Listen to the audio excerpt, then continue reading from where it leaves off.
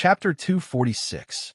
Fortunately, not long after Crotone burned the city and the Devers led the army to recover Turin, Diana returned home. However, she was always depressed. She was now 23 years old. As a father, Kunigarata wanted his children to be happy, so he wanted to find a good husband for her. It had become a worry for him. "So, Status, what do you think of Helos?" Kunigarata suddenly asked. "What do you mean?"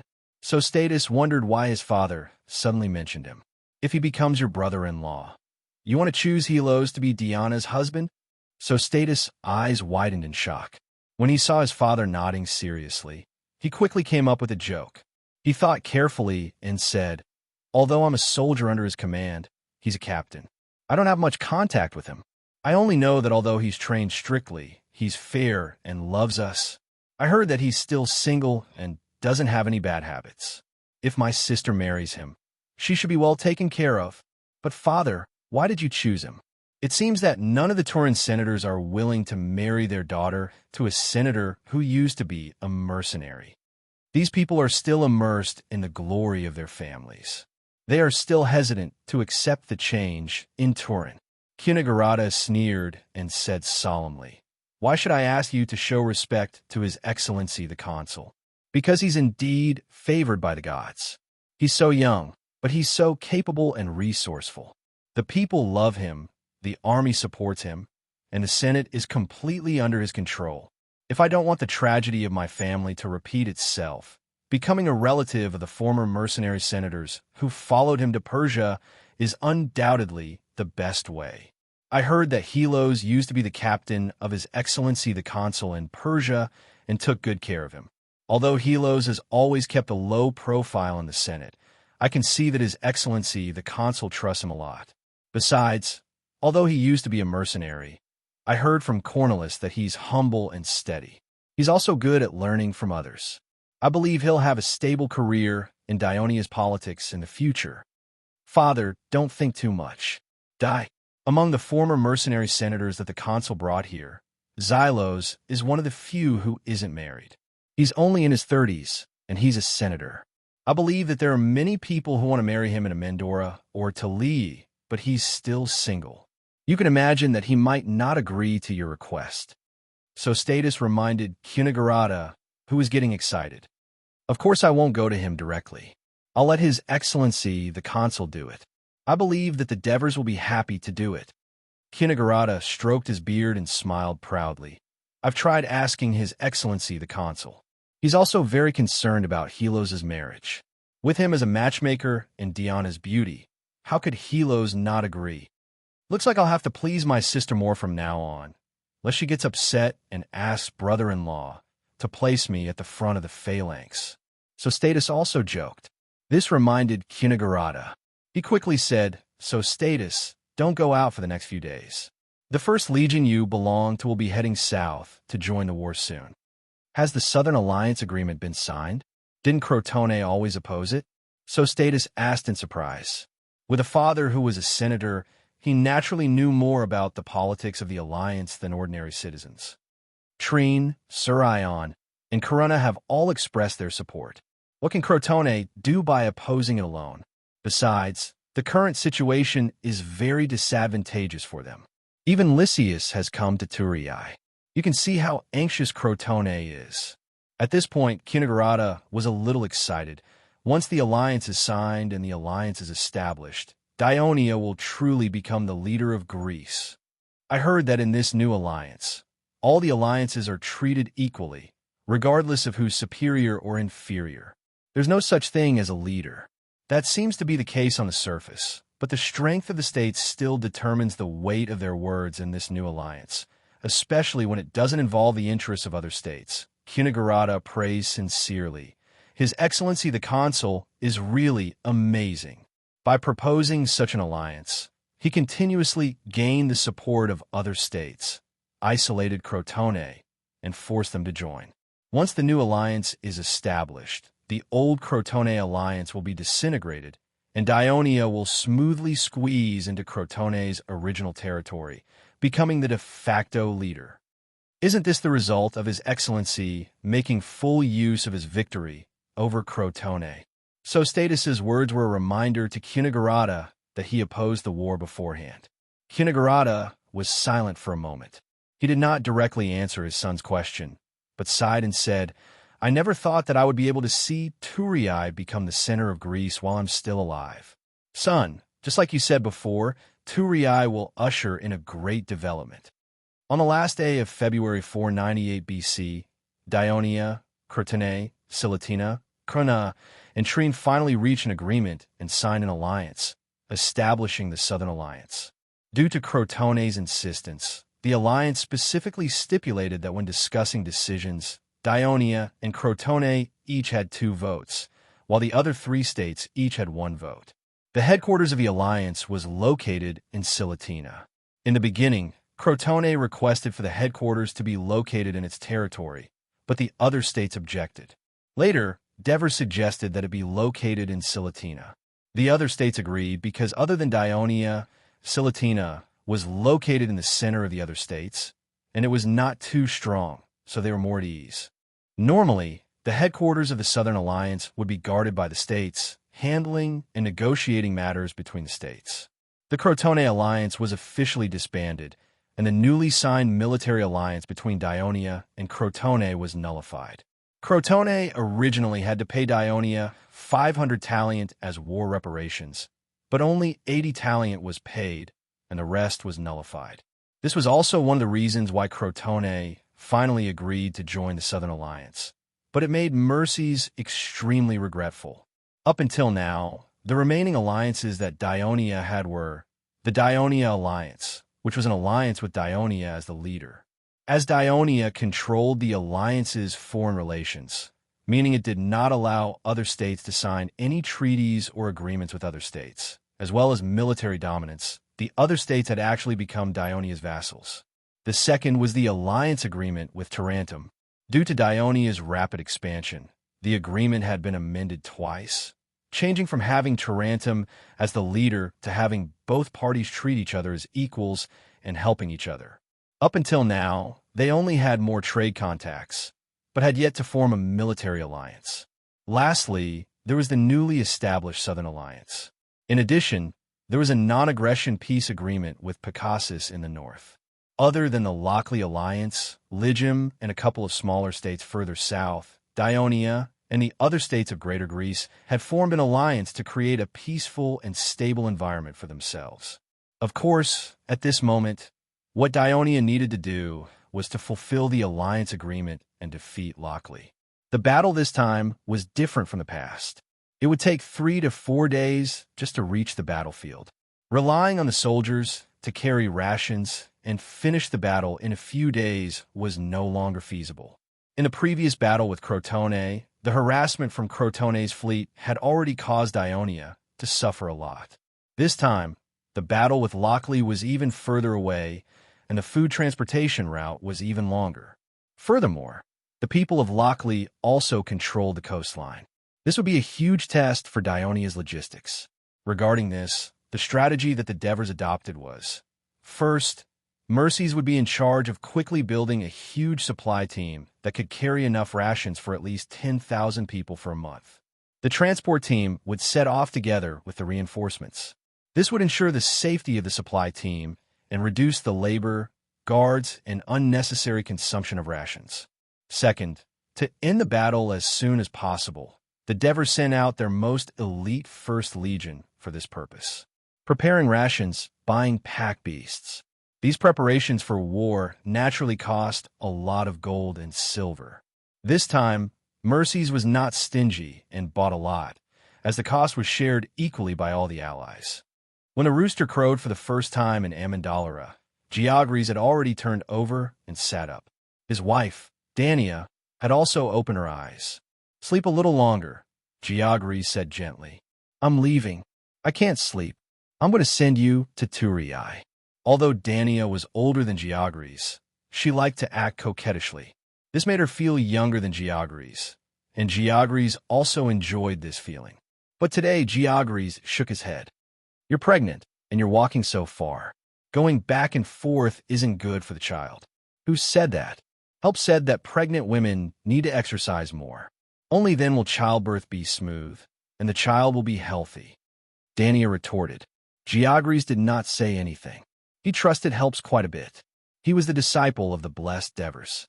Unable to withstand Dania's repeated requests, he could only bring his wife and a male slave to carry his weapons and equipment out of the city.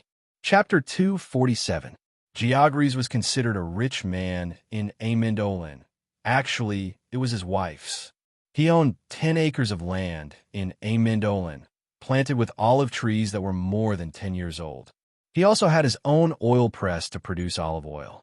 At first, they only had a simple carriage, mainly used to transport the finished olive oil to the port of Turin.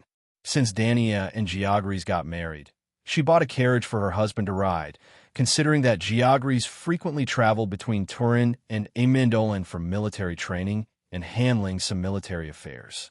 In fact, Geogres mostly rode a horse. Although there were not many people on the road at this time, all the carriages set off in order. The road from Amendolan to Turin had been built for almost a year. For the sake of safety and convenience, the people had formed some customary rules under the guidance of the Alliance. Now that the Alliance's road department had been established, Heracles Jr. was successfully elected as the head of the department. According to the news, he was going to work on two things immediately. One was to submit a bill to the Senate on the maintenance and use of roads in Dionia. He was going to change the road rules among the people into the official road rules used by the Alliance to improve the efficiency of road use. The second was to propose a new design plan for the road and a plan to renovate the old road to the Consul Devers. The coachman drove the two horses to run at a constant speed. The wooden wheels, which were bound tightly by iron sheets, spun rapidly on the flat road with clanging sounds. In the bumpy carriage, Geogres listened to his wife's chatter while thinking about some things he heard about the new road department. I'm going to buy 4 more slaves tomorrow. His wife's words caught his attention. Don't we have enough slaves at home? Geogres asked doubtfully. I haven't seen the 3 acres of land you've been given in Cremissa. I heard that it's all good land. According to the regulations of the Alliance's Ministry of Agriculture, it can only be used to grow wheat. You're busy with the Alliance's military affairs, so you don't have time to work in Cremissa. Of course, I'm going to buy more slaves to take care of the land for us, Dania explained. It's only 3 acres of land. I don't think we need so many slaves. It'll cost us a lot just to feed them. Geogres was used to being poor, so he still kept a good habit of being thrifty. My dear, you don't know that the average citizen's family in Dionia has at least 2 or 3 slaves. Everyone understands that only by freeing up the adult males in the family for military training will they be able to make contributions in the war, gain glory, and win more land and benefits. The slave market in Turi port was only built half a year ago, and now it has expanded several times. The price of an ordinary slave has increased from 160 drachma to 200 drachma. If I don't buy a few more now, when I want to buy more in the future, I'm afraid the price will have risen to 300 drachma. Besides, the extra slaves can be sent to Cremissa to speed up the cultivation of our land, dig ditches, and plant wheat seedlings. When the farm work is done, a few of them can go back to the oil press in Amendola to help transport the pots and take care of our olive oil shop at the port. When autumn comes, the busiest season, we need more labor to harvest the wheat, harvest the olives, extract the oil, and grind the flour. When the farm work is done, we have enough slaves. There's no need to hire temporary labor, which is a waste of money and inefficient. Dania explained in detail to Geogres. Geogres didn't know much about these things, but he trusted his wife's ability, so he nodded and said, "If that's the case, we'll do as you say." Dania happily nestled in Geogres' arms. The carriage stopped in front of the south gate of Turii. According to the rules, carriages were not allowed to enter the city, so Geogres and his wife could only get off the carriage and walk, with the slaves carrying his weapons and equipment behind them. Along the way, many citizens were accompanied by their wives, and even the elderly and children came to see them off. Ever since the example set by Dyphus, who often appeared in public with Christoia, and the assimilation of a large number of Lacanians, the tradition in Dionysia of the wives of citizens of the Greek city-states to stay at home and keep to a minimum. Geogres. Geogres heard someone calling him and quickly looked back. It was Oliver's. He rushed over with his Persia wife, Mitra. After the four of them greeted each other, Oliver said excitedly, "I heard that you're back in the First Legion again this time, because Captain Helos has become the governor of Esprustum, and I'm just here to fill in for him temporarily." Geogres still maintained his old habit of calling Helos captain in Persia. "What temporary? Devers will definitely let you stay in the First Legion." Oliver's curled his lips and smiled mysteriously. "Why?" Geogres asked doubtfully. "Because as a captain in the First Legion, it's easier to be the head of the other legions."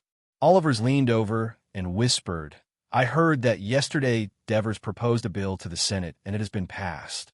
In the future, those who serve as a commander for 5 years and perform well will be elected by the senators to become members of the Senate." Before Geogres could say anything, Dania, who was listening with her ears pricked up, said excitedly, "That means my husband will become a senator of the Senate in the future."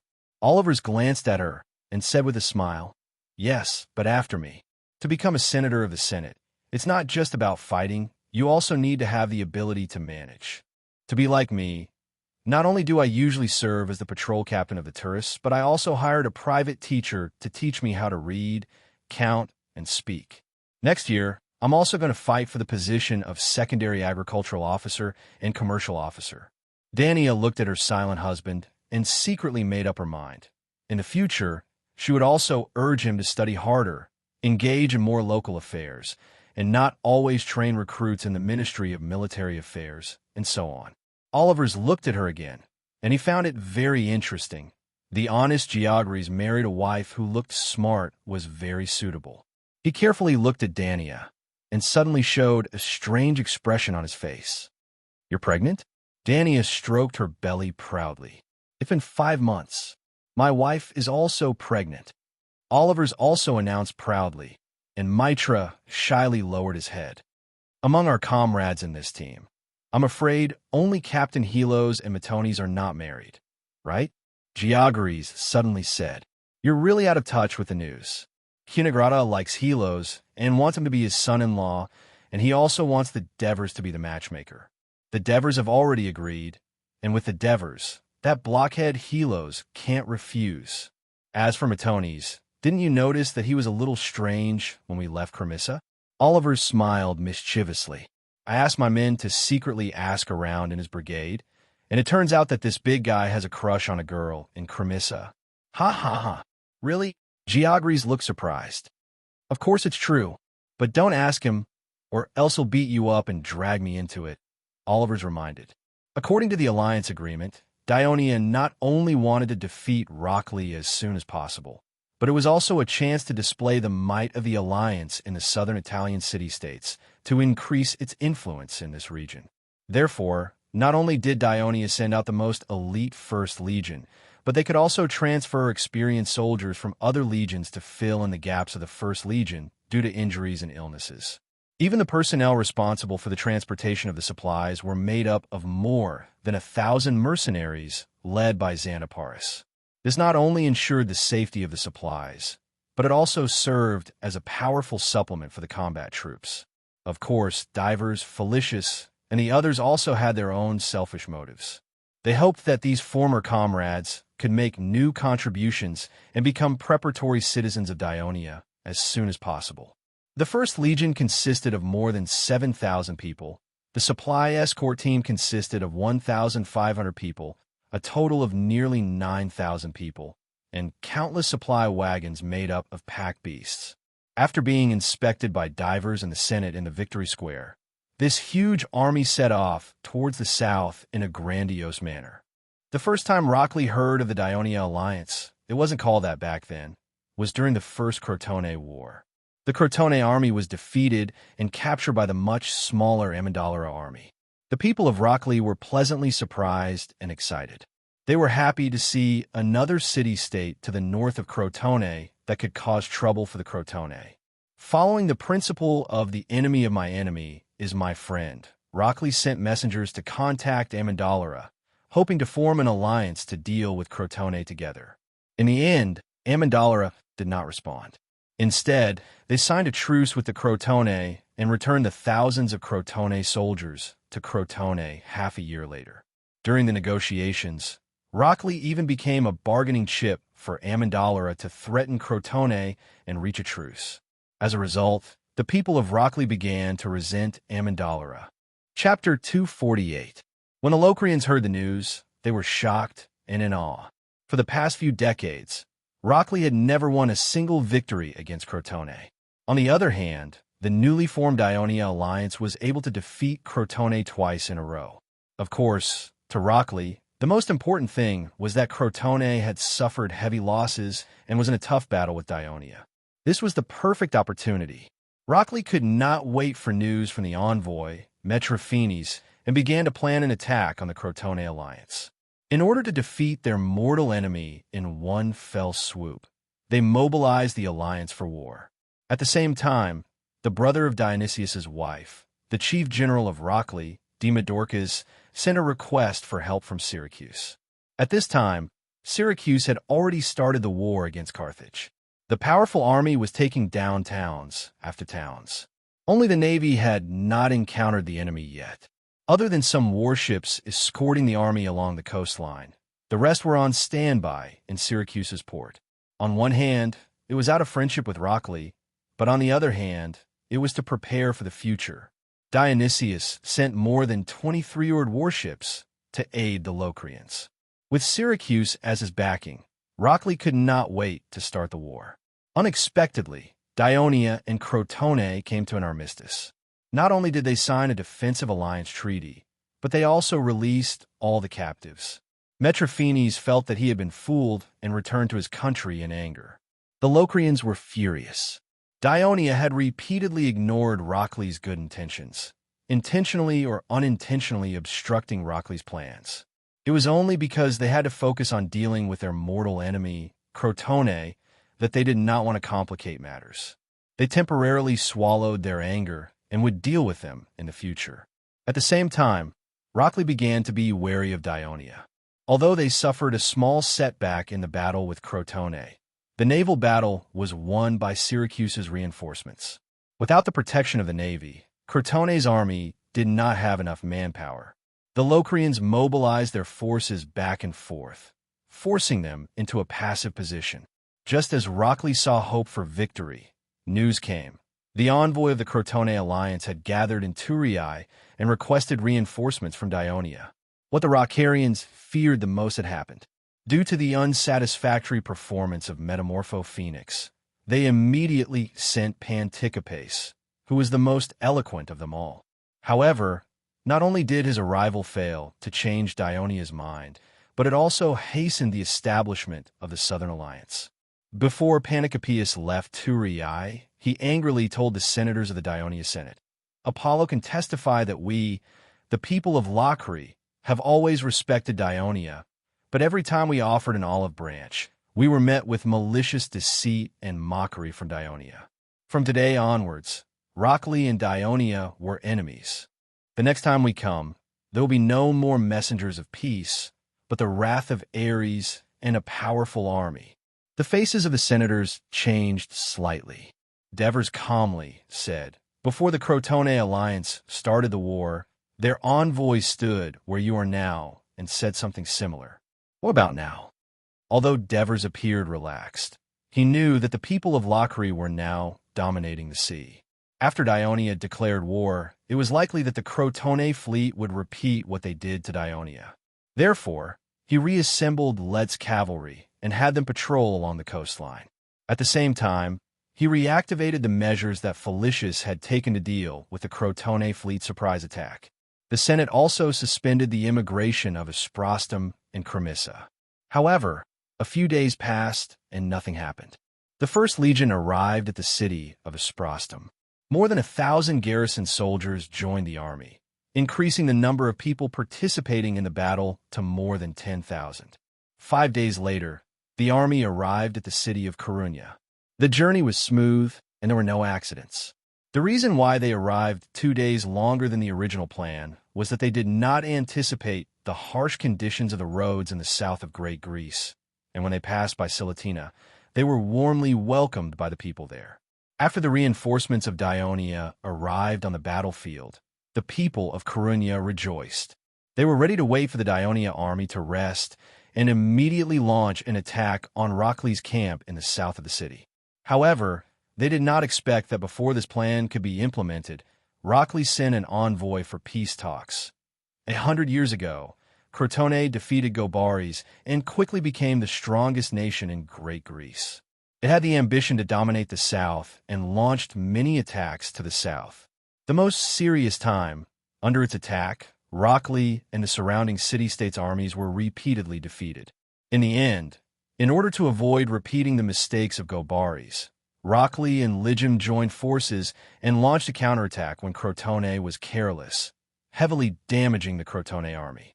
Crotone's strength was greatly damaged, and it was unable to attack the south for a while. In order to prevent Crotone from recovering its strength, Rockley and Ligym began a long-term counterattack against Crotone's alliance. They even joined forces with the indigenous Briti people in the north of Crotone's alliance. For decades, Crotone had been trapped by the Briti people in the north and the threat of Rockley and Ligym in the south. They had always been tired of dealing with them and could never regain their former glory. Therefore, when Athens wanted to build the city of Thurii on the Gobares plain, it could only make concessions and sign an agreement. However, the cooperation between Rockley and Ligym was not close. Once the threat of Crotone weakened, the conflict between the two began to show. The biggest conflict was that both city-states were coastal cities, and they were very close to each other, so the competition for port trade was inevitable. Because Ligym controlled half of the Strait of Messina, it had the upper hand in sea trade, while Rockley opened up trade routes from Rockley to Medmar and Hyrnion, both cities on the west coast of Greece, so that Greek merchants could reach the west coast through land trade without paying high tariffs through the Strait of Messina. Therefore, they seized a lot of profits from Ligym as a transit port for trade in the western Mediterranean. These conflicts accumulated and finally erupted a few years ago. Dionysius, who had just become the general of Syracuse, wanted to remarry because his wife was killed by the angry people in the previous power struggle. At the same time, this was also a kind of political marriage to stabilize his power. Therefore, after he married the daughter of a famous noble in Syracuse who supported him, he wanted to marry another woman. His eyes were set on Ligym, which was only one strait away from Sicily. On one hand, Lygym's geographical location was too important, and, on the other hand, there was a woman in Ligym who was famous. However, the people of Ligym refused. They were wary of Dionysius, who had become the tyrant of Syracuse. They did not forget that a few decades ago, when the tyrant of Syracuse, Chiron, was in power, they coveted Ligym, which forced Ligym to form an alliance with Carthage to protect itself. Dionysius had to propose to the people of Rockley, and Rockley agreed. This caused the alliance between Rockley and Ligym to completely break down. As for why Dionysius did not look for Crotone and Crotone, this was because during the War of Peloponnesus, Crotone and Thurii were on the side of Athens. They even provided assistance when Athens' army attacked Syracuse. Tarentum was a substate of Sparta and had always been close to Sparta. It did not mean much to Dionysius. The departure of Ligym made it difficult for Rockley to cause trouble for Crotone. It was not until Dionia severely injured Crotone twice that he rekindled his hope. When Rockley mobilized for war, he also sent messengers to the people of Briti. The people of Briti, who had always been positive about Rockley's invitations, rejected Rockley's request this time. The reason they gave was that the people of Briti attacked Trine alone last year and suffered heavy losses, so they needed to rest and reorganize. However, the messengers of Rockley found that the Briti tribe near Cosenza seemed to be making some kind of change. With the help of the navy of Syracuse, the people of Rockley attacked the people of Crotone. Reality proved that even though Crotone's strength was greatly damaged, a starving camel was still bigger than a horse. Although Rockley had the upper hand, he could not win quickly. Now that Dionia had joined the war, the situation had taken a turn for the worse for Rockley. After the diplomatic failure with Dionia, The people of Rockley immediately went to the players of Syracuse. Dionysius received the messengers of Rockley in the newly occupied city of Selinus. After listening to the messenger's request, Dionysius frowned. He thought for a moment and said directly, "The war between Syracuse and Carthage is at a critical moment.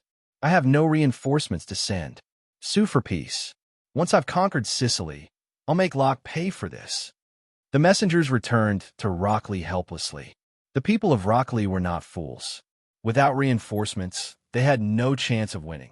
Suing for peace was the only way out. In the decades of entanglement with Crotone, it was common for them to stop and stop. Lockley was already used to it. He would not insist on a hopeless battle for the sake of glory. Therefore, the First Legion of Dionia came excitedly, but in the end, there was not a single battle. They were passively playing the role of mediator. Fortunately, the Southern Alliance had a good impression of the Dionysian army that appeared in central southern Italy for the first time, especially the people of Kyrenia. They were surprised to find that the soldiers of Dionia who had set up camp outside Kyrenia city had been quietly staying in the camp during the negotiation. They did not disturb the people at all. In this regard, they did even better than the people of Crotone who had been allies of Kyrenia for decades. Chapter 249. Cypros gave a detailed and comprehensive review of the Dionysian army at the Trine Council. What impressed me was that the Dionia citizen soldiers had strong discipline and obedience to orders, which was different from the armies of the other allies I had seen, including our own. It was said that the Dionia alliance had formulated a military law to restrain the behavior of the soldiers, and there were strict regulations on military training, marching, camping, and other aspects. There was also a military judge in the army to supervise the implementation of the law. The soldiers did not resist when they violated the military law, but felt ashamed. I learned from the Dionia citizen soldiers that they had to train once every 5 days during the slack season. This was already a number that surprised us Trine people, and they seemed to enjoy the training and did not complain at all about the waste of the farmland because of the training. Therefore, they could skillfully use the shields, spears, bows, and javelins in their hands, and could maintain a complete formation during the march. They were not only serious in building the camp, but also had a clear division of labor and high efficiency. Therefore, they could build a surprisingly well-guarded camp in a short time. In addition, there was another obvious difference between the Dionysian army and the other city-states. Their commanders and officers of all levels were not appointed at the last minute after the war, but had always held positions in the army. Therefore, they not only had rich combat experience, but were also familiar with every soldier under their command. Therefore, when they marched and built the camp, they could command the soldiers very smoothly, and they cooperated well with each other. The superiors and subordinates had clear responsibilities, and when carrying out orders, they rarely shirked responsibility or acted on their own. What surprised me even more was that these soldiers were not afraid of fighting, but eager to fight. This reminded me of the Sparta in Greece. Although I had not seen them in battle, the fact that they defeated Crotone despite being outnumbered was enough to prove the fighting power of the Dionysian army. In short, in my eyes, the Dionysian army was like a well-made, well-operated, and terrible weapon of war. After listening to Cypros, the Trine Council made a decision. Without affecting their own interests, they would give Dionia as much support as possible in the Southern Alliance. After a few days of negotiations, a peace agreement was finally reached. Rockley would compensate Corunna, Trine, Silatina, and Crotone with a certain amount of gold and silver, and both sides would agree to a truce. Just as peace was restored in southern Italy, a war broke out in the Lucaria region in the northwest of Dionia in early March. The army of Potentia besieged and attacked the Gramintum for more than 10 days. Picassus's Nanette arrived with his army and attacked the rear of Potentia's army. Meanwhile, Sensing saw the arrival of reinforcements from the top of the city wall and promptly led his army to attack. Potentia was caught in a pincer attack and quickly retreated. Picassus and the Gramintum chased after them. The Potentia people lost their camp and fled in panic. Picassus and the Gramintum people broke into the Potentia camp one after the other. When they saw the herds of cattle and sheep, the piles of food, and the many women and slaves of other tribes that Potentia had captured along the way. They were no longer in the mood to chase after the enemy.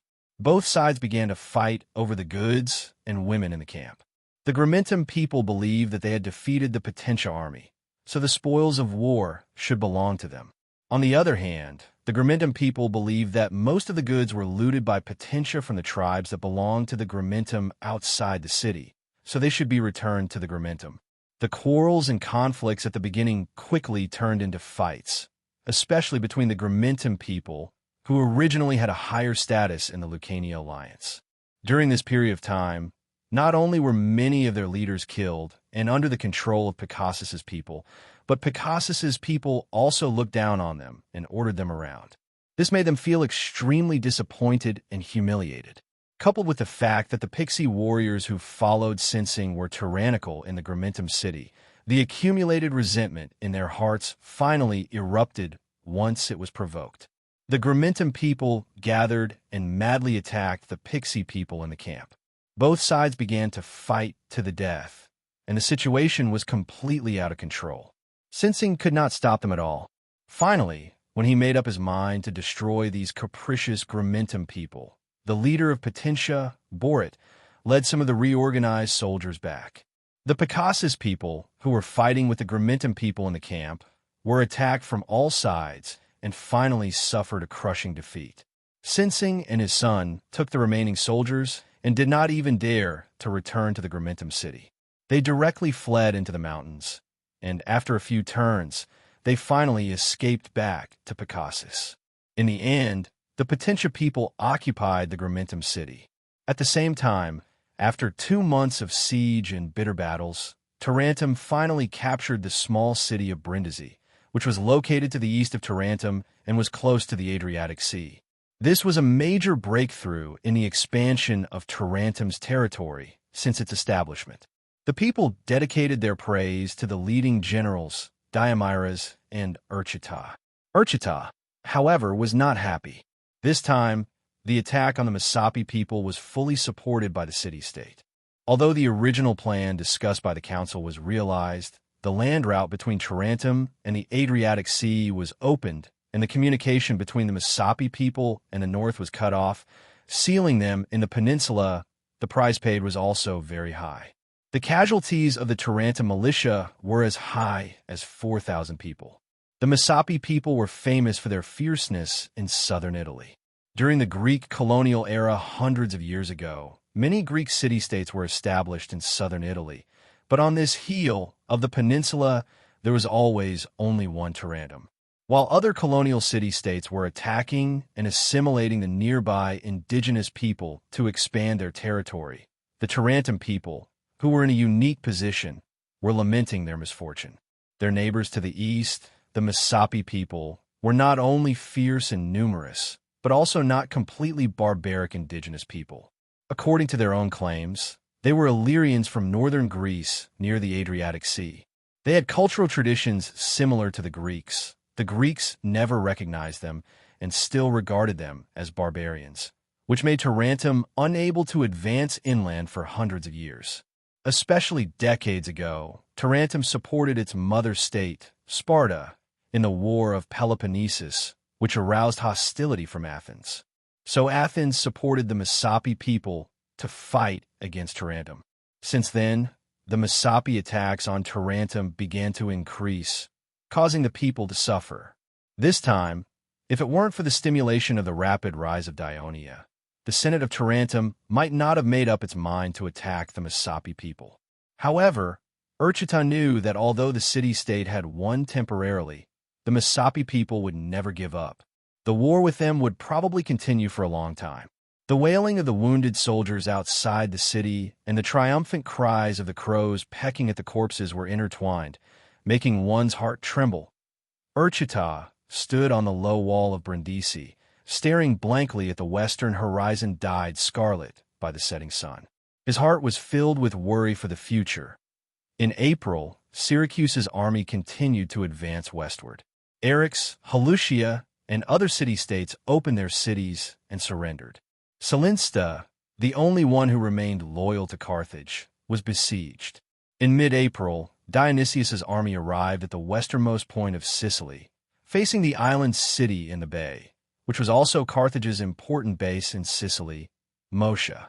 Moscha destroyed the causeway connecting the land and prepared to defend by sea. Dionysius commanded the army to rebuild the causeway. At the same time, he led the army to conquer nearby areas. However, Salinster repelled Syracuse's attack, forcing Syracuse to continue to besiege it. In May, the causeway was completed, and Dionysius led the army back to prepare to attack Moscha. At this time, Carthage was also preparing to send troops to rescue this precarious sea city. They first adopted the strategy of besieging Way to rescue Zhao. They sent warships to Syracuse, broke into the port, and destroyed the port ships in an attempt to lure Dionysius back to support them. However, Dionysius was unmoved. The Carthaginian general, Hamilco, had no choice but to lead his army to rescue Moscha. A large number of Carthaginian warships went around the Cape of Palermo and sailed into the bay aggressively, attempting to destroy the Syracuse warships that were on the beach. Dionysius had been waiting for a long time. He set up dozens of new weapons on the beach of this circular peninsula, ballistae.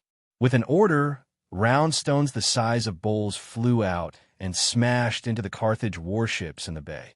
Devers carefully looked at the silver-white coin in his hand. It weighed 4 grams and was very close to a standard circle. On one side was the head of Hades with a thick beard and long hair, with the letters Dionia Alliance engraved below. On the other side was a leafy poplar, Pluto's holy tree, with the letters 95 Olympia Games, 3rd year, engraved below. The images on both sides were in the middle. The engravings were subtle, the bumps were obvious, and the letters were clear. Devers tossed the coin up and caught it. He weighed it in his hand and asked, "How much silver does it contain?" Tritodemus stepped forward and said, "According to your proposal and through the Senate's coin bill, we have produced a silver drachma with a purity of more than 95%, which is equivalent to the purity of the owl in Athens, the famous silver lorion coin in Greece." But Tritodemus said worriedly, "We don't have a large silver mine like Athens, and the treasury's income is mainly from trade and taxes. Issuing such a high-purity silver coin will not be a small loss." Chapter 250. The currency used for trade in the Mediterranean in this era was gold and silver. The people of Persia mainly used gold coins, while the Greek city-states did not have that many gold mines, so they mainly used silver coins. Since each city-state had the right to mint their own silver coins, the currency market in the entire Mediterranean Sea was quite chaotic. The weight and silver purity of the coins issued by different city-states were not uniform, which brought difficulties to trade. That was why the currency exchange was born. When it came to exchange, Tritodemus complained in his heart. In the Greek city-states, exchange business was mainly handled by banks. The more prosperous the city-state was, the more developed the banking industry was. However, although there were many banks in the various cities of Dionia, they all belonged to one person, Chrystoia, the wife of the consul Devers of Dionia. Of course, this was not the result of any administrative interference by the Devers. Since its establishment, the Chrystoia Bank had adopted an average loan yield that was far lower than the 15% interest rate of the Greek city-states at that time. That is, 5%. Although the Chrystoia Bank broke the tacit rules of the banking industry in the Greek city-states, Amendolara and Turin at that time were in dire straits. No rich merchants came out to stop them. On the contrary, because of its low-interest loans, countless families and small workshops were supported, and they got out of the initial predicament. Thus, the Chrystoia Bank gained a reputation. Today's trade in Dionia was not comparable to the past. Some merchants had the idea of opening banks, and they were forced to implement low-interest loans in the Union. However, the Chrystoia Bank had made its brand deeply rooted in the hearts of the people of Dionia. People trusted and appreciated it, so there was often a long queue in front of the Chrystoia Bank, while there were few customers in other banks. Normal competition was not possible, and it was even more impossible to play other tricks. Don't forget that the Chrystoia Bank was backed by the only consul Devers of Dionia. Therefore, since it was not profitable to open a bank in Dionia, merchants had to invest in other industries. With the expansion of the Union of Dionia, there were more profitable industries, and the competition became fierce, but there was always only one bank. Tritodemus looked at the man in front of him. At such a young age, he was already the most powerful man in Dionia, and he had a smart and beautiful wife who made a lot of money for him. How enviable! The Devers did not notice Tritodemus's strange gaze. He focused all his attention on the coins. He picked up 2 silver coins and looked at them carefully. They were almost the same. He asked with concern, "What do you think about the style and pattern of this Dionia silver coin compared to the Athens silver coin?" The owl of Athens was not only of high silver purity, but also had exquisite patterns. Even after the Dionia of Athens was disbanded and could not to other city-state to use the Dionia-Athens alliance, the merchants and people of the Dionia to exchange for the Lie coins into their own of Athens the Dionia coins, and kept as. Therefore, the Lie coins of Athens the Dionia coins were the most widely circulated and used hard currency in the Greek city-states. I've repeatedly compared more than a dozen Lie coins minted in different years with the other members of the coinage committee. We all agree that our Dionia coins are not inferior to the Lie coins in terms of purity and engraving. And Tritodemus picked up the silver coin and rubbed the raised ring on the edge. He said excitedly, "Consul Devers, your suggestion was wonderful. We did not use the traditional method of making complicated and rough serrations. Instead, we used a simple inlay. Not only did it improve efficiency, but it also did not wear out easily. Everyone thought that it was as heavy and dignified as the pillars of temple. I believe that once the Dionia coins are released, they will soon be loved by the people." Tritodemus said excitedly. The Devers looked calm. The previous design was a suggestion he made based on the characteristics of ancient coins in China. There was nothing to be proud of. He was more concerned about whether the Dionia coins could circulate quickly and become the main currency used by the southern Italian city-states. This was not only to expand the influence of Dionia, but also to dominate the currency distribution rights of Greece and control the economy and trade of the southern city-states. Just like in Athens, even after the Peloponnesus War, trade shrank, financial difficulties, and the silver or produced by the Lie silver mine did not reduce the purity of the owl coins. The people of Athens the Dionia's insistence on the credibility of the city-state's currency was rewarded. Just a few years after the end of the war, there were more and more foreign merchants coming to the port of Airhofs. Now, the trade in Athens was gradually returning to its former prosperity. Sir Tritodemus, in the past few months, your Mint Committee has put in a lot of effort for this small silver coin. Thank you for your hard work. I believe that when it is successfully released and the day the people of Greece accept it, your name will be left in the Temple of the Wise." Hearing the Devers' praise, Tritodemus suddenly became excited. As the Temple of Hades was about to be built, some special architectural structures in the temple were also circulated among the people. For example, there were 2 side halls in the temple. One was called the Hall of Valhalla, dedicated to the warriors who sacrificed themselves to protect the safety of the alliance. The other was called the Temple of the Wise, where the names of the citizens who made outstanding contributions to the alliance will be engraved in the temple for people to worship. It was said that this was the design of the Devers. As a citizen of the alliance, especially the elders, who did not want to leave their names in history, it was inevitable that Tritodemus could not control his emotions and was overjoyed. At this moment, a dissatisfied voice sounded. "Since it's all the credit of the Mint Committee, it has nothing to do with our Mathematical Research Institute. Next, if you want to make the medal of primitive citizens of Amandura and other things, don't look for us again." Tritodemus looked back and saw Martichoris. He quickly said to the Devers, "It's all thanks to the Mathematical Research Institute of Martichoris and Mentodicus that we can make such a beautiful coin. If it weren't for their design of the coin mold and that hydraulic power, it's the hydraulic press." Martichoris added impatiently.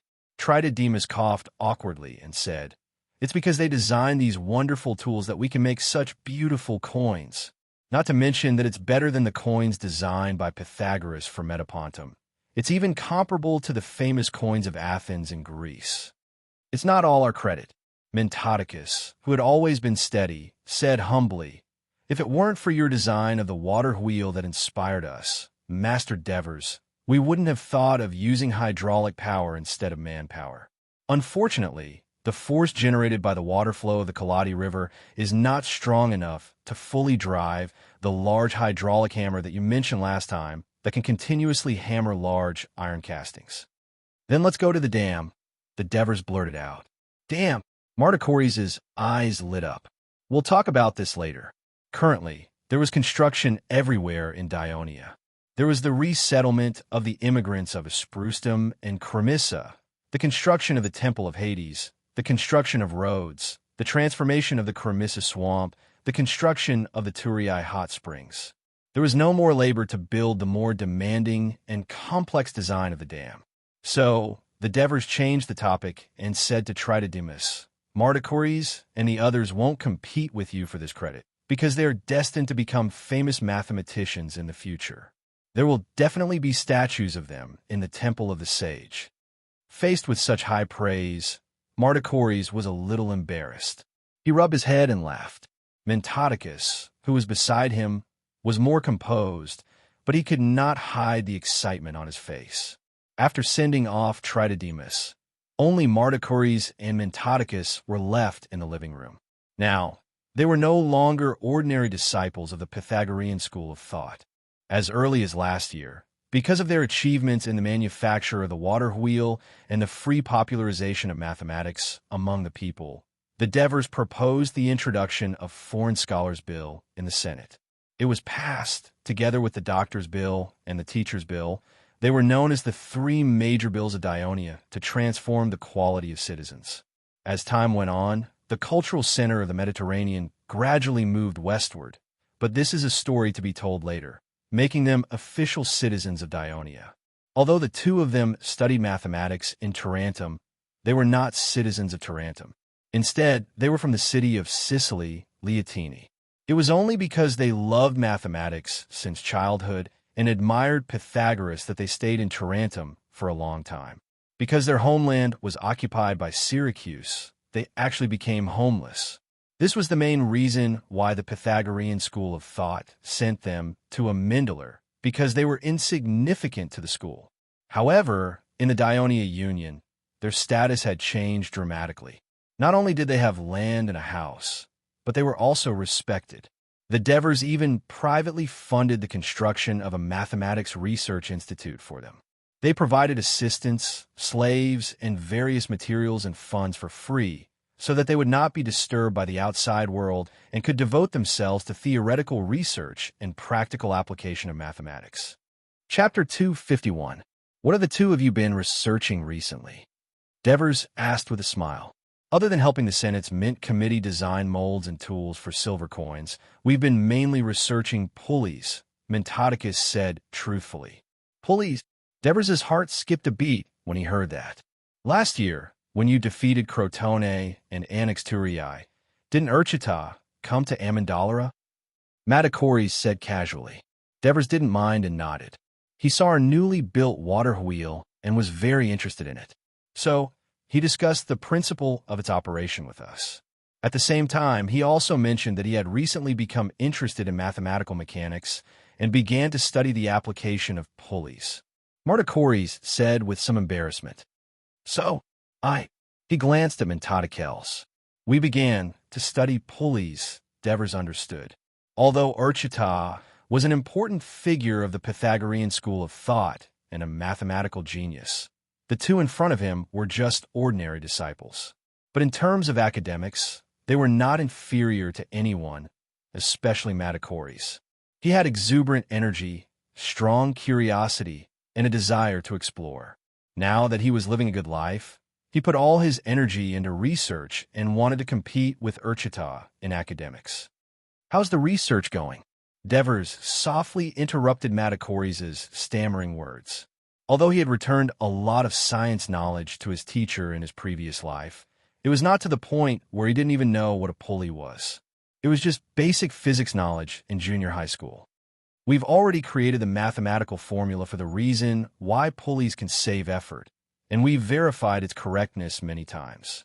Of course, using the numerical symbols you've invented has saved us a lot of time and energy. Now we're further experimenting with multiple pulley combinations to perfect its theory. By then, this discovery will change the entire Mediterranean world. Can you imagine a person using a pulley to pull a boulder more than 10 meters high by himself? Can you imagine a person using a pulley to pull a small boat by himself? Matacories' eyes lit up when he talked about mathematics, and he danced with joy. Devers wasn't as surprised as they expected. Instead, he smiled and said, "I believe your research and invention will bring great convenience to the lives of the people of the Alliance." The two looked at each other, a little dejected. As Hades's favored ones, Devers seemed to have long seen the future development of mathematical research. Every time they stood in front of him, they never had the superiority of a scholar. Matacories could only complain. "If you hadn't asked us to help them mint coins, our research would have progressed faster. Isn't minting coins just to prove your ability to the Pythagorean school?" Diver smiled. Back then, when he handed over the task of minting coins to Tritodmos, he did not consider the two disciples of the Pythagorean school of thought. However, his high request put Tritodmos in a difficult position. In the end, it was Tritodmos who took the initiative to look for divers and asked for Matir's help. After Pythagoras was banished by the Crotone a few decades ago, he stayed in Metapontum and designed an exquisite coin mold for Metapontum, causing the coins of this unknown Greek city-state to be extremely popular. That was why divers thought of asking Matirus and the other two disciples of the Pythagorean school of thought for help. Compared to Pythagoras's era, the Academy's research on the design of coin molds is much more complete, so, Mentodicus said humbly. But they don't have a hydraulic press, so our silver coins are indeed better than theirs. Martiri scoffed. But they don't have a hydraulic press, so our silver coins are indeed better than theirs. After spending so much time together, Devers had a basic understanding of the two young men in front of him. Back then, most of the people of the Pythagorean school were unwilling to come to the remote town of Amendolara, so they were forced to send these two unknown foreign disciples. This was a huge blow to the sensitive Leontini. Under Devers' long-term guidance, the two, who used to be lowly in the school, had gradually deviated from and disagreed with some of the school's ideals. They wanted to compete with their former teachers and classmates. Devers smiled and took out a piece of papyrus. "I have a blueprint here. It shows a machine that involves the use of pulleys. I wonder if you can make it?" "Let me see." As soon as Devers' voice fell, Matacories snatched it from Devers' hands. Mentodicus moved closer and looked at the blueprint. "What is this machine called?" "The people of Syracuse call it a ballista. It is said that it can shoot a stone weighing more than 10 kilograms a few hundred meters away. 10 days ago, Syracuse used it to repel Carthage's reinforcements," Devers said calmly, but his heart was not calm. When Aristides reported to Devers about the naval battle of Moria, he was very surprised. Dionia's catapults were still in the trial stage, but Syracuse's ballista and bow had appeared in large quantities in Moria and successfully sank many Carthage warships. Its power and accuracy were not comparable to Dionia's crude catapults. This showed the gap in military engineering technology between Syracuse and Dionia. This made Devers feel pressured. He immediately ordered Aristides to obtain the blueprint of Syracuse's ballista at all costs. Aristides, who hated Syracuse, could not ask for more. After paying a huge price, he finally obtained the rough blueprint of Syracuse's ballista. Hearing the name Syracuse, the two scholars who had also lost their motherland looked at it even more seriously. They wished they could crawl into the blueprint. Mentodicus els. At this time, Devers asked, "Last time, I told you about attracting and recruiting more of your classmates to Dionia to expand the scale of the Research Institute and further promote the research of mathematical theory and application. How is the progress?" Mentodicus reluctantly moved his eyes away from the blueprint and said helplessly, "Sir Consul, since the School of Mathematics condemned us for violating the rules and teaching in public, Many students have cut off correspondence with me. Only a few foreign students who I have a good relationship with are willing to come to Dionia after listening to my introduction of the good environment in Dionia. As long as they're willing to come, Dionia will fulfill its promise.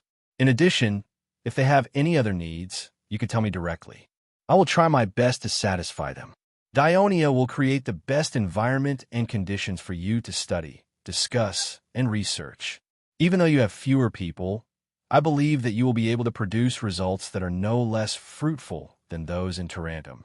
Devers showed their full support for the Mathematics Research Institute without reservation. Mentodicus was grateful, but at the same time, it also aroused his ambition.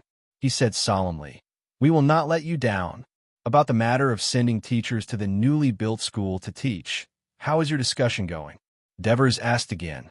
Initially, we were a little hesitant because of the lack of manpower. Now that some new students are coming, after discussing it with Matacories, we think that you are right.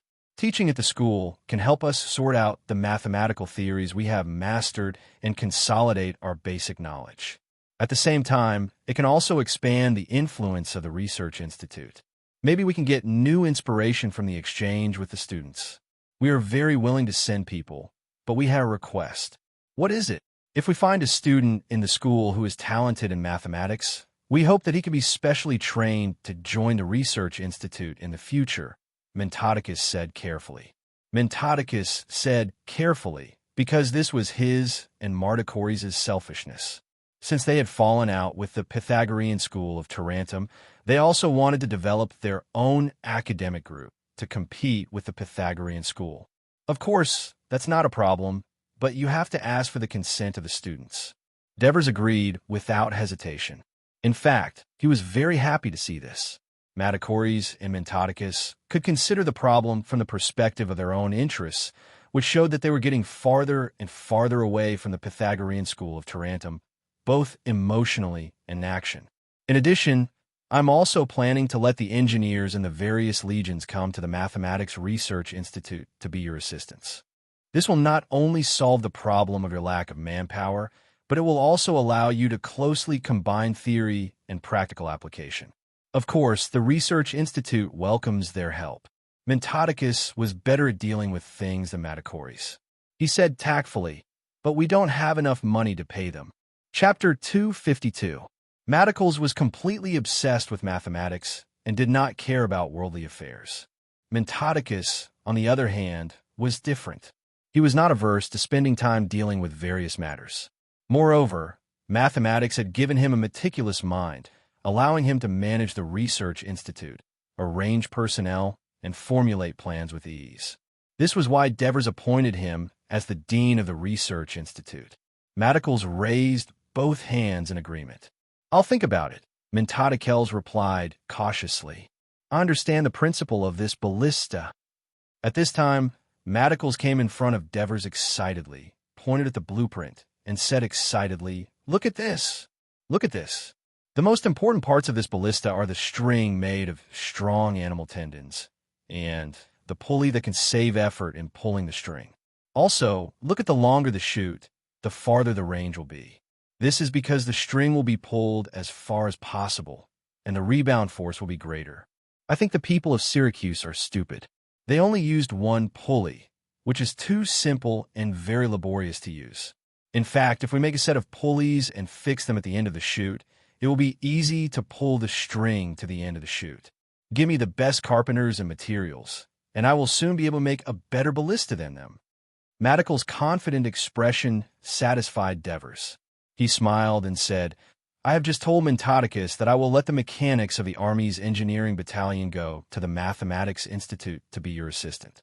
Also, Dionia has the best cattle in the entire Western Mediterranean, the Lacanian cattle. They can provide you with a large amount of high-quality beef tendons at any time."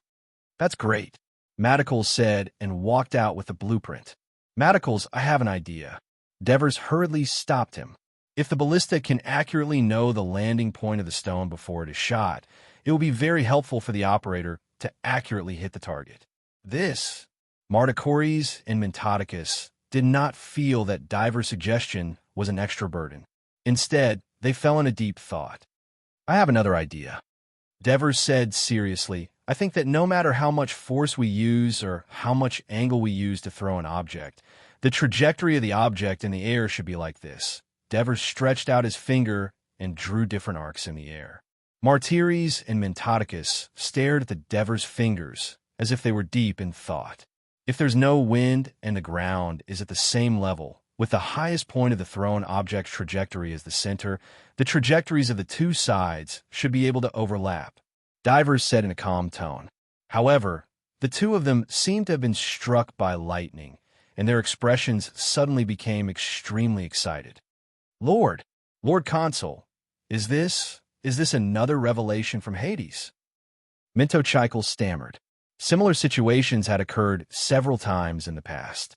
When Divers talked with him, he would occasionally come up with some new ideas. After being verified, they were all correct.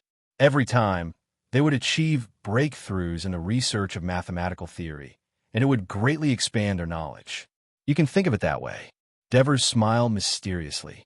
Come, show me the trajectory now.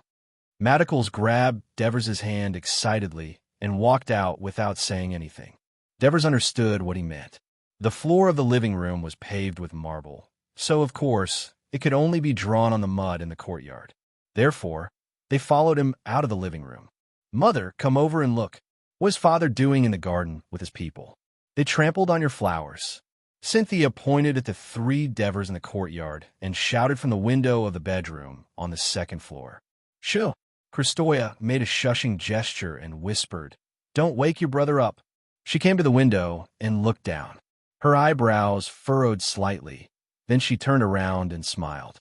Nothing, it's just your father and a few uncles discussing mathematical problems. Although Christoia loved flowers, she was a sensible woman and would never embarrass her husband in public.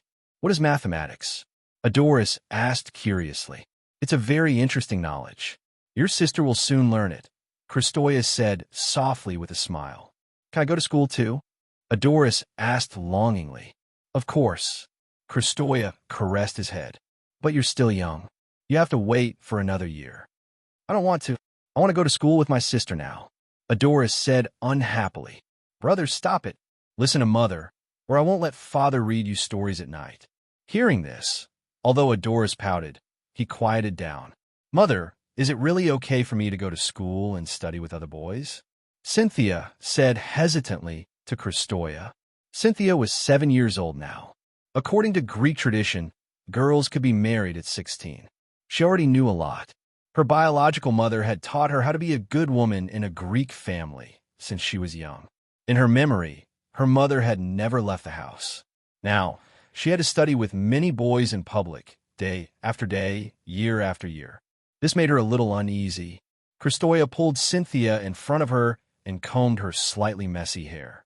She said gently, Child, do you know how lucky you are? Other than Dionia, there are girls like you in other Greek city-states. They spend most of their lives in their houses, busy raising children and managing the house. They don't know what the outside world is like. They haven't watched sports, they haven't enjoyed plays, they haven't even seen the sea. Do you want your life to be like theirs? Cynthia shook her head with a look of fear. Christoia continued with emotion. Your father is a great man. He spent a lot of effort to convince the Senate to let you girls have the same opportunities as boys. At that time, you won't be the only one going to school. There will be girls from other citizen families. Cynthia, you won't be alone in school. You have to study hard and prove that we women are not worse than men. Don't let your father's efforts go to waste. Cynthia nodded, not really understanding. In fact, although the social customs of the newly rising Dionia Union were different from other Greek city-states, and they were more open to women, when the Devers proposed to the Senate to let girls and boys go to school together, many senators opposed it. The Devers were able to convince them. There was a paragraph that resonated with everyone. Let Dionia's citizen girls also enter school. Let them learn more knowledge and skills. Learn how to live in harmony with boys. Knowledge will make them more cultured, more elegant, and more intelligent. When they grow up and get married, they will have more common topics and hobbies with their husbands. This will reduce the possibility of their husbands going out to seek pleasure in brothels and ensure the stability of the family. They will be more intelligent in managing family affairs and will not be deceived by cunning slaves. They will be able to raise their children better. It is crucial for the future citizens of Dionia to develop good habits at an early age. Since there were no electric lights in this era, most people went to bed when it was dark, except for a few rich people who used candles to continue working. Since they went to bed early, they got up early in the morning. Usually, people would get up after the rooster crowed. But for the hardworking people of Dionia, most of them got up even earlier. They would get up before the sun rose and the stars were still shining in the night sky to prepare for work after sunrise. Only children did not like to get up early. They would only wash up when their parents urged them. But today, 13-year-old Patroclus got up very early. He hurriedly washed up and helped his mother bake bread. This made her very happy. Her naughty son had really grown up after experiencing the invasion of Crotone. At the dining table, his mother asked with concern again, "Cross, you really don't want me to send you to school?" Patroclus shook his head like a rattle. "No." When the bad guys of Crotone came, I was alone, sending letters to the nearby villages to report to the police. Even Uncle Aguilas praised me as a warrior. I'm already so old, and the school is in the city. How embarrassing it would be if I still need you to send me. But as soon as his slightly worried mother said this, she was interrupted by Patroclus's father, Paliandalus. "Let him go alone." Paliandalus looked at Patroclus with a serious expression. "When you get to school, listen to the teacher. Do whatever you're told. If you don't perform well, I'll beat you up." An illiterate father certainly hoped that his son could write and calculate, so that he would have a better future. But he was too vulgar to say any better words of encouragement, so he could only use his usual tone to scare the child. Patroclus, who often talked back, answered obediently today, "Got it, Dad." Just when Paliandalus was surprised, there was a knock on the door. "Who is it?" "It's me. It's Uncle Aguilas." Patroclus cheered and immediately rushed to open the door. Chapter 253. This era could not be compared to the future. The price of papyrus was still relatively expensive for civilians, and it was usually used for formal writing. Children often used sand to learn to write, so Patroclus prepared a wooden frame for storing sand. The waxed writing board could be stored for a long time, and it was easy to carry around.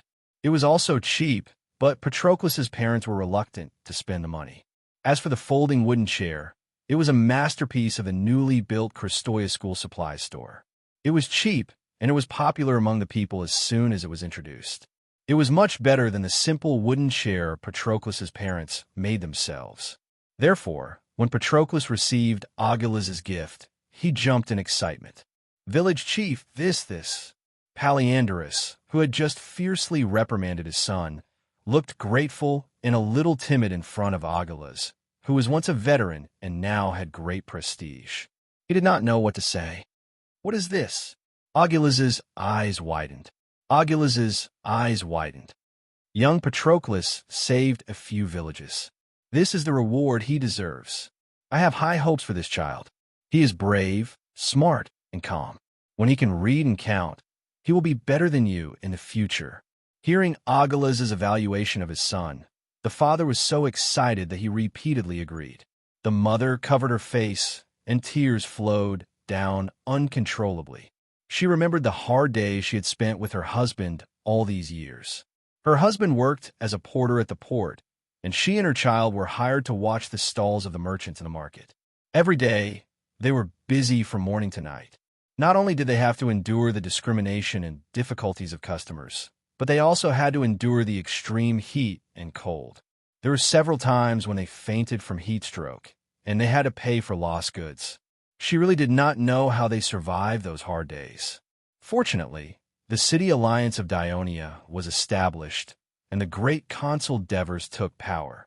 Poor foreign vagrants like them had the opportunity to become citizens of the city, own land, and live a stable and prosperous life.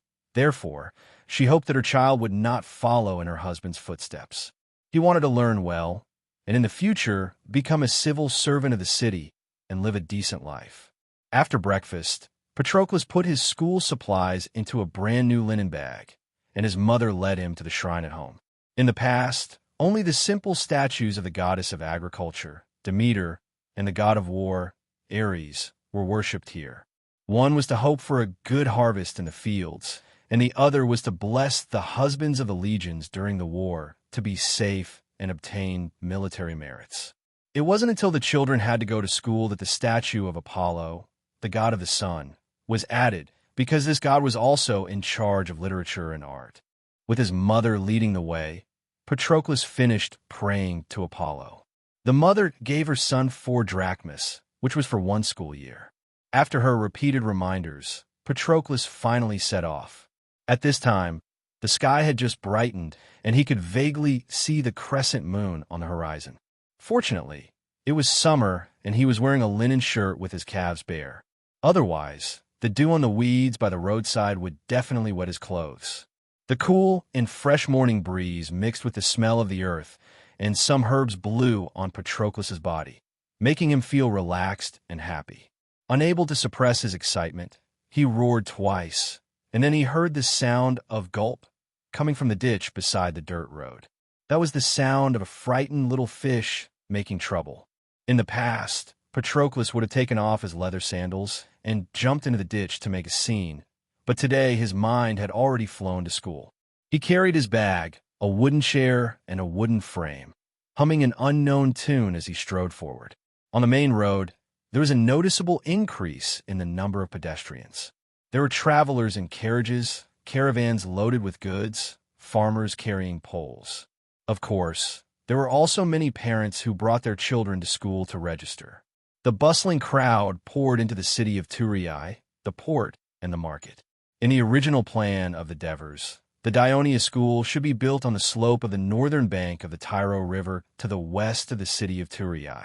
It was surrounded by mountains and rivers, and there was a large wasteland, which was conducive to the further expansion of the school. In the future, the Dionia Academy would be built near the school, and it would be the largest education base of the Dionia Alliance. However, after discussing with Cunigarata and the others, the Devers temporarily canceled this plan. After all, most of the students were children, and building the school on the northern bank of the Tyro River was not only a long distance, but also a little desolate. Not only would the children exhaust too much energy, but there was also no guarantee of safety. Therefore, the school was finally located in the delta in the middle of the confluence of the Krati River and the Kosini River. It was not only part of the main city of Thurii, but it was also located in the middle of the Sabari Plain. It would be more convenient for the children of the citizens of Dionia to arrive at school on time. None of the senators objected because they knew that it was for the children of the citizens of Dionia, including their own children. Therefore, the construction efficiency was very high. In less than half a year, the walls, classrooms, school buildings, and a playground were built. It was impossible to make it beautiful in such a short time, but the playground for the children to play and train was large enough to accommodate all the parents and children who came to register today. Thousands of people crowded on the playground, and to prevent accidents, Ansitanos even called in the patrol team to maintain order. Patroclus stood in the middle of the procession, looking around. He realized that there were not many children like him who came to register alone, and there were also very few children his age. Therefore, when many curious eyes were cast on him, he felt a little uncomfortable. At this moment, there was a commotion in the line behind him, and the noise was getting louder and louder. The people around him all looked back, which made Patroclus very curious. It's Lord Devers' wife, Christoia, and his daughter. Lord Devers is very young. How did his daughter get so old? That's his adopted daughter. It's said that she's the daughter of the former consul of Amendolara, Marcellus. Lord Devers' daughter? Patroclus became even more curious as he listened to the discussions of the people around him. He squatted down and looked up through the gaps in the crowd. What he saw was a tall, adult woman with an elegant temperament and a beautiful face. Just like the goddess of beauty, Aphrodite. In his imagination when he was young, she had an indescribable beauty. Beside her was a cute girl. Although she was a little shy in the face of the onlookers, she was also quietly and curiously looking around. When she noticed a pair of young eyes through the gap, she did not avoid it. Instead, she opened her bright eyes and looked at him. Patroclus quickly avoided her shyly. "Madam, please come to the front." Not only out of respect for the Devers, but also out of gratitude for Christoia, because her bank helped many families.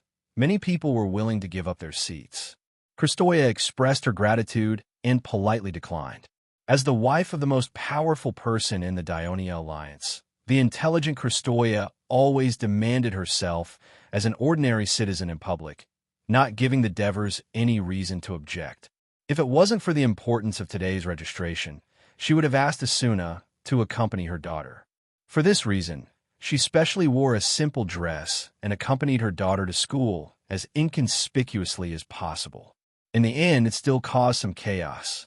With great difficulty, order was restored and the registration continued. It was Patroclus' turn.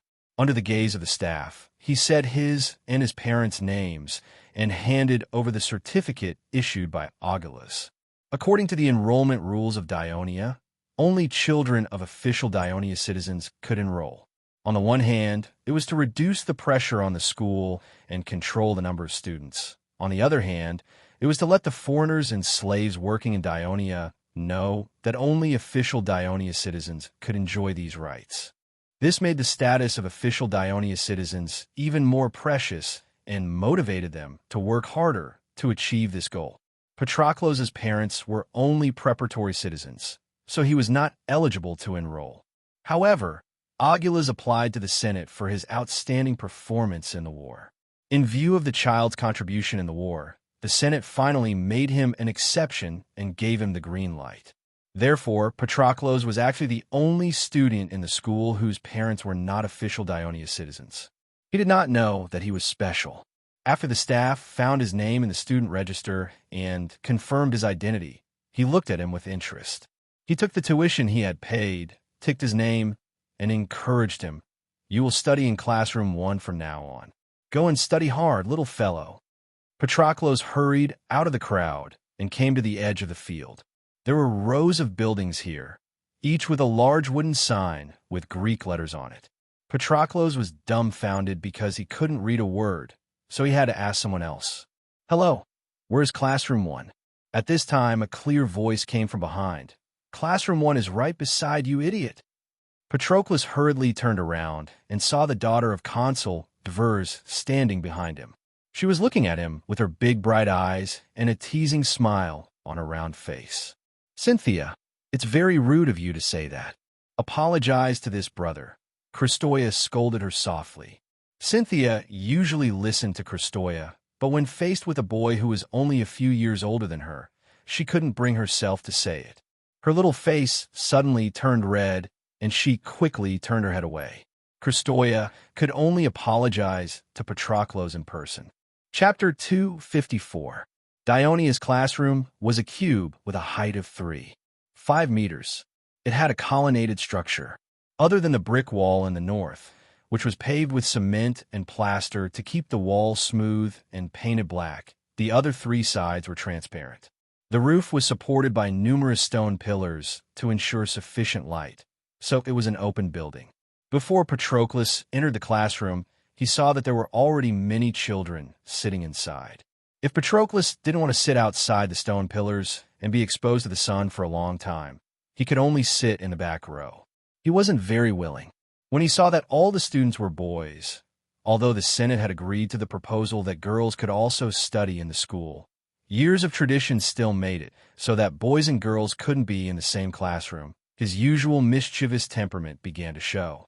He carried the folding wooden chair, squeezed straight forward, and shouted, "Move back.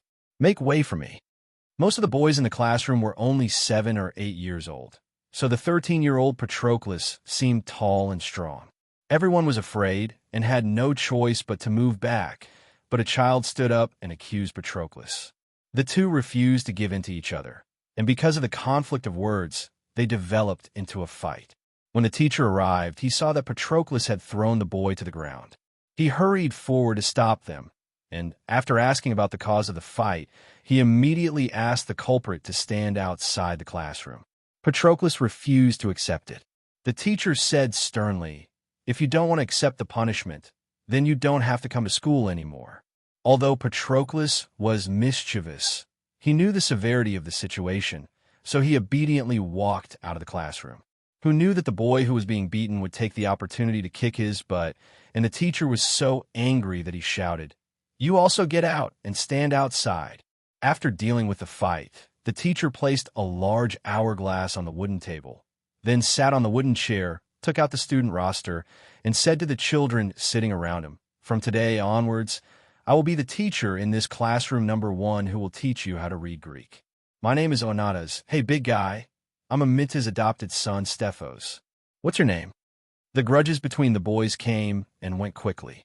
Standing outside the classroom, the helpless boy couldn't help but ask his opponent. "Patroclus, son of Polyandrus," he replied casually. Then he thought of something and asked, "Your father is Amintas.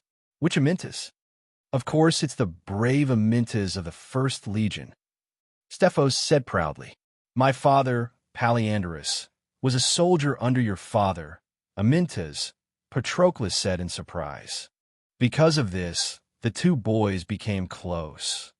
In the past 2 years, one of the consequences of Dionysius's military operations to unify the southeastern part of Sicily was that many people in the southeastern city-states of Sicily were forced to flee their homes. Most of them were attracted by the Dionia Immigration Act and chose to come to Thurii, which was not too far from Sicily. As the first place that the Greeks colonized in the western Mediterranean, Sicily was not only developed in agriculture and commerce, but also had a closer cultural exchange with the Greek mainland. Its cultural heritage was deeper than that of the city-states of the Italian peninsula. Therefore, some Sicilians successfully passed the test organized by Ansitanos and became teachers of the Dionia Union. Onatas was one of them. He chose to become a teacher of the newly established Dionia school. Although the salary was not as high as that of a private teacher, he could immediately become a citizen of Dionia and be given land. The school did not have a unified teaching material. The content and progress of the teaching were decided by the teachers themselves. However, the school required that after 3 years, students in primary education must be able to recognize and write at least 1,000 Greek words, read letters with accurate pronunciation, and write short and clear articles in fluent language so that the students could successfully pass the test and enter the secondary education. Every year, every teacher's teaching performance would be assessed. A teacher with poor performance for 3 consecutive years would be disqualified, which meant that he would be deprived of all the rights granted to teachers by the Dionia Union. Therefore, Onatas felt a sense of urgency. As a highly educated and cultured person, he could not allow himself to lose to other teachers. However, when he first learned his knowledge, his parents hired a teacher to teach him one-on-one. Now, he had to face more than 30 students in school. How could he ensure the effectiveness of his teaching? Onatas had thought about it carefully beforehand. As soon as he came in, he first punished the 2 children who were fighting. After taking roll call, he sternly emphasized the need to abide by the classroom's discipline. Students who violated the rules would be criticized and punished. In serious cases, they might even be expelled from school. As a result, the noisy classroom became quiet. Onatas was very satisfied with the result. He stood up and picked up a white pen from the wooden table. It was said that it was made by boiling limestone, mixing some animal fat and other substances, and then drying it in the sun. Onatas had tested it beforehand. The writing on the black wall was very clear. Even those standing at the back of the classroom could see it clearly. Facing more than 30 pairs of curious eyes, Onatas could not help but sigh in his heart. A new city-state alliance actually placed so much importance on the education of its citizens. Not only did they establish a teaching system that was unprecedented in the Greek city-states, but they also used various favorable conditions to attract high-quality foreigners to be teachers. Even the teaching supplies were carefully researched and produced. The children living in this alliance were so lucky. At this moment, he, who was already a citizen of Dionia, felt a sense of pride. He placed his left hand on the flat wall, and with his right hand he wrote a string of letters on the wall. "Before I teach you the Greek alphabet, I want you to recognize the word Dionia. It doesn't matter if you're a Greek or a Lacanian, you live in Dionia, grew up in Dionia, and will be a citizen of Dionia in the future. So read out loud with me, Dionia, Dionia, For most of the children of citizens of the city-state, under the guidance of their parents, they began to learn to read at the age of 6 or 7. Therefore, compared to his classmates who eagerly answered the questions, Patroclus's learning progress was much more difficult. However, when it came to arithmetic class, he showed a strong sensitivity to numbers. Even the teachers from the Institute of Mathematics paid attention to his performance. At noon, the class ended. Originally, the Greeks ate 2 meals a day in the morning and in the morning. Influenced by the Devers and military training, the citizens of Dionia had begun to get used to having 3 meals a day. Children living in Thurii could go home for meals. Those who lived far away, like Patroclus, had been informed by the school in advance and prepared some dry food for lunch at noon. Some children had their lunch bought by domestic slaves in the city. In the afternoon, it was mainly outdoor classes. Girls were taught dance and music, which was taught by the priests of the Temple of Hera. Boys were taught sports training, such as running, long jump, and some of the simplest military exercises, such as queuing, formation, marching as a whole, and so on. They were taught by disabled veterans so that the children could cultivate a martial spirit from an early age. From an early age, they began to gradually understand and familiarize themselves with the formation changes and some basic tactics of the light and heavy infantry of Dionia. They also knew how to unite and cooperate. When they reached adulthood, they could easily integrate into the legion once they were recruited. In this regard, the Devers and the Senate learned some of the practices of Sparta. After the military training, the children's favorite was a ball game invented by the Archon Devers, football, because it was not as intense and easy to get hurt as rugby. The children chased after each other and used their feet to control a near-circular ball that was sewn from cowhide and stuffed with inflatable tripe. They passed the ball to each other and passed it until the ball was kicked into the goal. The trees were too close to the road in our original design. After a long time, the roots would easily drill out of the road and damage the roadbed. This has happened many times on the Thurii and Mendola Avenue. Now, pedestrians, carts, and carriages are all on the avenue. During the day, when it is busy, the avenue is crowded with people and livestock. Not only is it easy to cause long-term traffic jams, but there have also been many accidents. My suggestion is to cut down the trees on both sides of the avenue and build a road for pedestrians outside the drainage ditch. This way, people and livestock can go their own way without interfering with each other, and the avenue will become smoother. The Devers read the Avenue Reconstruction Plan, written by Heraclide Jr., while listening to his explanation. When he heard this, he could not help but be shocked. He had to admit that when he first built the avenue, there were some flaws in his design, such as the problem of the trees on the street, and he did not expect the rapid development of Dionia. After just over a year, the avenue that was 4 horses wide was not enough, but he did not expect Heraclide Jr. to think of paving the sidewalk so quickly. Of course, he knew that sidewalks were not a new thing that only appeared in the era of technology. In the middle and later period of the Republic of Rome, there was already a complete road system with avenues, sidewalks, drainage ditches, and other complete roads. He exhaled lightly and asked with a gentle expression, "Is there anything else that needs to be improved?" Chapter 255. That's great. Devers finally could not help but stand up excitedly. Young Heraclide, it's amazing that you can think of this. Sir, this is not my idea alone. It's a proposal after discussion with other staff of the Highway Bureau, young Heraclide said truthfully. Little Heraclide said honestly. He was a little confused. How could the young, wise, and seemingly God-given consul be so excited about some road reconstruction ideas? Of course, he would not understand that at this moment, Devers was thinking about the national characteristics of the Greeks. Through the historical materials of his previous life and his personal experience in this era, he felt that the Greeks were indeed an excellent race. They had created a brilliant civilization in science, technology, culture, military, politics, sports, and so on. But why was it Rome and not Greece that later unified the Mediterranean? Diphus believed that there were some fatal flaws in the Greek national characteristics. They were too self-centered and could not form unity. They were too passionate and unrestrained, but lacked practical tenacity.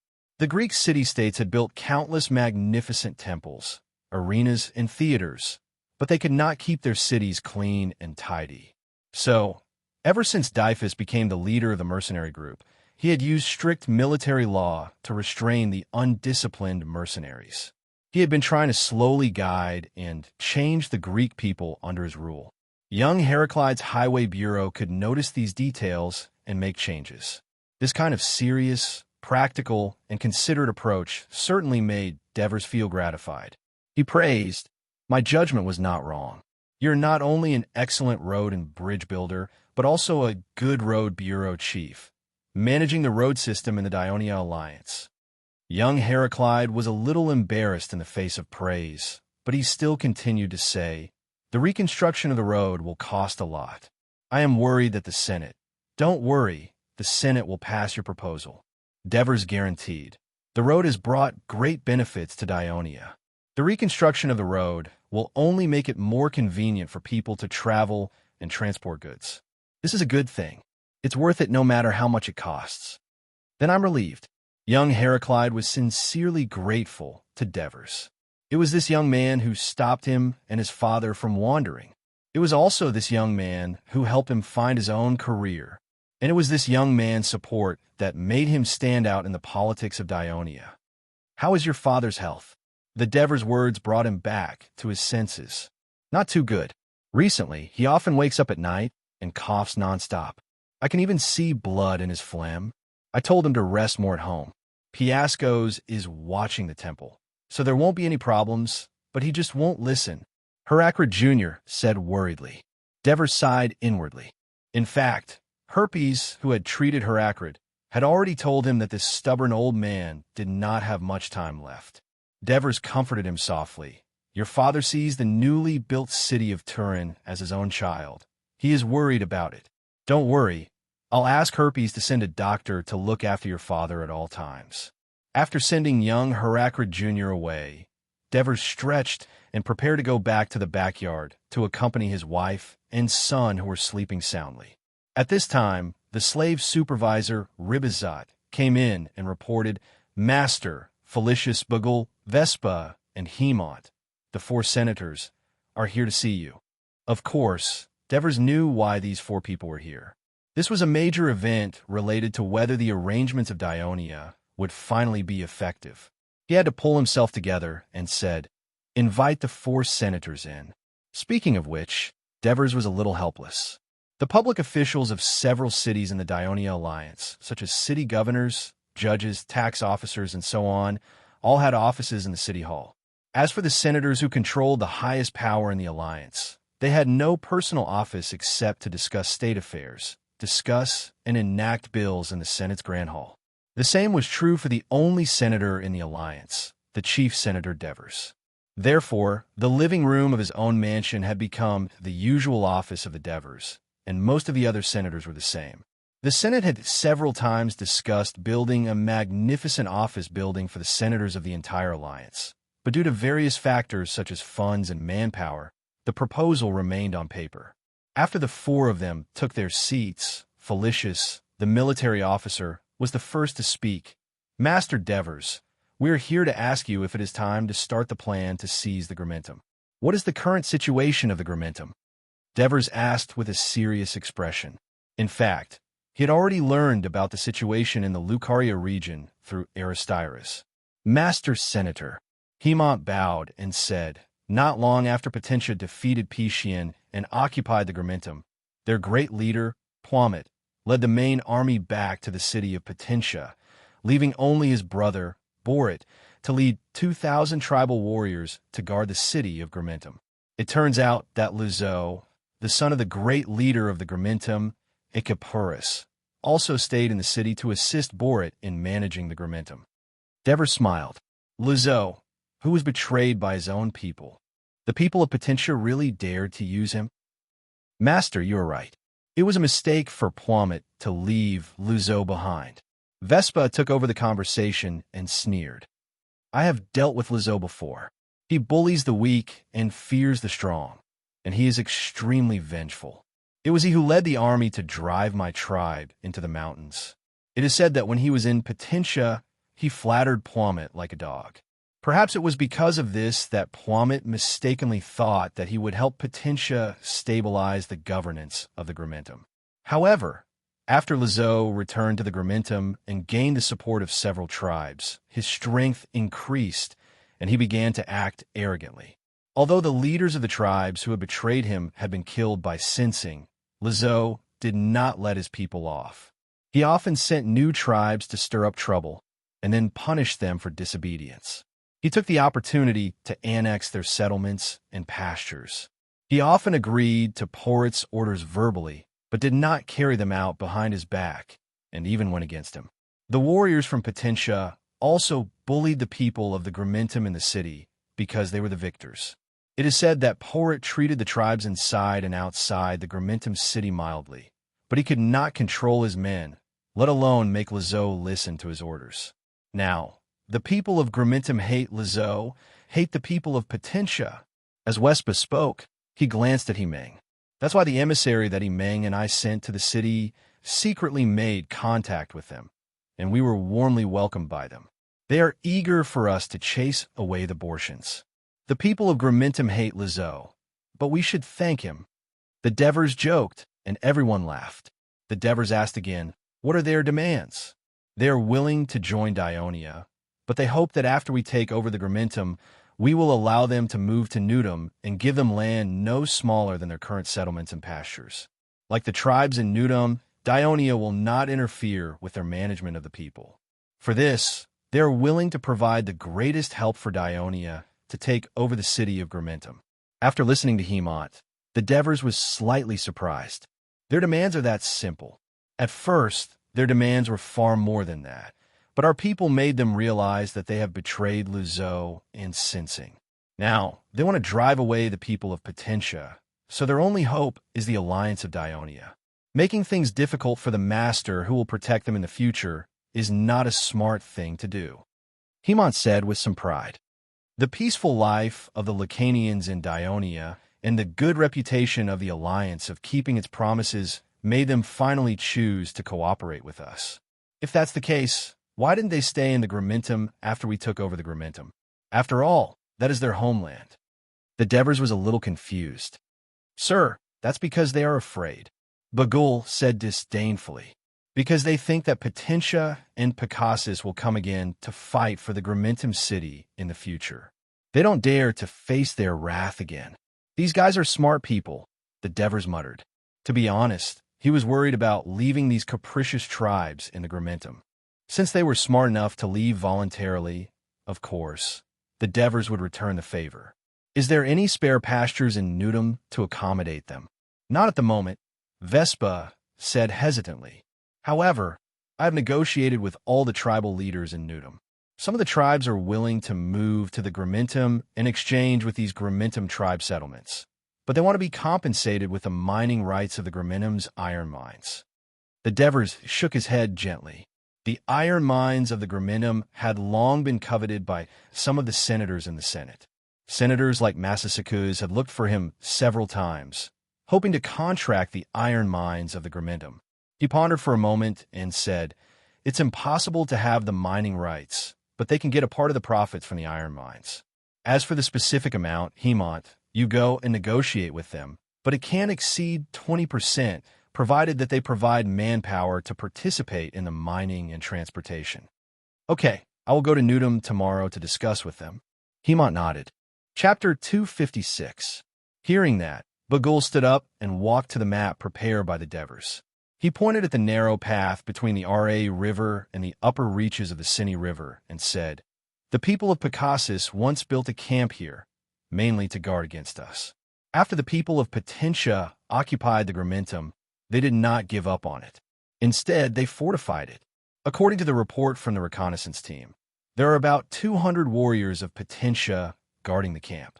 Although there are not many of them, the narrow path is not conducive for the deployment of troops. It is impossible for us to take it in a short period of time. Instead, it will alert the people of Potentia in the Gramentum. If they come to reinforce us quickly, it will be a big problem for us.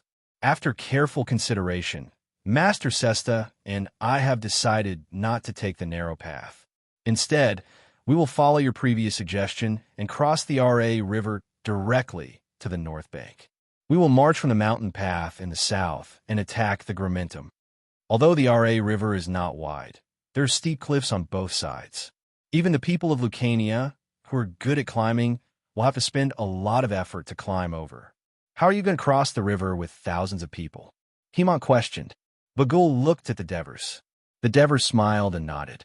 So, Bagul said, Master Devers asked little Heracrit to send his men to follow us for a few days. They carefully surveyed both sides of the RA River. They believe that they have the ability to build a rope bridge on both sides in 1 or 2 days. It will not be a problem for them to cross 6,000 warriors. Now, the materials for building the bridge, such as the ropes and wooden planks, have been made. We're just waiting for your order, Master Devers. Hemant and Vespa looked at each other. They had not heard anything about this matter. They had been thinking of ways to mobilize and plan the tribes outside the Gramentum to attack the camp guarding the narrow path, opening up a path for the attacking troops. The Devers saw that their expressions were not right, so he quickly said with a solemn expression, according to the military law of Dionia, military plans must be kept confidential. If they are leaked, they will be punished, and the more serious ones will even be executed. But because you are participants in this operation, Bagul has told you the military operation plan. I hope you can keep it a secret when you go back and don't leak it out. When Vespa and Hemant heard this, the unhappiness in their hearts dissipated, and they immediately made a promise. It will take more than a day to travel from Nudum to the Gramentum. No matter how well hidden an army of 6,000 people is, they will be easily discovered, Felicius reminded. Before Bagul could reply, Hemant said, if Bagul leads the troops to cross the river and take the mountain path in the south, there is no need to worry. Hemant pointed at the RA River on the map and said confidently, because of our efforts, the tribes in the southern settlements outside the Gramentum are basically willing to follow Dionia. When the time comes, I will follow Bagul's troops. I believe that the tribes there will not leak our whereabouts, and they will help us reach the Gramentum faster. If Master Hemant can go, it will be the greatest help to attack the Gramentum. The Devers smiled and expressed his welcome. At the same time, he said, to prevent any accidents, I will send Izam's scouting team to infiltrate the Gramentum area and try to block the mountain paths leading to the city from the south. They will intercept the Lacanians who may report back to the city. This will ensure that when you launch a surprise attack on the Gramentum city, the enemy will not know about it.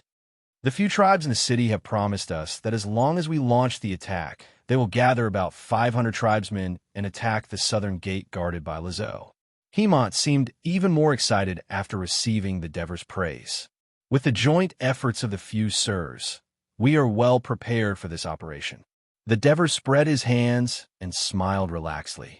He looked at Bagul and said earnestly, Bagul, you are the frontline commander.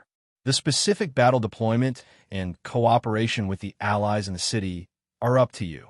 I will not interfere from far away in Turii.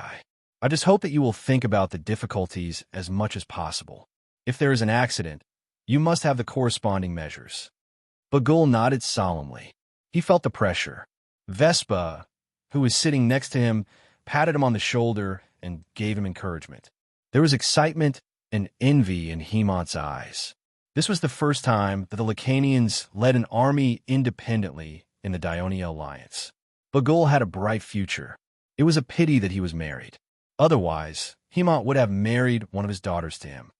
Do you have any other requests? The Devers asked again. Bagul hesitated for a moment and said, I have taken all the warriors in Nudum with me. The defense there is a little weak. I hope that some soldiers from Turii can be sent to temporarily protect the safety of Nudum. The Devers were still considering it. Felicius immediately said, Sir, I think we can let Xanaparis and the others go to Nudum to guard it. And these mercenaries who came back from Persia with me have rich experience in fighting in the mountains. The Devers only remembered that there was an elite force in Turii who did not have to farm and did odd jobs at the port. They can also help you seize the Gramentum. With their help, I am more confident in seizing the Gramentum. Bagul said excitedly. The Devers stood up and looked around at the four of them. Tomorrow, I will propose to the Senate that we attack the Grimentum. I hope that you will work together and bring news of victory as soon as possible. After more than 2 days of trekking, the 1,000 mercenaries led by Xanaparis finally walked out of the mountains and arrived at Rahi Fortress. For the sake of confidentiality, Rahi Fortress had sealed off the passage to the north. It was announced that there was a group of Lacanians who had escaped from the Grimentum and were hiding in the mountains. They had repeatedly robbed the people and merchants of Nudum, and Nudum had sent out troops to search for them. Therefore, there were few pedestrians on the road to Nudum, and no merchants who usually came and went to trade could be seen. Now that we're here, we can finally see the flat road. The rest of the journey should be easier. Tormid complained. I heard that the road from Nudum to Turii has been under construction for more than a year, and it's still only this far. After all, this is a mountainous area, not a road on flat land. It's not like you don't know how difficult the mountain road we just passed through was. The Devers actually wanted to make it a flat road. If it were me, I wouldn't even dare to think about it. It's normal for the road to be built slowly here, as long as it can be fixed in the end. Xantaparis comforted him. Xanaparis, you've only been in Dionia for half a year, and you're already speaking up for the Devers. Tormid teased. Xantaparis glanced at him. Aren't you? The two laughed. I hope this expedition goes well, and we can all become citizens of Dionia, Tormid said expectantly. Previously, when they followed the First Legion to Coronia, Rockley sued for peace without fighting, causing the mercenaries' attempt to gain credit to fall through. I'm not worried about that.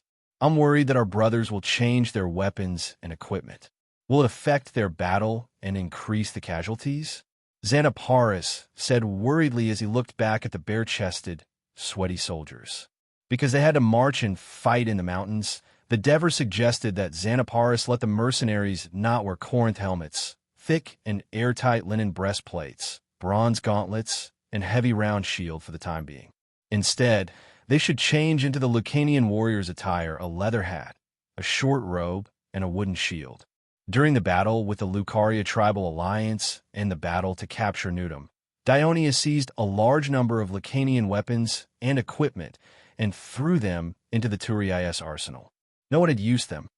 Xanaparis, who had experience fighting in the mountains, finally accepted the Devers' suggestion after careful consideration. Don't worry, our attacking force is much greater than the enemy's. Besides, we have spies. It won't be a problem to take Nudum. Also, our brothers have changed into the Lacanian equipment, so the march will be much easier. Otherwise, just climbing a mountain would be enough to tire us out.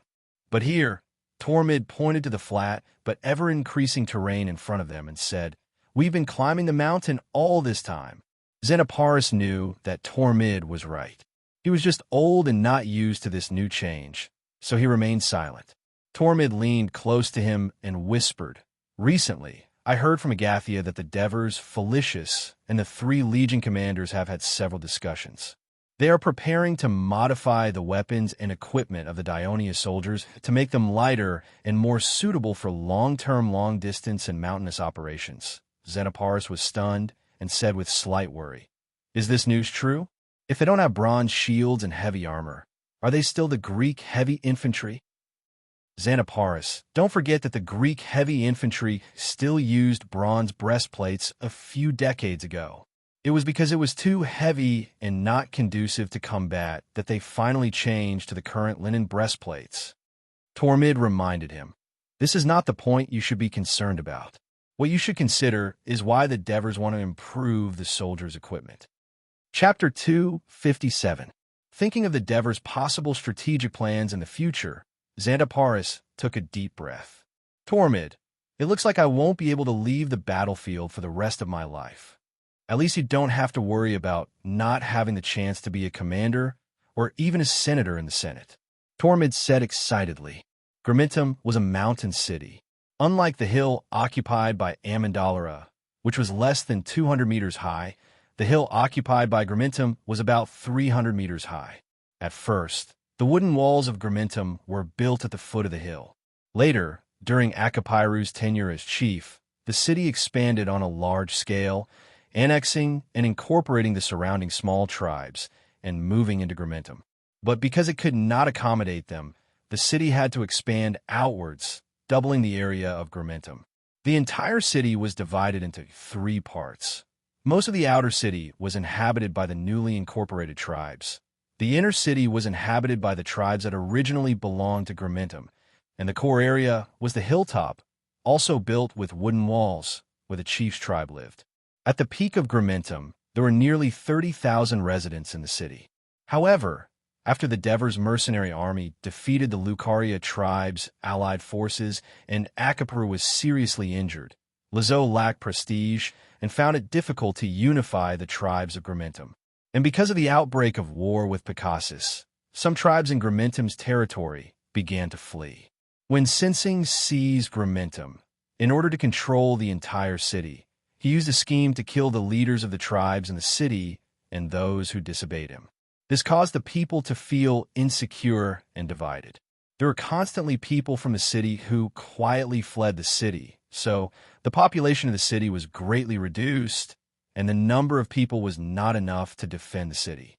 So after Potentia declared war, Sinsing moved all the residents into the inner city and burned the outer walls and houses. After Potentia became the new master of Grimentum, they did not rebuild the outer city. At this time, the inner city had 3 gates, the east, west, and south, and the north was a cliff. Borat's initial deployment was to send 500 potential warriors to each of the 3 city gates. Behind them would be the scattered tribes of the original Grimentum, and above them would be the tribes of Lizo.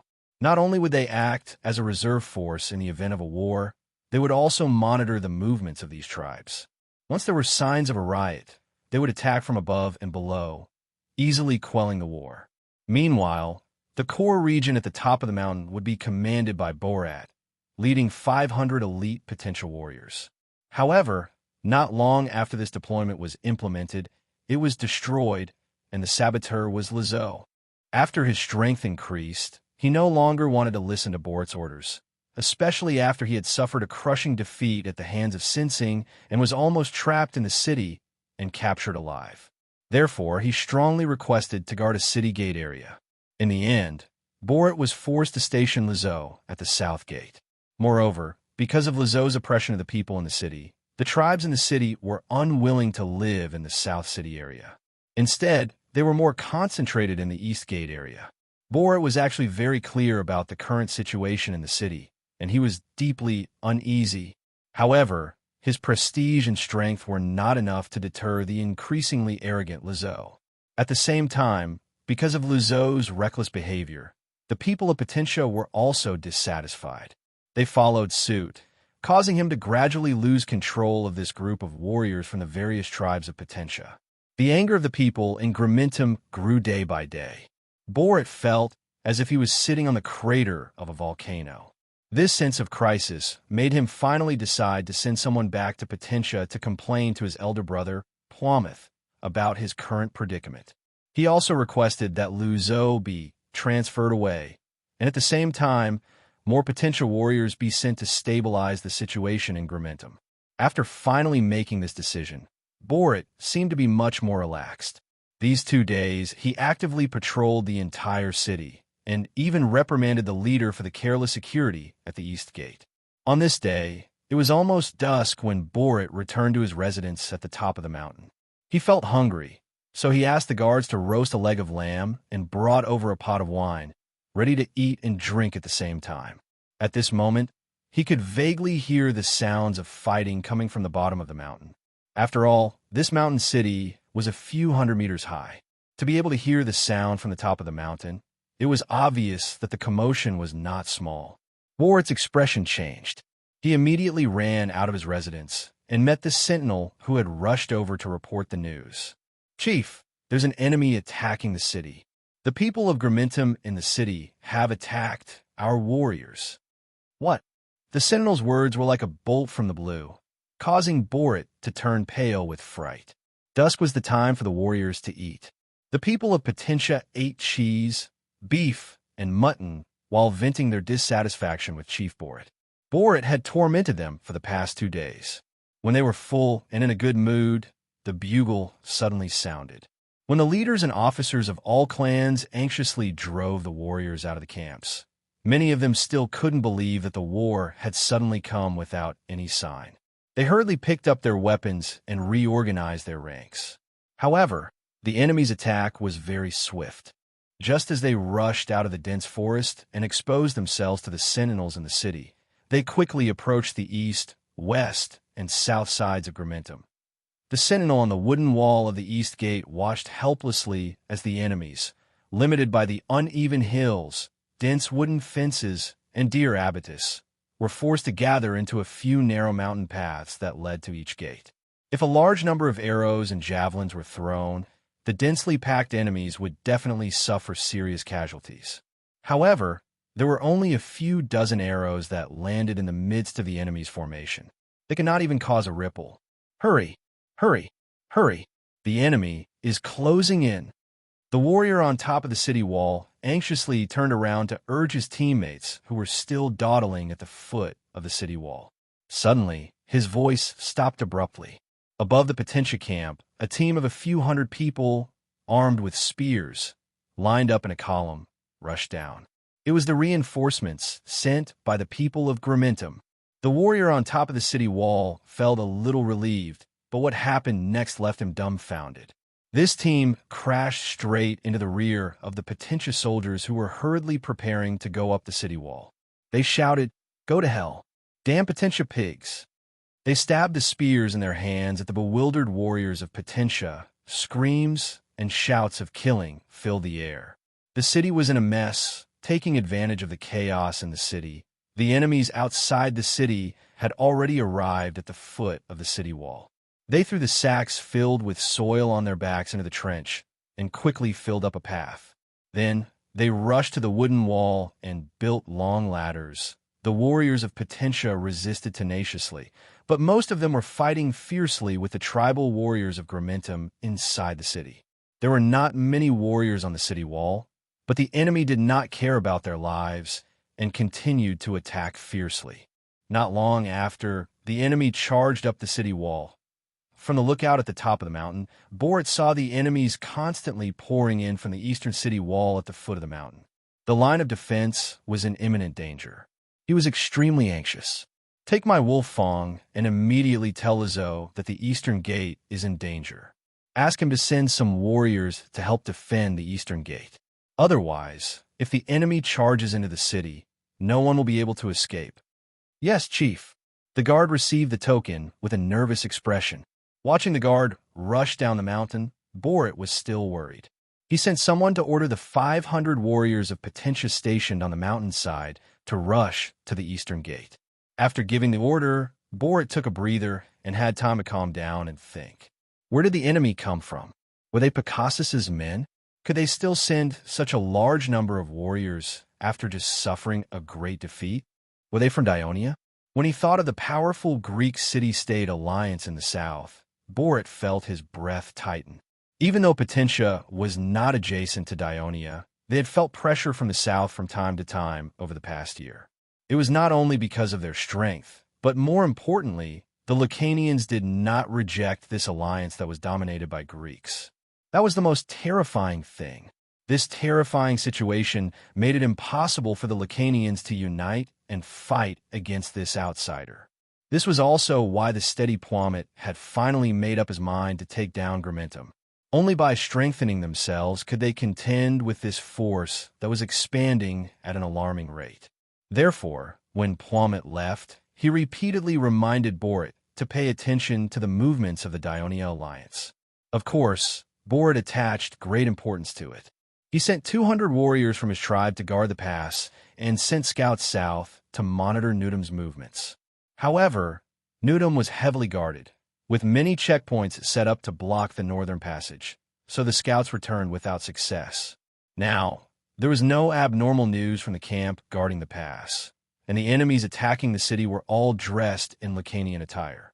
This made Borat's suspicion stop on Dionia for a while before he moved on to the last suspect, Galagaso.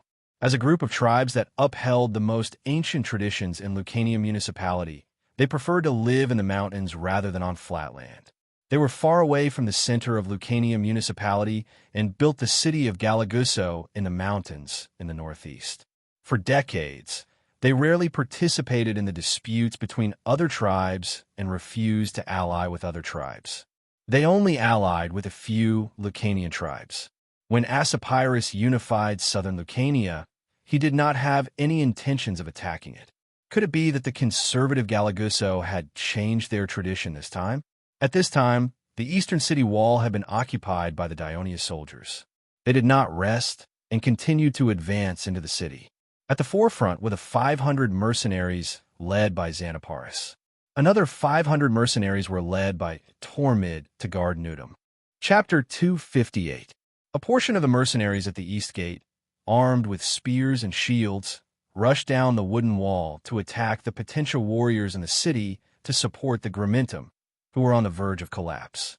The rest of the mercenaries ran to the top of the gate and turned the locked winch. The east gate was opened, and the soldiers at the back swarmed in. The Potentia soldiers defending the east gate were attacked from both the front and back, and were struggling to hold on. When Lazo received Pollitt's order, he was shocked. He did not expect the tribes in Gramentum to rebel again. His first reaction was not to worry about the situation at the east gate, but to fear that something would happen to the soldiers under his command. More than half of the more than 1,000 soldiers were tribal warriors who had pledged allegiance to him after entering the city. In addition, the enemy at the south gate was attacking fiercely. He did not dare to disperse his forces, so he refused to send reinforcements. However, the potential warriors stationed on the mountainside immediately went down the mountain to provide reinforcements when they received the order. When they arrived, their companions at the east gate were in a difficult situation. The leader of the team did not hesitate and took the lead to kill the enemy. The reinforcements from Potentia complicated the situation in the east. The mercenaries and the warriors of the Gramentum tribes attacked the soldiers at the east gate from the front and back, while the warriors of the Gramentum were attacked from the front and back by the people of Potentia. The four forces fought each other in the city and in the narrow area in front of the entrance to the mountain road. The first to react was Xanaparis. Thanks to the Dionia military law, Xanaparis had been instructed many times during this period of training to not fight on the front lines unless it was a special situation. Therefore, in this siege, he followed from the rear.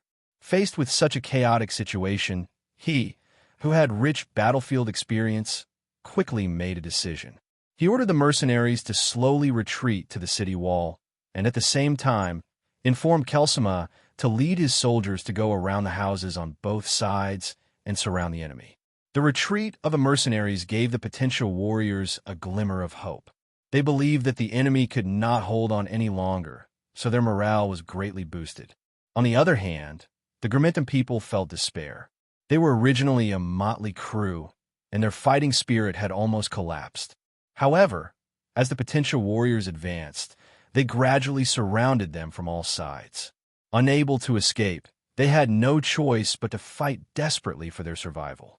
However, Pollitt, who was at the top of the hill, was terrified.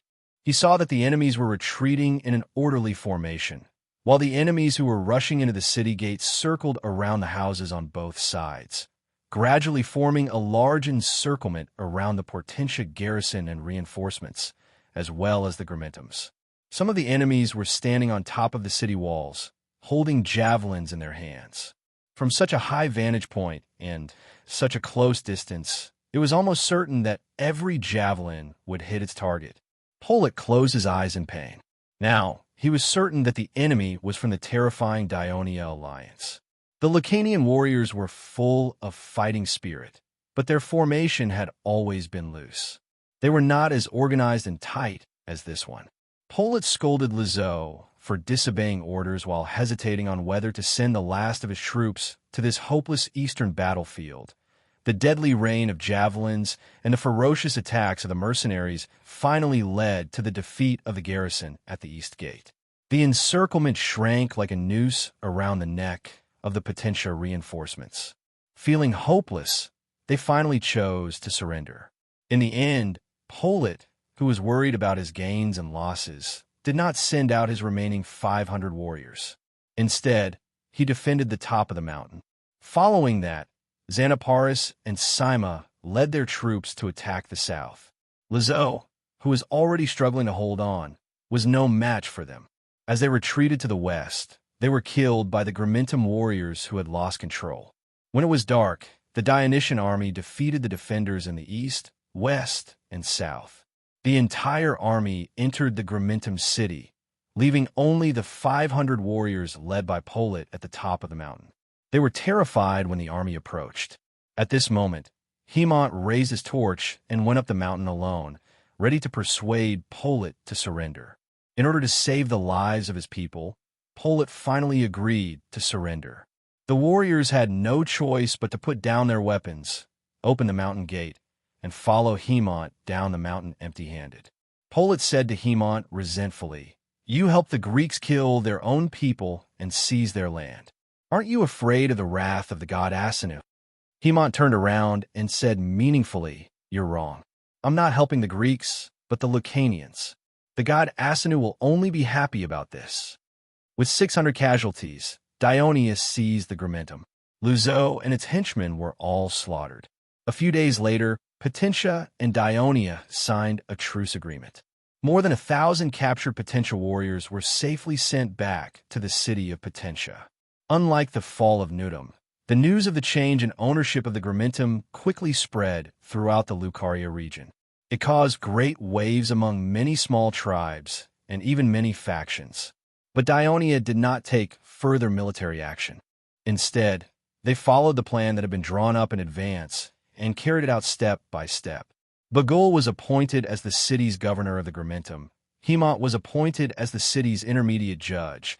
Assis was transferred to the Grimentum as an intermediate inspector, and Sima was appointed as the captain of the patrol team. The first thing that Bagul did when he took office was to take over the camp along the passageway between Nudum and the Grimentum. Next, only 2,000 warriors were left in the Grimentum.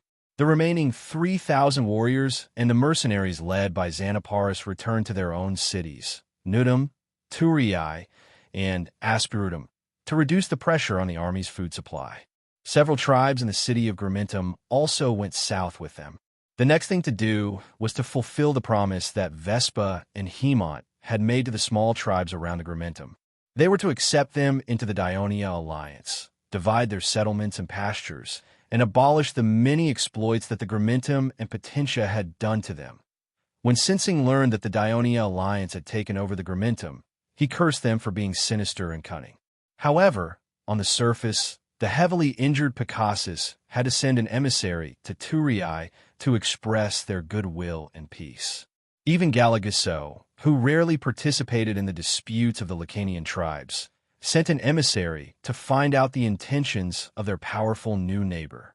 Because of the captives, Potentia was forced to sign a truce agreement with Dionia. However, as the dominant Lucanian tribal alliance in the north of Lucania, Dionia's surprise attack hurt their dignity and angered the tribal leaders of Potentia. However, they were suppressed by the steady leader, Plumouth, who chose to endure. The strong Greek aura of the Dionia alliance was so unique in Lucania that it immediately attracted the attention of another Greek city-state in the area, Aelia. Aelia was also one of the many Greek colonial cities that were built on the Italian peninsula during the Greek Great Colonization era. It was a few decades later than Cumae, which was the first city to be built. 3 neighboring coastal cities, Aelia, Picassus, and Poseidonia, were built one after another. Compared to the other 2 cities, Aelia, which was sandwiched in the middle, was a little unknown. During the process of the Lucanians' migration to the south 100 years ago, Poseidonia and Picassus fell one after another. Aelia, which was slightly weaker, managed to survive. However, Aelia, which was surrounded by the Lucanians, was in danger of being destroyed at any time. If it wasn't for the conflict between the tribes of Lucania, such as Potentia and Picassus, and Potentia and Grimentum, which made Aelia a buffer zone, the Lucanians would not attack it with all their might. But for the past few decades, Aelia's life had not been easy. Parts of the land outside the city were occupied by foreign tribes, and they were attacked from time to time. It was extremely dangerous for the people to leave the city, and they could easily be captured by the Lucanians and turned into slaves.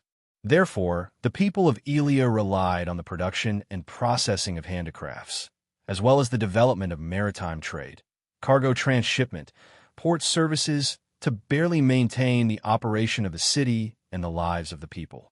Now that Dionia appeared, the people of Elia saw the light of hope.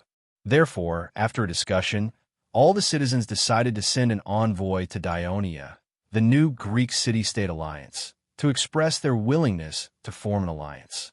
Kanios, a member of the council, gladly accepted this glorious mission. However, it was obviously impossible to go to Dionia by land. Potentia and Picassus would not allow him to pass through their land, so he could only go by sea. The passenger ship did not need to go around the Strait of Messina, because the people of Elia knew that Laos was an ally of Dionia. The passenger ship carrying Kanios, with a strong south wind, sped south like an arrow. Kanios stood at the bow of the ship, thinking about the mission. His Etruscan slave, Eno, pointed to the east and suddenly shouted, "Picassus!" Kanios looked up. In his vision, the distant land in the east was nothing but a small green strip dotted with a small white. That was Picassus. It was once the sister city of Elia, but now it had become the nest of the foreign tribes, the nightmare of Elia. While Kanios mourned for the people of Picassus, he also secretly made up his mind. I will not let Elia repeat the same mistake. Because the wind was right, the ship sailed for 2 hours and arrived at Laos. Kanios had been to Laos before, so he knew the situation of the port better. Although Laos was occupied by the Lacanians at that time, it did not prohibit trade with the Greeks.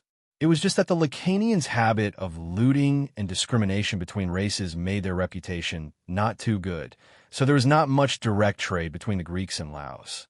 Chapter 259. It had only been a year since Laos joined Ionia, but the port had changed so much that Kanios was shocked. He had to wait for a while before there was a free dock for him to dock at. The officials sent by the City Hall of Laos were already waiting at the dock. Kanios gladly accepted the officials' invitation and went to meet the lord of the city, Governor Avanogus. "Is this port always so busy?" Kanios asked in the crowded crowd. "Yes," the official said proudly. "The merchants of Dionia like to rent ships here to trade with Gaul in the north or the Iberian Peninsula in the west. They will then come ashore here with their goods and transport them back to Turii. A few months ago, after the establishment of the Southern Alliance, we became even busier here. Merchant ships from Trine, Corunna, Crotone, and Silatina also come to Laos from time to time. As long as it is a member of the Dionia Alliance, we, Laos, will provide the best service and discount for the ship's anchorage, accommodation, and food supply. Now, after Germintum became a member of the Dionia Alliance, there are more merchants coming here. Most of them are here for the fine iron ore of Germintum. Laos welcomes the merchants of Elia to trade here." Kanios smiled and was about to reply when an angry voice came from the front. "Damn idiots, don't block the way." Then there was a scream. Kanios saw 2 naked men lying on the side of the road in front of him. Their bodies were covered with bloody whip marks, and a few heavy sacks were lying on the side. These slaves are Lucanians. To avoid leaving a bad impression, the official quickly explained, "Their ancestors took over Laos by force and turned the Greeks of Laos into slaves, making us live a life worse than death for generations. Now, Lord Avanogus has led us to take back Laos. A year ago, they were still the masters of this city, ordering us around like cattle and sheep. Now we, the Greeks, have become the masters of Laos again. Let them have a taste of being slaves." Kanios looked at the emotional official and thought, "You don't look like a pure Greek at all. You turned the Lucanians of this city into slaves?" He asked. "Not all. Some of them were relatives of the Lucanians of the Dionia Alliance, but they were later released by Lord Avanogus and went to Nudum. I guess they are now citizens of Dionia. I don't know why the Dionians are so tolerant of these barbarians who believe in foreign gods." The official mumbled softly. Although he was resentful, he did not vent it out as loudly as before. Kanios' heart skipped a beat. This showed the influence of Dionia on the people of its affiliated city-states. The city of Laos, located near the estuary of the La River, was not too big, with a population of less than 5,000. It was mainly composed of two parts. One was the tribe that the Avenogis family had always led. This was also the core force of his lifelong Council of Laos. So after these tribesmen were converted into citizens, Avenogis gave them land. The other part was the original Greek slaves. Avenogis liberated them and gave them citizenship, but they did not have land. In order to make a living, they worked as low-level officials in the city or as employees and dock laborers. Fortunately, the tax burden of Laos was not too heavy. As long as they were diligent and willing to work, they should have some savings. Although Avenogis claimed to be a descendant of Greeks, he always knew in his heart that he and most of the citizens of this city were mixed race.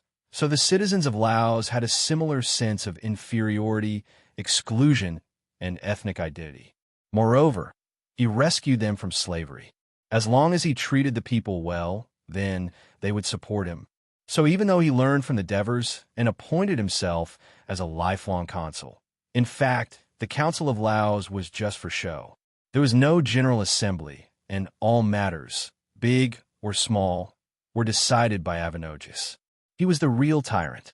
Canios met Avenogis in the so-called City Hall, which was actually the mansion of the Castellan. The burly, fat, and slightly ferocious-looking consul of Laos had even prepared a banquet. He warmly welcomed Canios and invited him to take a seat. This put Canios, who was a little on guard, at ease. After he took his seat, he also raised his wine glass and expressed his sincere gratitude to Avenogis for his hospitality. He then said, 3 years ago, I came to Laos, but this time I found that Laos has changed a lot, especially the port trade is very prosperous. Laos has only been free for a little more than a year, and he has already achieved such great achievements. You must have put in a lot of effort for this, Lord Consul. Canios' compliments made Avenogis very comfortable. He laughed and said, Of course I have put in a lot of effort, but I should be more grateful to the allies of Laos. In this alliance, Laos has enjoyed a lot of convenience. Canios listened with a thoughtful expression on his face. At this time, Avenogis asked, Did Elias send you this time to join the Dionia alliance? Canios was stunned. With Elias' situation and his visit to Dionia at this time, anyone with a discerning eye could roughly guess the purpose of their visit. But Canios did not expect Avenogis to ask so directly. He put down the wine glass in his hand, thought for a moment, and said vaguely, Whether to join the alliance or adopt other forms of alliance depends on the results of the discussion with Dionia. Avenogis looked at him and grinned. Please forgive me for being direct. Based on my understanding of Dionia, with Elia's current strength, I'm afraid Dionia will not accept other forms of alliance.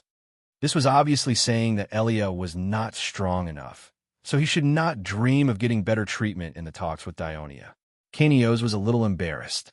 He lowered his head and drank without saying a word. Avenogis then said, I heard that Elia has close contacts with the Greek city-states of Campania. If Elia has any kind of alliance with them, I'm afraid Dionia will not necessarily accept Elia into the alliance because it does not allow the city-states of the alliance to have any diplomatic relations with other city-states. Canios was a little surprised.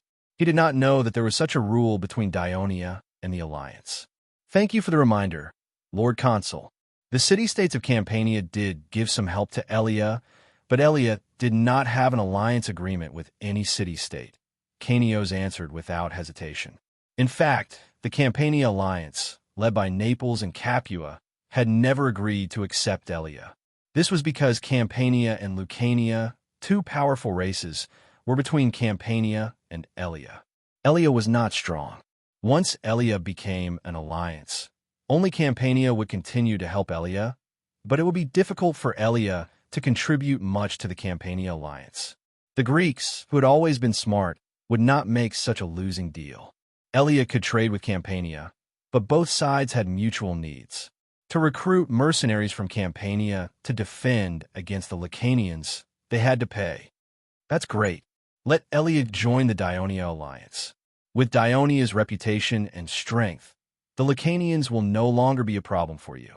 Furthermore, Elia and Laos, as the only two port cities on the Tyrrhenian Sea in the Dionia alliance, can cooperate with each other in the future and strengthen trade. Avenogis smiled excitedly, as if he had no ulterior motives when he made his suggestion. Canios was silent for a moment.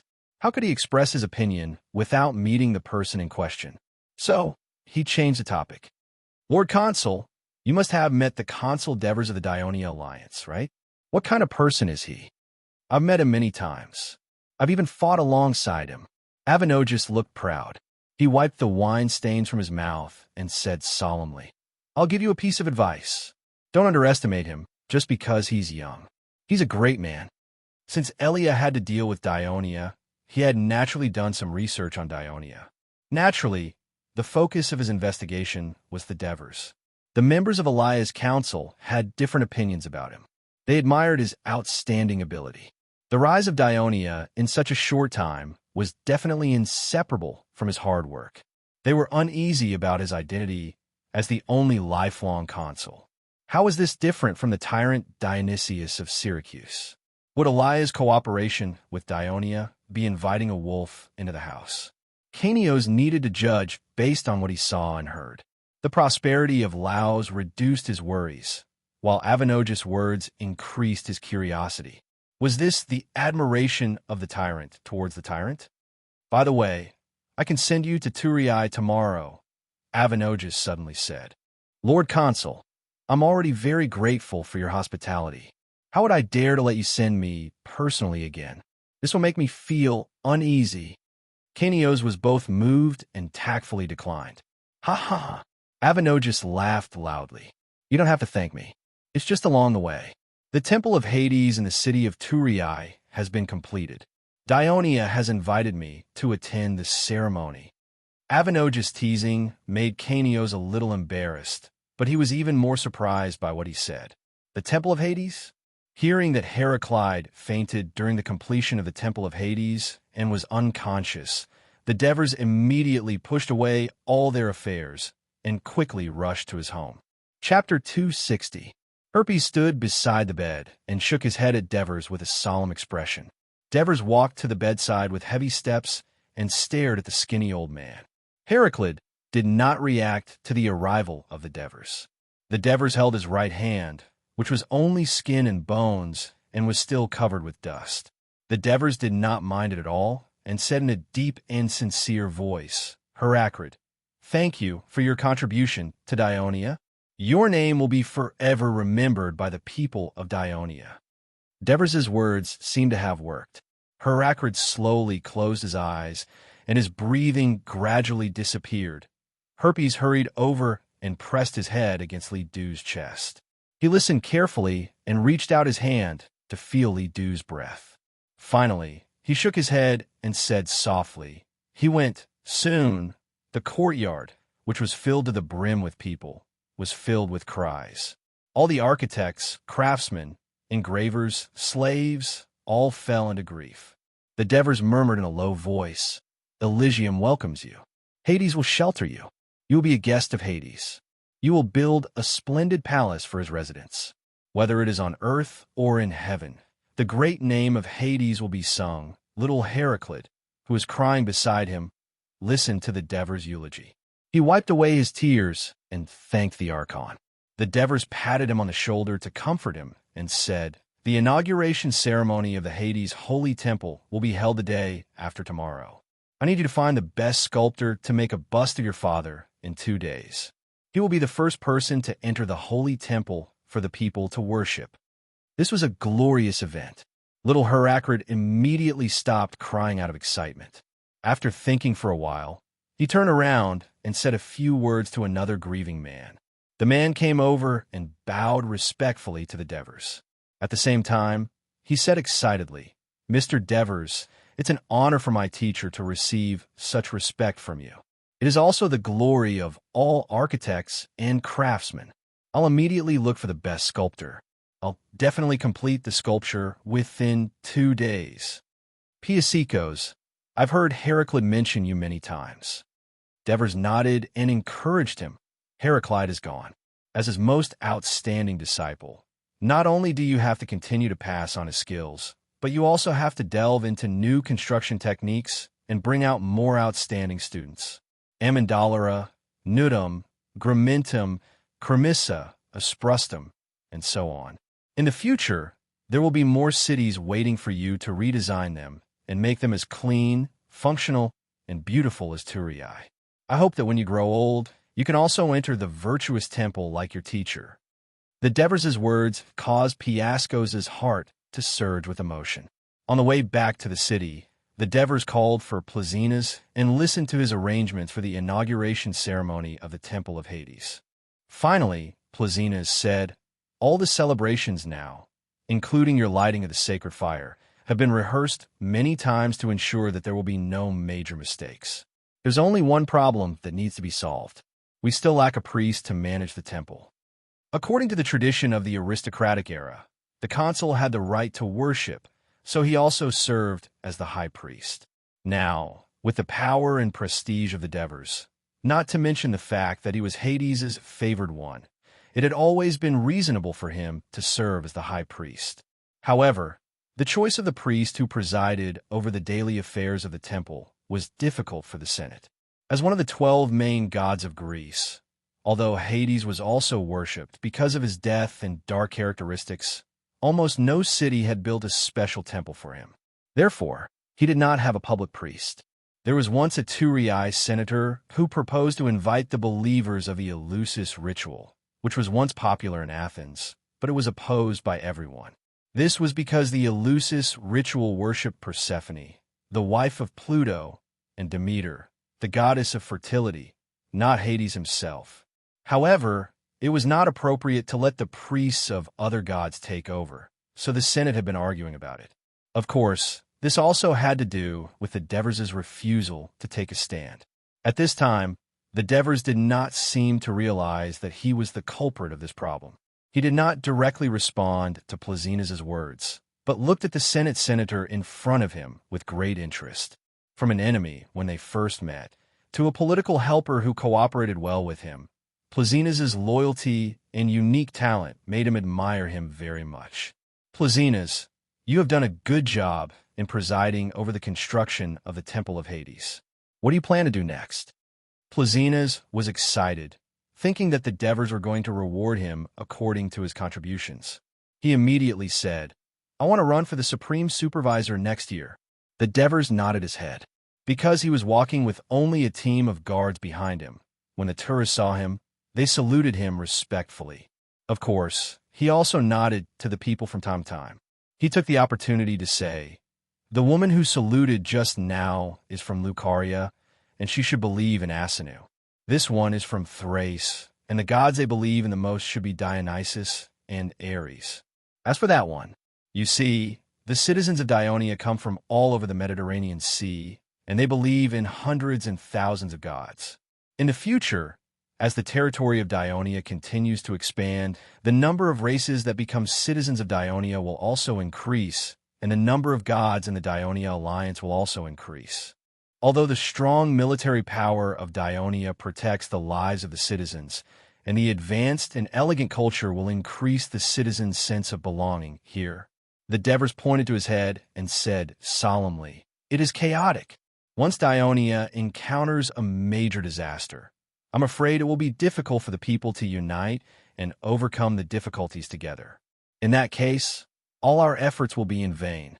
Since ancient times, the Greeks had always believed in polytheism, so they rarely cared about the beliefs of other races.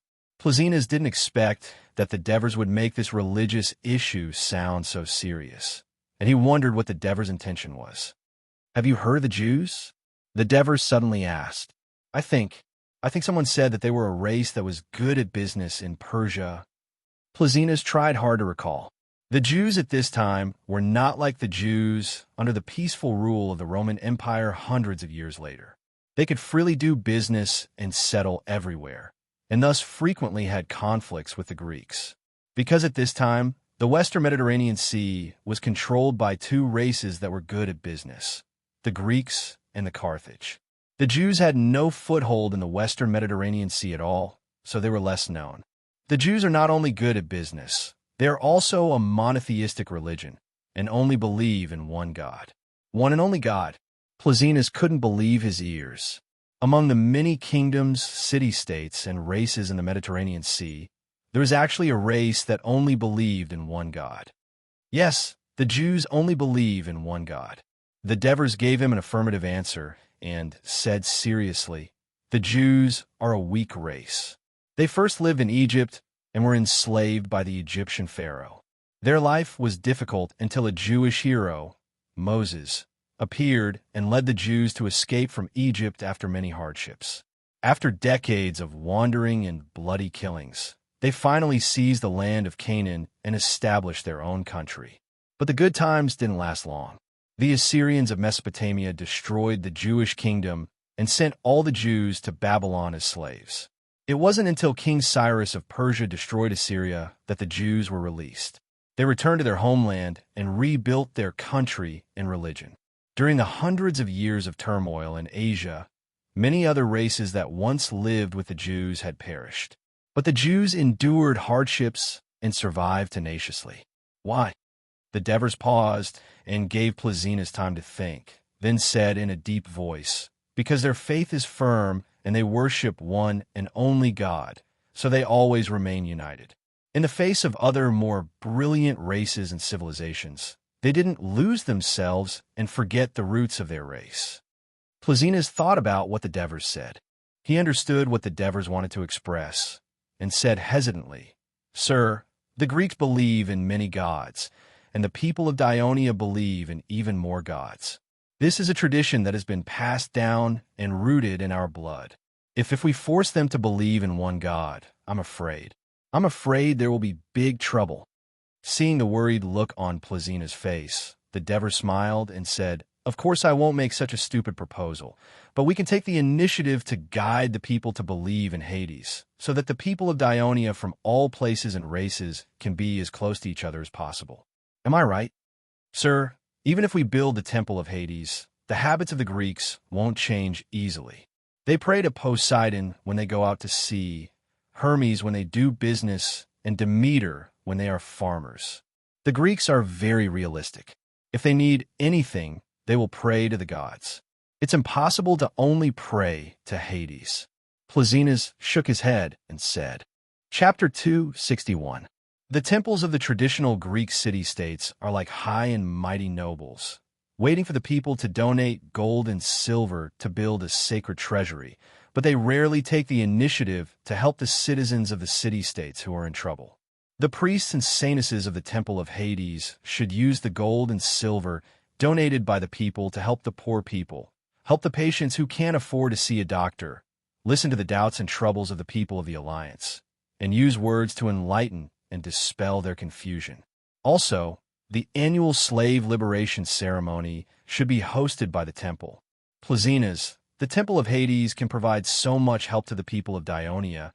How can the people not be grateful to the temple and believe in it? The words of the Devers seem to have opened a window for Plesinas. The method that the Devers proposed was different from the traditional temples, but made him vaguely see the bright future of the Temple of Hades.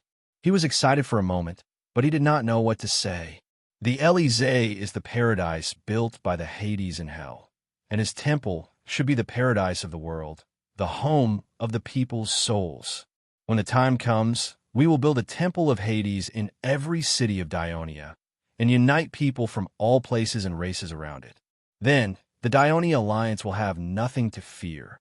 Devers' tempting voice rang clearly in Plesina's ears. "Plesinas, are you willing to help me complete this great cause and become the senior priest of the Temple of Hades?" Plesinas looked at the Devers' expectant eyes, weighed the pros and cons in his heart, and then nodded heavily. "I am willing." Canios followed Avinoges to Turii and stayed in a hotel on the south side of the Victory Square. This large hotel was built by the Senate of the Alliance and was specially used to receive foreign guests. Usually, there were many rooms, but now it was overcrowded. The generals of Corunna, Trine, Cerium, and Crotone were invited to attend the ceremony, as well as the famous counselors and citizens of the city-states of the Southern Alliance. If it were not for the fact that Amicus and others of Castellan were temporarily staying at the homes of Cunigurata and Cornelis, The leaders of the Lucaria tribes of Nudum and Grimentum were staying at the homes of Vespa and Hemot, and the Avenogus of Laos were even staying at the home of the Devers, thus reducing the task of the officials in charge. The hotels in Turii were definitely not enough. At this time, the lobby of the hotel was very lively. The distinguished guests were from different cities, but they belonged to the same alliance. It was rare for them to gather together, so they took this opportunity to visit each other, bond, and discuss their views on current affairs. As an outsider, Kanos was received politely by the Dionysians, but his request to visit Dace immediately was not well received. The person in charge told him, "The consul Devers is busy preparing for tomorrow's ceremony. He will only have time to meet him after tomorrow." Although he envied the chatter and laughter of others, Canios and his men stayed quietly in the room, because he heard that the envoy of Picassus had also arrived in Turii, and he wanted to avoid conflict when they met. It was not until he tasted the unique cuisine of Turii that Canios' anxiety was temporarily alleviated. On the morning of the 25th of July, 398 BC, the citizens, families, freedmen, and even slaves of Dionia gathered from all directions in the city of Turii. With the help of thousands of Dionia militia to maintain order, they entered the center of Turii. In a short period of time, all the courtyards, houses, and even the roofs were filled with people. At a glance, it was a sea of people. It was a spectacular sight. Only the large, empty space in the Victory Square was left untouched. Canios was arranged to sit on the left step of the platform in front of the square. It was said that the envoy of Picassus was arranged to sit on the right. The attentiveness of the Dionia staff allowed him to avoid the awkwardness of a sudden meeting and allowed him to calm down and enjoy the ceremony. "Oh, there's so many people. Dionia is really bold. Aren't they afraid that if there is a riot, it will be a disaster here?" Someone beside Canios said worriedly, "It's better if there's a riot. If that happens, Dionia will be finished." Another person said loudly, taking pleasure in the misfortune of others. Like the others, Canios turned around to look at him. "Euthydemus, why would the Crotone let you into the council? If there is a riot here, do you think we can escape?" Someone recognized the speaker and retorted loudly, "Why should we escape? Isn't this the celebration of the completion of the Temple of Hades? Isn't it better for us to meet the Temple of Hades together?" Euthydemus said fearlessly, "The proud Crotone are actually using words to satiate their disappointment after their defeat." Someone immediately mocked. Euthydemus' expression changed immediately. Canios was not in the mood to care about the verbal conflict between the people around him. He only carefully observed the surroundings of the square. With so many people here, it should be very noisy. But the people were either sitting or standing, trying to be as quiet as possible. They rarely moved around. Perhaps they had been warned by the alliance in advance. But for the Greeks who valued freedom, this was quite a shocking performance. Yesterday, when Canios entered the city of Turii, he noticed this. Now, his impression of the Greeks was strengthened once again. At this time, a loud bugle sounded, announcing that the ceremony was about to begin. The people consciously stopped talking and focused their curious eyes on the Victory Square. Hundreds of men in Greek armor entered the square. Plesinas led 10 male messengers and 50 women, all dressed in white robes, onto the platform with solemn steps. The culture of Dionia was relatively open. Many people outside the square had brought their wives and daughters to watch the ceremony. But for dozens of women to appear in public at the same time, especially on such a sacred occasion, even the priestesses of Hera or the temple of Aphrodite, the goddess of love, did not have so many. So not only the people, but even the distinguished guests from the alliance in front of the square began to whisper among themselves. The uniform bugle sounded again throughout the city, and the square was quiet again.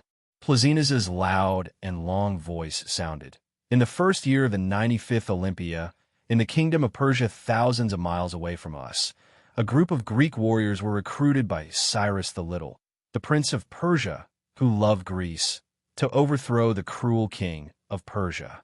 However, after a war, their employer died in battle, and the leaders of the mercenaries were deceived and captured by the Persia. The whole mercenary team fell into despair, but the great Hades did not abandon them. As soon as Plazinas's voice trailed off, a dozen harpists under the platform began to pluck the strings. The 50 women in white robes on the stage opened their mouths at the same time, and their ethereal singing swept through the audience like a breeze. Canio shivered, and he felt the hairs on his skin stand up. The traditional hymns of the Greek temples were obviously incomparable to the harmony trained by modern bel canto. Bathed in the beautiful and harmonious singing, even his soul seemed to be cleansed. Like Canio's, the other people in the audience were completely intoxicated by the singing. In the weeping hymns, they were also affected by the heaviness. The soldiers on the field used exaggerated body movements to show their weeping, helplessness, and despair. Only the person in the center was lying on the ground, motionless. At this time, the singing gradually weakened to silence, and the soldiers on the field also began to fall asleep. Just when the people were feeling lost, a high-pitched singing sounded again, like lightning cutting through the night sky, lifting the spirits of the audience. A man walked out of the tunnel. He was tall and strong, with long black hair and a thick black beard. He was wearing a black robe, holding a double fork in his hands, and walked to the center of the square with a dignified expression. Someone in the audience exclaimed, "Hades! I know he is Hades!" There was a small commotion in the crowd, and more people stared at the field. They had begun to be attracted by this unique performance.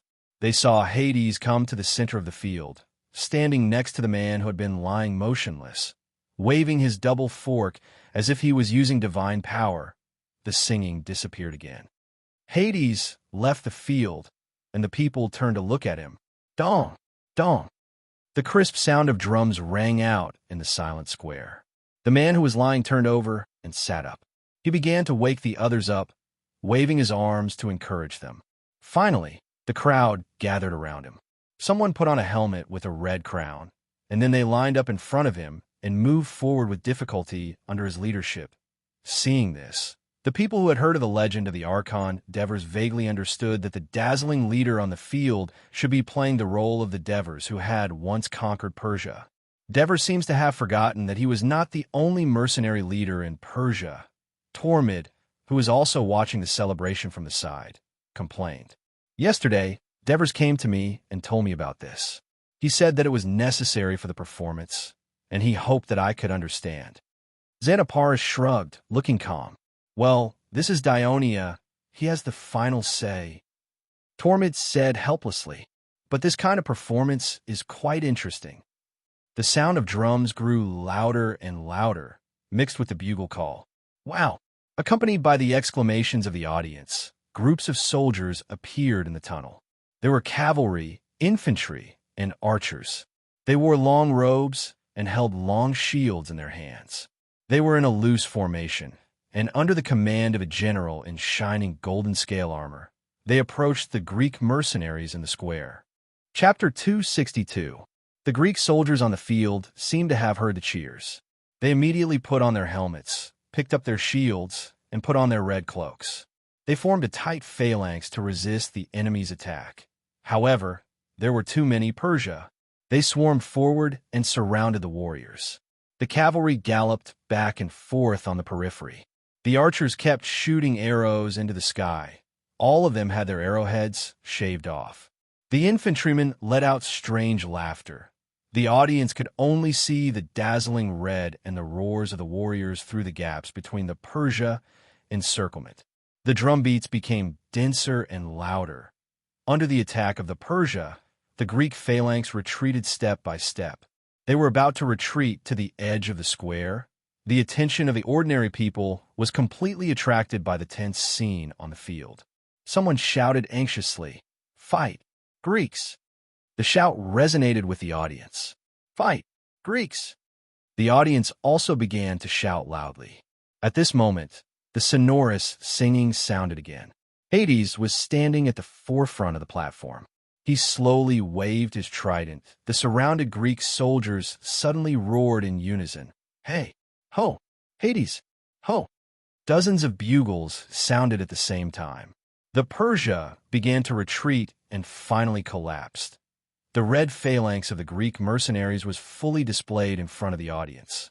Under the strong rhythm of the drumbeats, they marched in a uniform and powerful pace, charging forward like an iron wall. The audience felt their blood boiling. Those who had not seen or participated in the military training of Dionia and the VIPs were captivated by the strength and beauty of the soldiers on the field. They cheered loudly. The general of Persia fell behind. He was dragged off his horse by the Devers, who charged in front. He stepped on the body of the general of Persia, raised his spear, and pierced the chest of the enemy with an exaggerated and infectious movement. Devers! Devers! Devers! The audience could not help but burst into thunderous cheers. Previously, Lord Consul said that he would let us see a completely different temple celebration, and he really did it.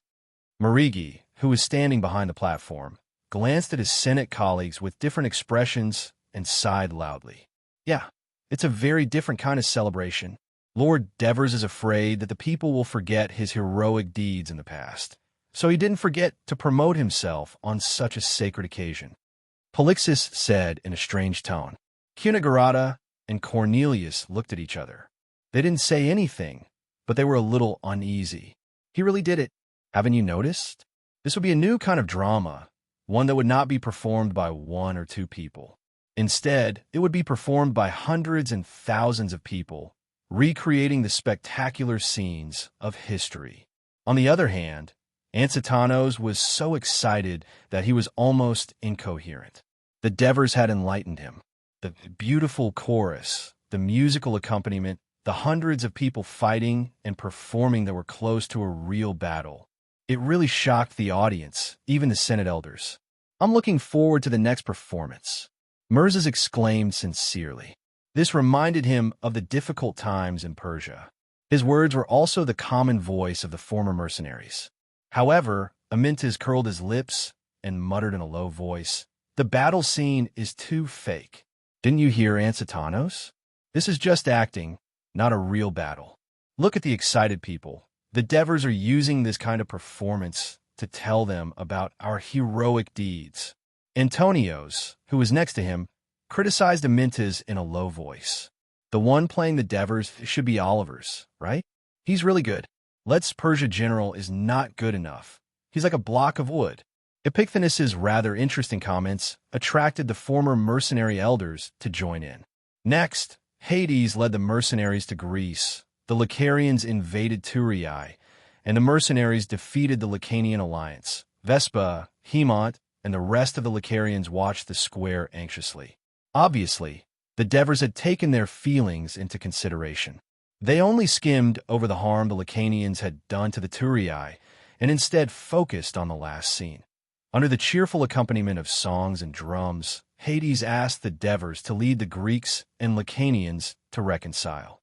They wrestled, fought goats, drank, and laughed merrily. In the end, they held hands and formed a large circle, with Hades standing in the center. The crowd sang the song of Hades loudly, swinging their arms and kicking their legs, and kept expanding and shrinking the circle. The atmosphere was very lively, attracting the people outside the square to join in. The song of Hades resounded throughout the city. As the lord of the underworld, Hades was said to be dark, cruel, and feared. Therefore, among the Greeks, he was far less popular than the main gods such as Zeus, Poseidon, and Apollo. Canios liked and disliked Hades as much as the rest of the Greeks. So when he heard that Dionia wanted to make Hades the patron god of the city-state alliance, he was shocked. But now, he was attracted by the wonderful performance in the square and had a good impression of Hades. He could not help but join the crowd in singing the song of Hades.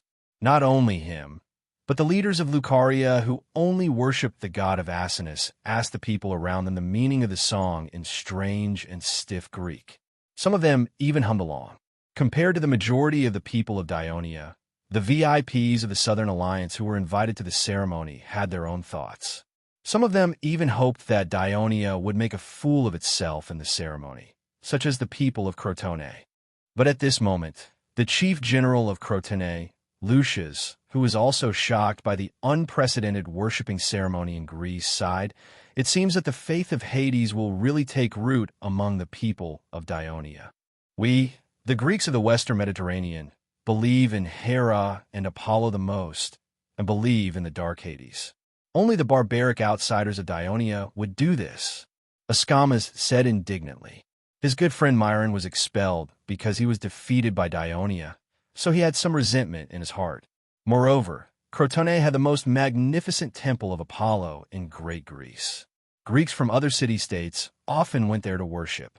So although the performance in the square amazed him, he still complained confidently, "Look, it's almost noon, and the weather is so hot. When can we go see the Temple of Hades?"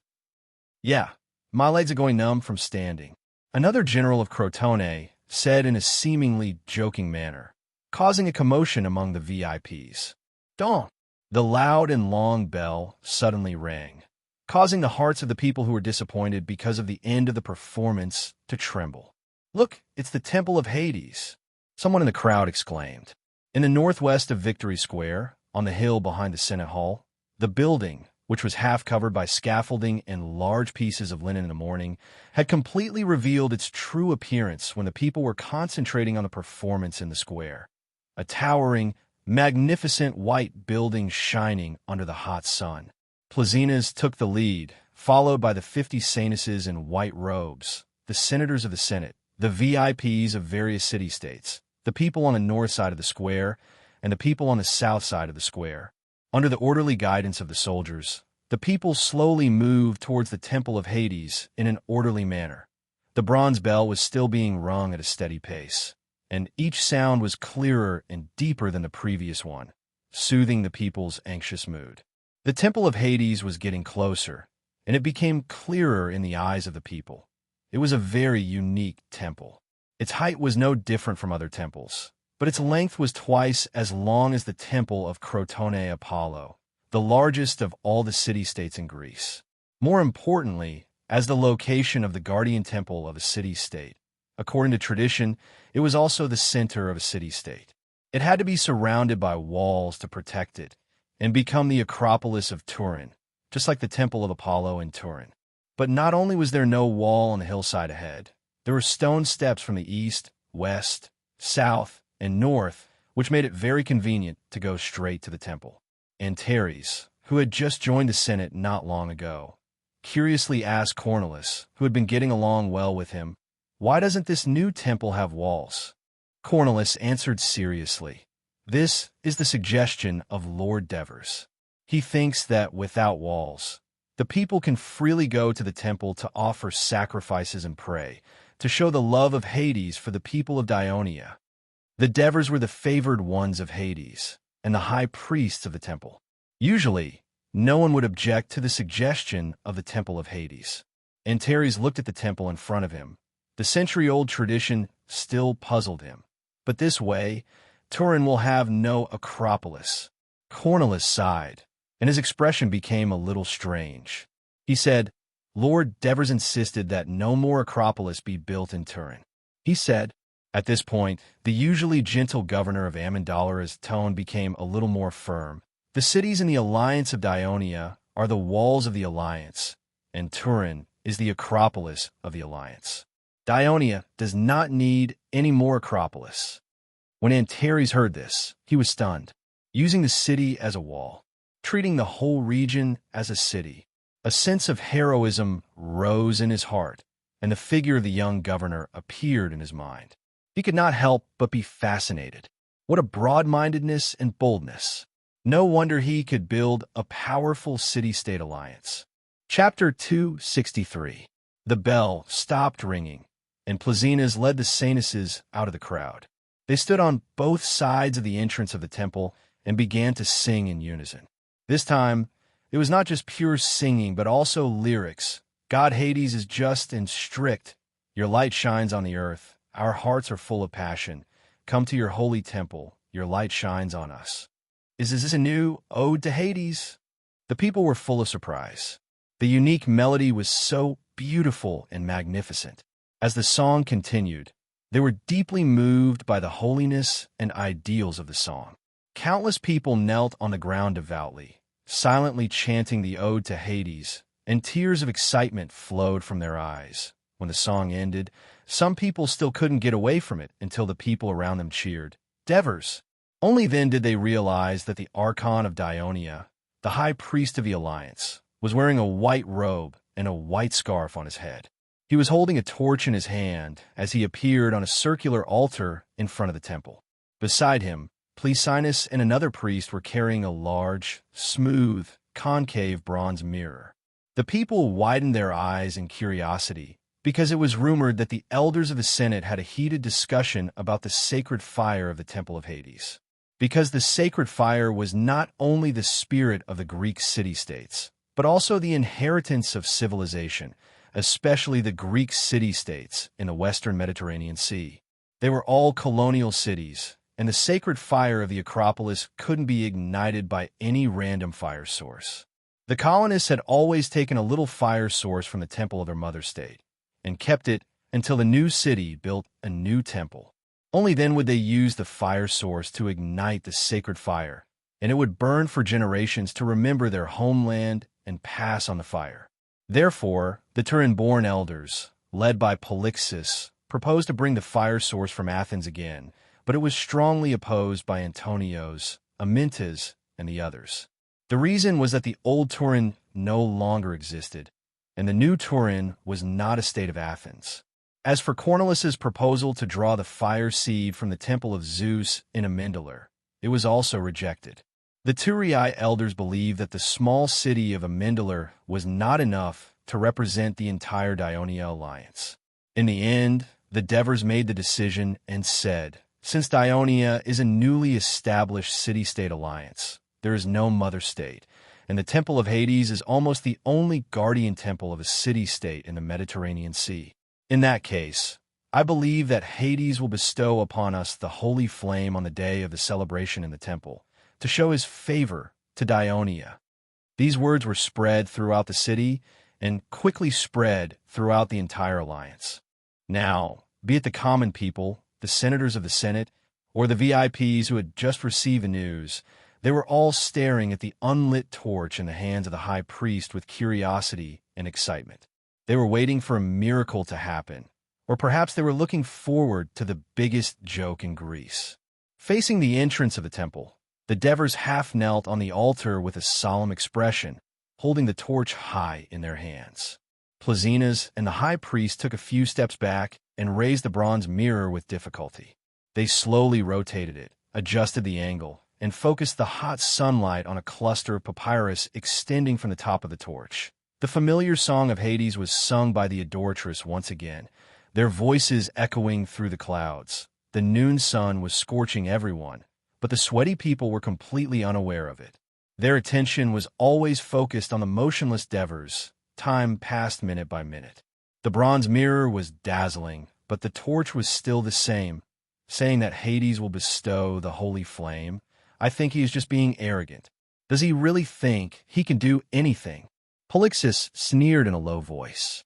He had contributed a lot to the speech of the Devers at the meeting being spread so widely and so quickly. He hoped to see the Devers make a fool of themselves at this moment, which would be a great blow to the prestige of this young consul. Berks nudged him with his hand, kindly reminding him to keep quiet. Polixus rolled his eyes back at him. Berks used to be his good friend, and now he was one of the strongest supporters of the Devers among the Turii senators in the Senate. If it weren't for certain reasons, Polixus wouldn't want to have anything to do with him anymore.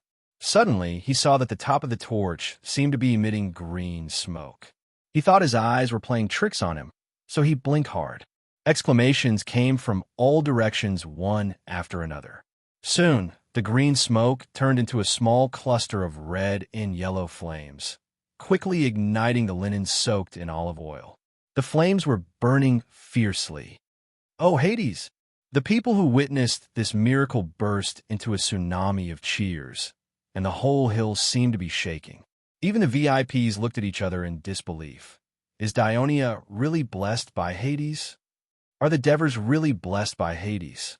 The senators looked at the Devers in front of them in awe, and Polixus' body was trembling slightly. He seemed to see the majestic eyes of Hades staring straight at him from the torch held high by the Devers. The Devers secretly heaved a sigh of relief. Although he had practiced several times before, and even specially chose a sunny day to perform in the square, he was still a little nervous. After all, this was in front of tens of thousands of people. If he messed it up, his meticulous plan and the prestige of the God-favored would be ruined. Fortunately, with the blessing of Hades, he succeeded. The Devers slowly stood up, held the torch high, and slowly walked around, solemnly enjoying the cheers of the people, like the waves in a storm, pushing him to the peak again and again. Then, accompanied by the priests, he walked into the temple and lit the dark bronze braziers in front of the statue of Hades one by one. From now on, the holy fire of the temple of Hades would burn day and night, blessing the prosperity of Dionia. When the Devers walked out of the temple, a loud bugle sounded, accompanied by a low drum beat. The 3 legion commanders, Capys, Drax, and Hieronymus, led by 8 captains in full military uniform, each carrying 3 stone tablets. Under the escort of 40 captains, they arrived in front of the temple.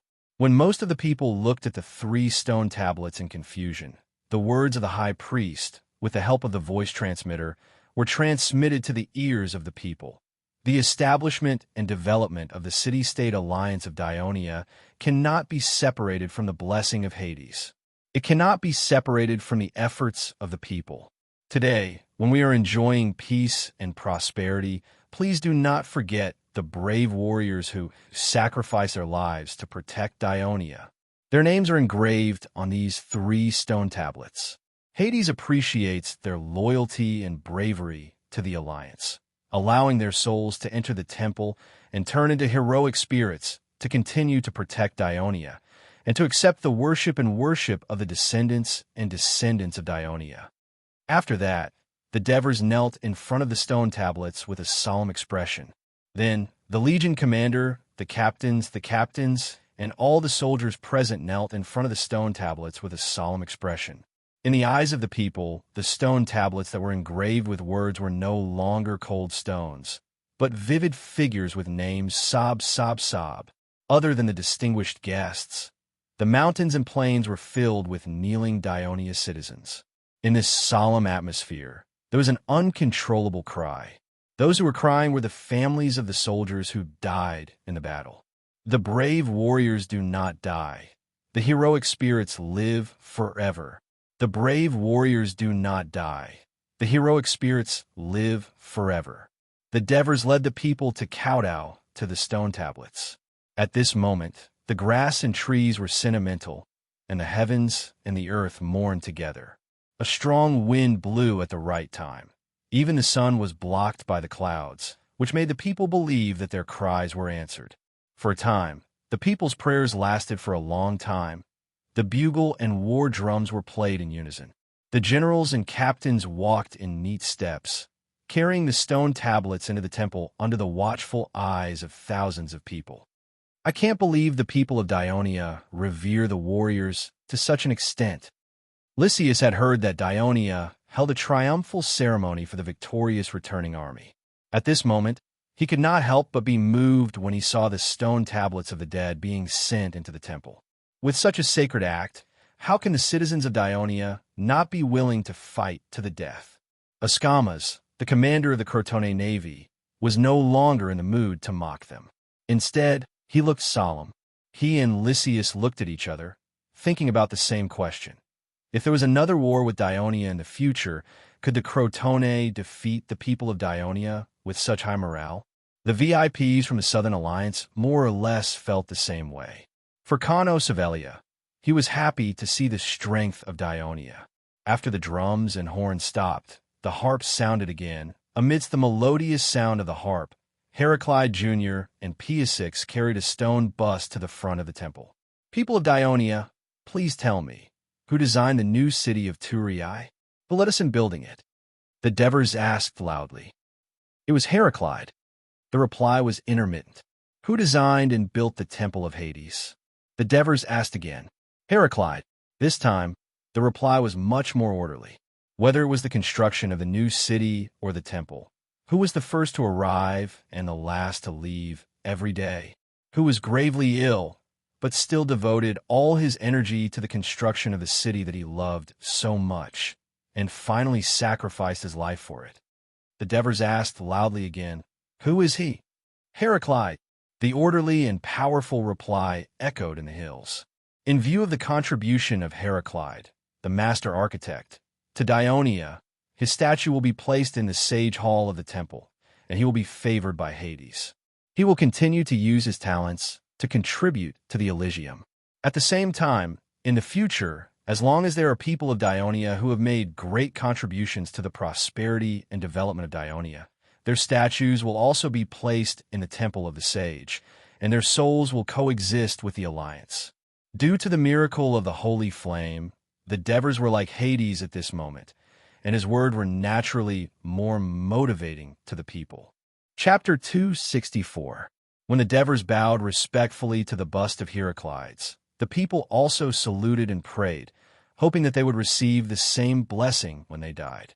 When the statue was carried into the temple, it was already afternoon.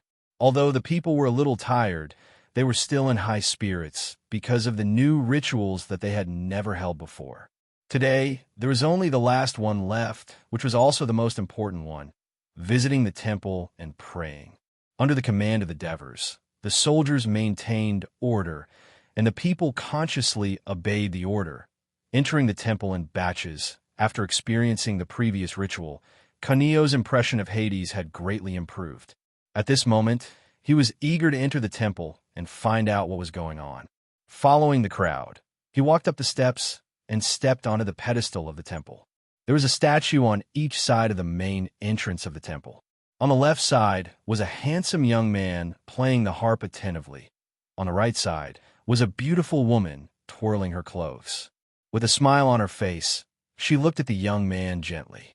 The two milky white marble statues had smooth lines and were lifelike. The affectionate gaze between the two created a pleasant and beautiful mood. Caneo's eyes wandered back and forth between the two statues until someone exclaimed, "Is this the hero Orpheus and his beautiful wife Eurydice?" After being reminded, Caneo's took a closer look and found that it was indeed the case, because their names were engraved on the pedestal of the statues. Orpheus was the son of Apollo, the god of the sun, and Calliope, the goddess of literature and art. He was a hero in ancient Greek legend, and no one could compete with him in singing and playing the harp. His wife Eurydice passed away after being bitten by a poisonous snake. Orpheus, who loved her deeply, ventured into the underworld and moved Hades and Queen Hades with his beautiful singing. They allowed him to take away Eurydice's soul, but before leaving the underworld, he was not allowed to look at Eurydice, or she would stay in the underworld forever. Orpheus kept his promise and trekked with his wife. When he was about to leave the underworld, he accidentally looked at his wife, causing Eurydice to be captured and sent back to the underworld. Orpheus fell into remorse and died of depression. But at this moment, what the two statues showed was not sadness or resentment, but happiness and warmth. Affected by this emotion, Caneos entered the temple with a calm mind. What he saw were the 3 stone tablets that were carried into the temple. This was the Valhalla. Caneos saw the letters engraved on the eaves. The Martyr's Palace was only a side hall of the Divine Temple. It wasn't very big, and the 4 walls were decorated with colorful paintings. Caneus looked at it carefully. The main drawing on it was a magnificent war scene of the former mercenaries crossing the sea to save the people, fighting the barbarians, building a new city, and creating an alliance. Even as an outsider, Caneos could not help but sigh at the hardships of Dionia. But unlike the Dionia people, he did not kowtow devoutly. Instead, he walked to the brazier and bowed before leaving from the side door. There was another side hall on the right. That must be the sage temple that the people had been talking about. It seemed that there were already many people inside. Caneos went straight ahead, crossed the middle gate, and entered the main hall of the temple. The main hall was more than 20 meters high. As soon as he entered, he immediately felt how small he was. In front of the main hall stood a bronze statue that was more than 10 meters tall. Its huge figure also gave off a strong sense of oppression. Fortunately, this statue of Hades did not show the ferocious face of the legends. Instead, it was the image of a benevolent and amiable elder. Beside him was another statue of the beautiful queen of the underworld, Persephone. She held her husband's arm and smiled at all living beings. The most feared of the Greek gods, Hades, was now in harmony with the queen, giving people a sense of closeness. Looking at the floor, it was made of carefully selected marbles that were as smooth as a mirror. The four walls were still painted with colorful paintings of dense forests, verdant mountains, and green grasslands. There were also all kinds of rare beasts, celestial couples, and celestial envoys. Humans were also laughing and playing among them, happy and contented, getting along very harmoniously. It was a fascinating sight. Sunlight shone in from the atrium in the middle of the temple and from the windows on both sides of the temple, complementing the bright colors in the temple, making the main hall even more magnificent, as if one was in a fairyland. Many of the Dionians were mesmerized by it, and they murmured, "Elysee. This is Elysee paradise." They actually knelt in front of the holy fire and did not want to get up for a long time. The soldiers who maintained the order could only urge them again and again. Seeing this scene, Caeneus could not help but sigh. The people of Dionia were bold and ingenious. They turned hell into a paradise, and the evil gods into good gods. In such a warm place, there was no need to worry that there would not be people coming to worship. Caeneus walked out of the temple and could not help but recall the beautiful scene in the temple. The temple on the other side is so scary. Many people dare not go in. No way. It's nice inside. If it weren't for the soldiers, I would still want to stay in there. Over there, that side is completely different from this side. If you don't believe me, you can go and see. Caeneus heard the voices of the people, and he was stunned. There was another temple? No, there was only one here. Could it be? Impossible. Many people were as shocked as Caeneus. It was normal to be surprised. After all, the temples of the ancient Greek city-states had always been dedicated to one god. The statue of Porphone, the queen of Hades, appeared in this temple, which was already a bold breakthrough. Fortunately, people regarded Porphone as a subordinate of Hades, so they were not too surprised. But they never expected that the designers would have an even bolder way to divide the temple into two parts. One temple, two gods. No wonder the length of the Temple of Hades was twice the length of an ordinary temple. Driven by doubts and curiosity, Caeneus quickly passed through the corridor outside the temple, which was supported by a dozen huge Dorian stone pillars, and came to the other side of the temple. Sure enough, there was another entrance to the temple, and it was also crowded with people. There were also two stone statues on both sides of the main entrance, but they were black. They were the ferryman of the underworld river, Cologne, and the guardian of the gate of hell, the three-headed dog, Cerberus. Their ferocious appearance made Caeneus's heart skip a beat. Walking into the entrance, there was a side hall with the words "Prison of the Wicked" engraved on it. In the middle was a ferocious statue of Thanatos, the god of death, holding a sharp sword, and on both sides were engraved black letters. Traitors must go to this prison. Murderers must go to this prison. Rapists must go to this prison. At the end of every sentence, there was a bloody skull, which made people feel a chill in their hearts.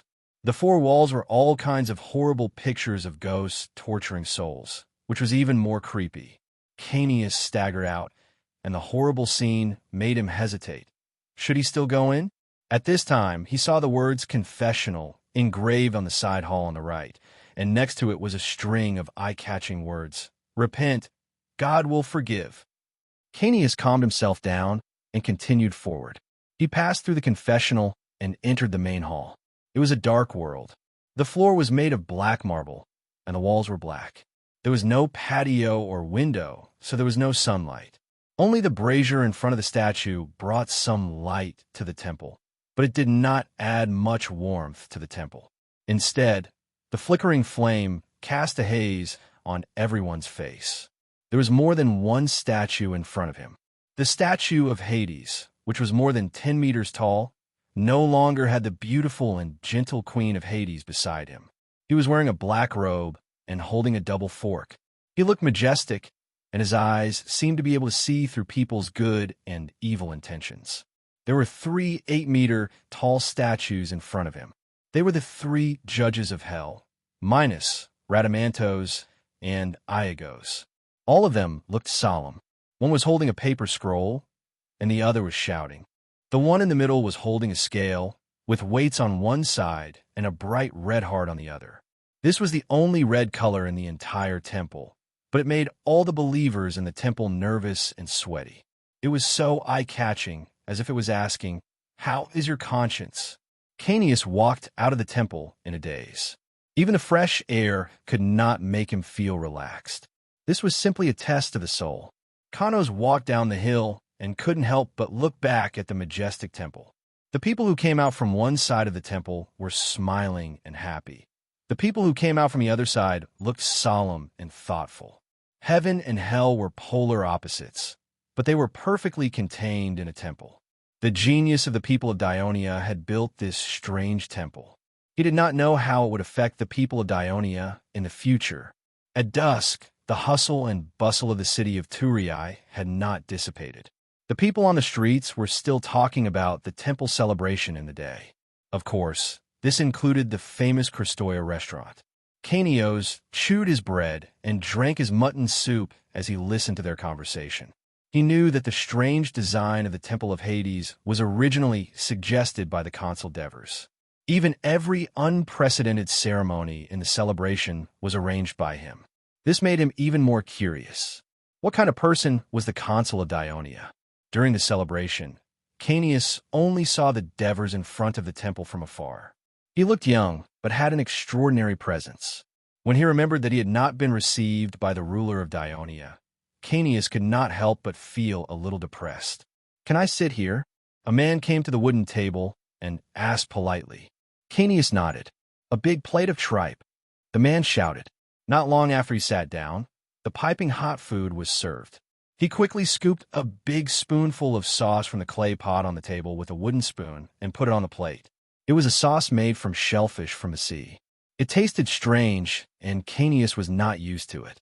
But the man dipped the tripe in the sauce and ate it with relish. This is still the best. I haven't eaten it for a few months. I've been thinking about it every day. I'm dying of hunger." The man's intoxicated look made Canius smile. The man glanced at Canius and said, "Did you know that when the Greek mercenaries were in Persia, the Devers was just an ordinary soldier? He used the tripe to conquer the other soldiers' mouths and attracted everyone's attention. He later became the leader of the mercenaries." Chapter 265. "Oh, that's interesting." Kano smiled and subconsciously sized up the man in front of him. He had a slender figure, a small face, and a hooked nose. He exuded a lively temperament amidst his gentleness. Noticing that Canios was looking at him, the man raised his head and smiled. "I've seen you in the VIP hotel in Turii. My name is Cypros, and I'm from Trine." Canios hesitated for a moment and said in a low voice, "I'm from Elia." "Oh, Elia." Cypros did not seem too surprised. He looked at Canios and said seriously, "I've been to Elia a few times. Speaking of which, our Trine and Elia are in the same predicament. Trine's territory is often attacked by the Brudi, while Elia is always surrounded by the Lacanians. The difference is that we have the support of our allies, while you can only fight alone most of the time." Cypros's words struck a chord in Canios' heart. This feeling of empathy for Cypros made him feel good about Cypros, and he unconsciously leaned forward. "You're here to ask for help from Dionia on behalf of Elia, right?" Cypros said again. Canios hesitated again, and then said, "Elia is here to seek an alliance with Dionia." Cypros saw his concern and comforted him. "Don't worry, Dionia will definitely ally with you." Cypros's words shocked Canios. In the past 2 days in Turii, he had seen the power and prosperity of the Dionia, and he began to worry. The weak Elia would not be able to attract the interest of Dionia, and they would not want to provoke the ferocious Lacanians. At this moment, he dropped his guard and asked, "Why are you so sure?" "Because Elia's position is very important.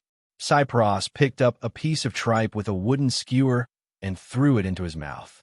After chewing it carefully, he said, "It will help Dionia unify the Lacanian region." Dionia wants to take over the entire Lacanian region? How is that possible? Canios was shocked. Of course it's possible. Dionia's political system determines its ambition to expand, Cypros said with certainty, with a complicated expression on his face. You mean? Canios suddenly understood.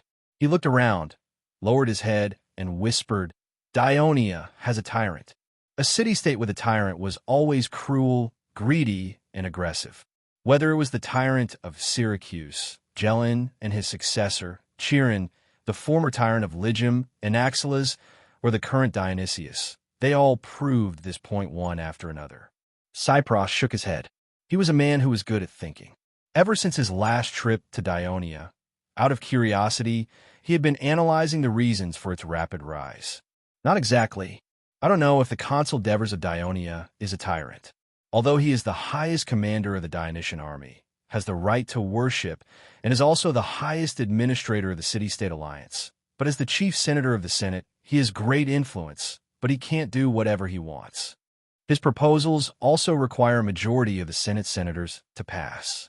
The appointment of high-ranking civil servants of the alliance must also be approved by the Senate, although he has the power of veto.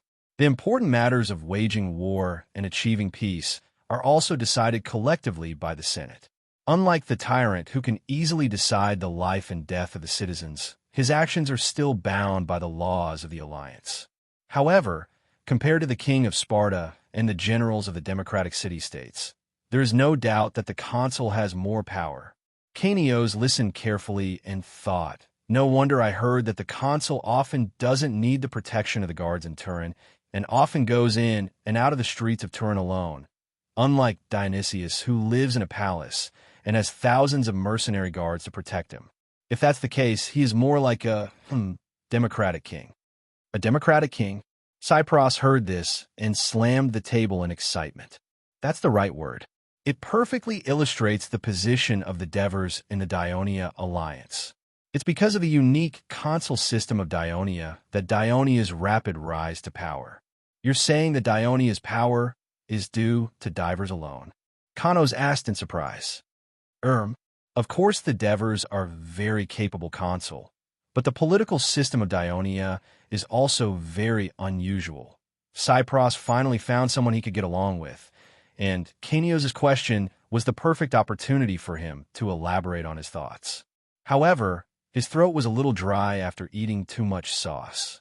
He swallowed his saliva and said, Canios, do you drink beer? The beer in this shop tastes very good. I heard that the Devers specially instructed their slaves to brew it after many experiments. This person is not only very capable in military and political affairs, but also in business. No wonder he's called the Blessed. Beer was only a beverage for the people at the bottom of the city-state, but after hearing Cypros's words, Canios was a little tempted. 2 big cans of beer. Cypros shouted. A long bottle with a slender neck was placed in front of Canios. Canios picked it up, and a faint sweet aroma wafted into his nostrils. He quickly took a sip, and the cool golden liquid flowed smoothly into his stomach, dispelling most of the heat in his body. He could not help but take another big gulp. Not bad, right? Cypros saw this and said proudly. Canios nodded and burped. He could not wait to ask, what's different about the system of Dionia that you mentioned? Cypros did not keep Canios in suspense anymore. He took a sip of beer and said slowly, whether it's Courtenay or Ustrine, the highest authority is the Assembly of Citizens, which decides everything in the city-state.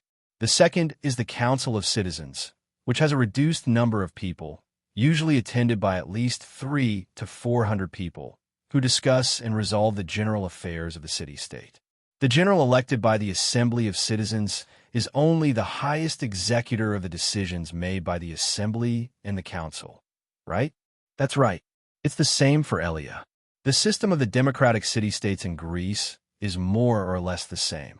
The system of Dionia comes from Armindalara, and Armindalara, I guess after it broke away from Sybaris like Heraclea and Metapontum, it was influenced by Tarentum.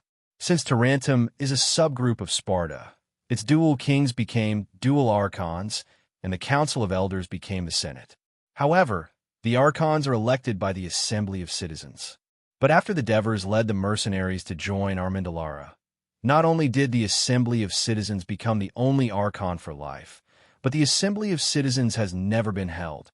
Cypros said in a deep voice, "Dionia canceled the Assembly of Citizens?" Kenios almost cried out in surprise. Before talking to Cypros, based on his past understanding that the Devers were tyrants, Kenios would not be surprised if Dionia did not have an Assembly of Citizens. But Cypros had already told him that the Devers are not tyrants, and are also subject to the restrictions of the Senate. His understanding of Dionia was that it was a relatively normal city-state alliance, and that was why he overreacted when he heard what Cypros said. The Assembly of Citizens of Dionia has not been officially canceled, but it has never been held. Cypros said slowly, "I think that perhaps the situation of the Union of Dionia is unique, and that's why they did not hold it. After all, the citizens of Dionia are scattered across several cities, and their origins are complicated. There are Greeks and a considerable number of foreigners, such as Turii, Armindalarans, Cremissa.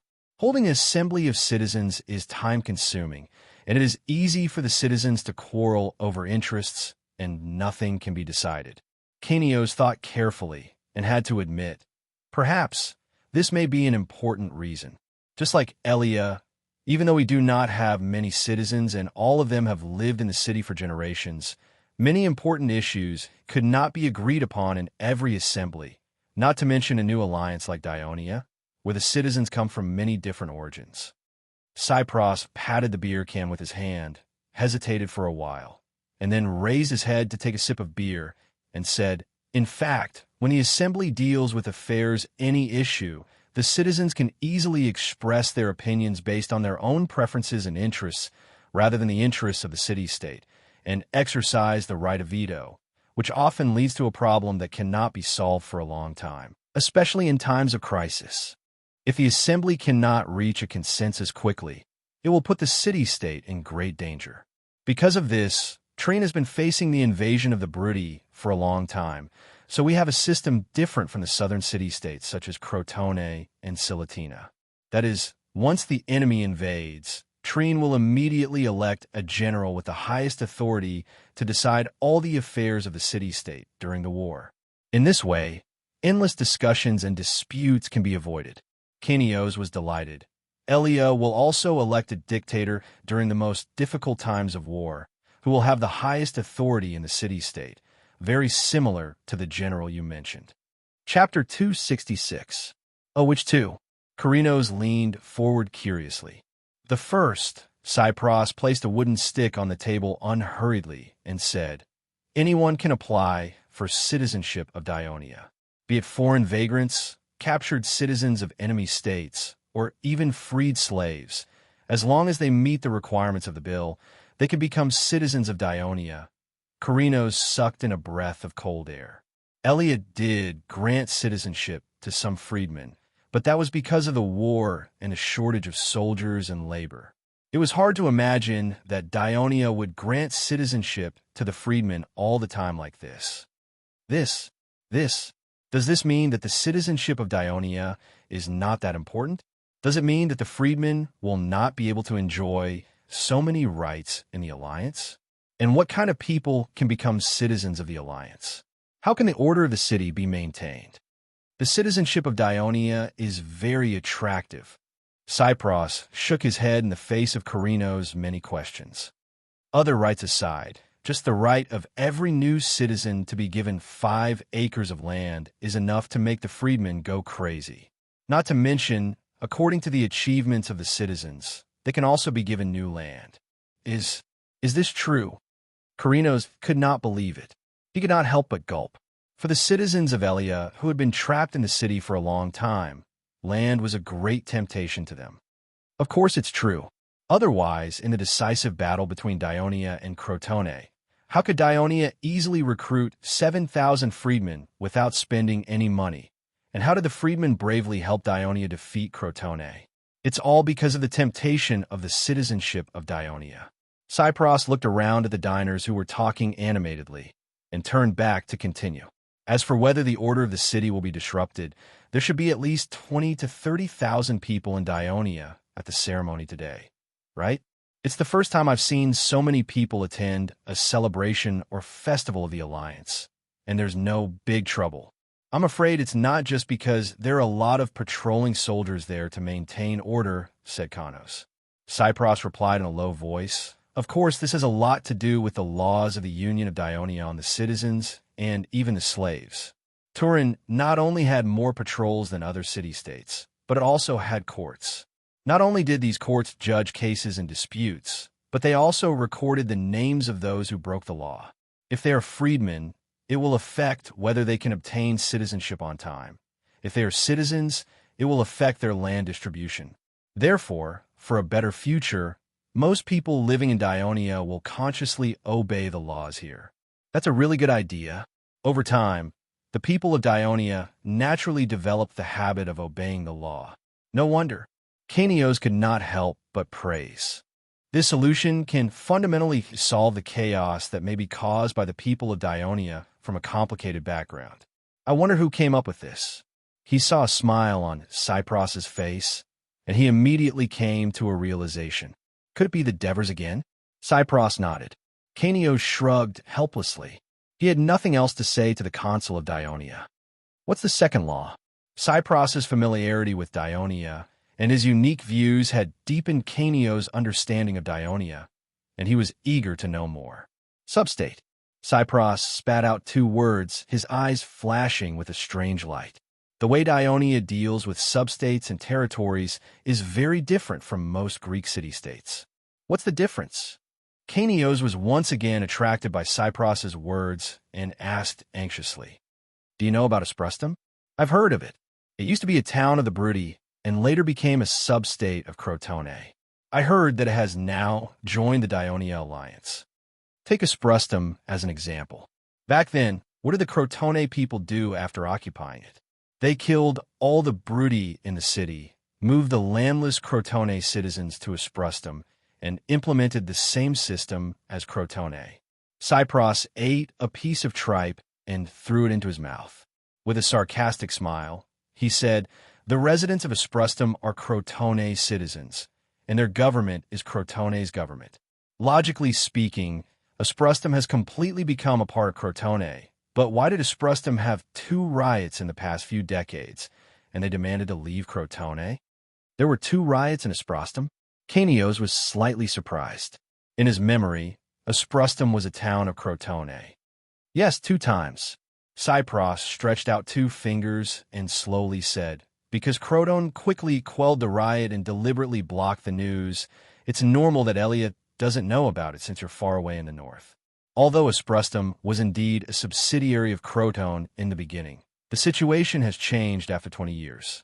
According to the law of Crotone, only men from Asprustum whose father was a citizen of Crotone could become a citizen of Crotone.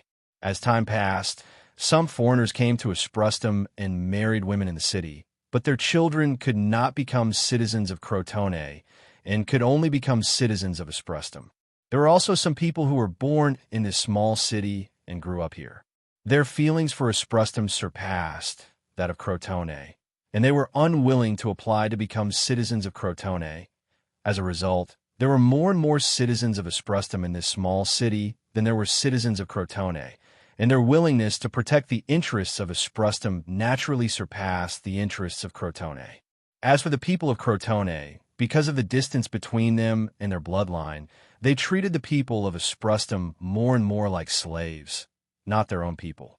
When there was a war, the people of Asprustum were at the forefront. When there was a land dispute, they sided with the people of Crotone. As a result, the people of Asprustum hated the people of Crotone more and more. How could they not demand independence? Hearing this, Kanios nodded and took a big gulp of beer.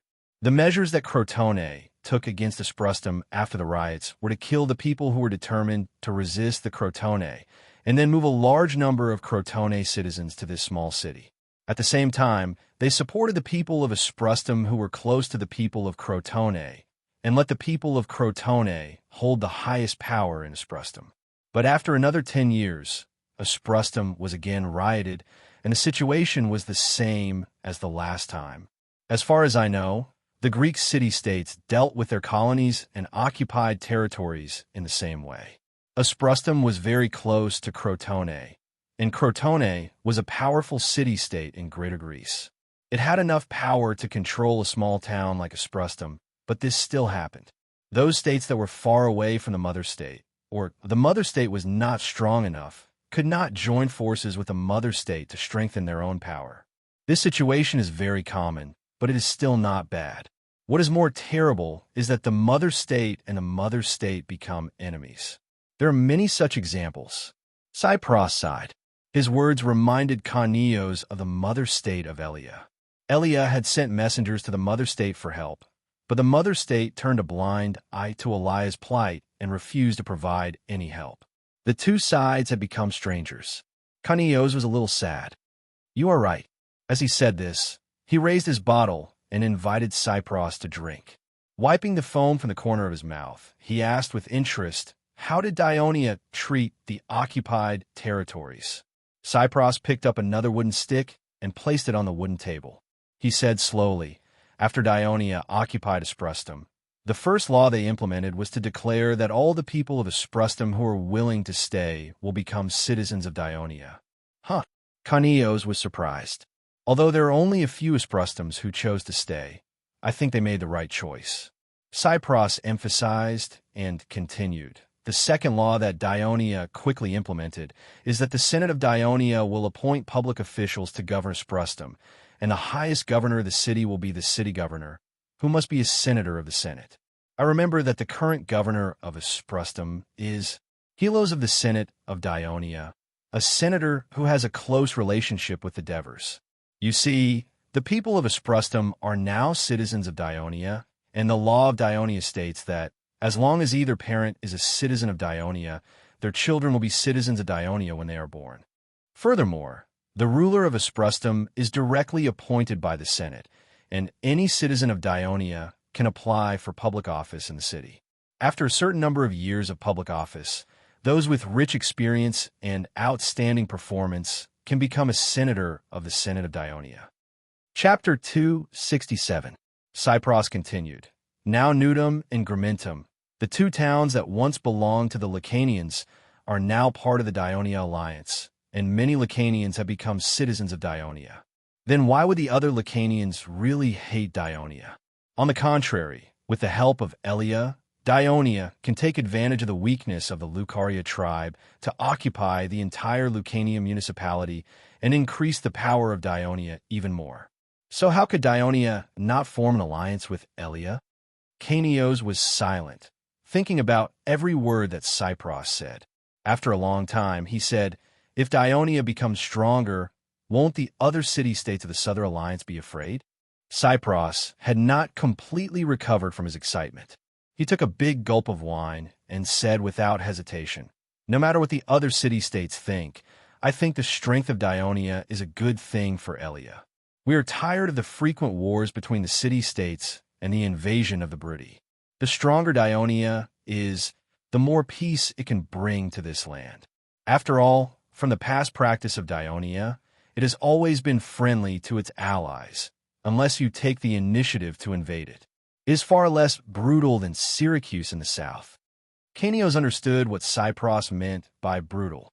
After Dionysius conquered the Greek city-states of Sicily, he sometimes slaughtered the local residents and turned the remaining captives into slaves.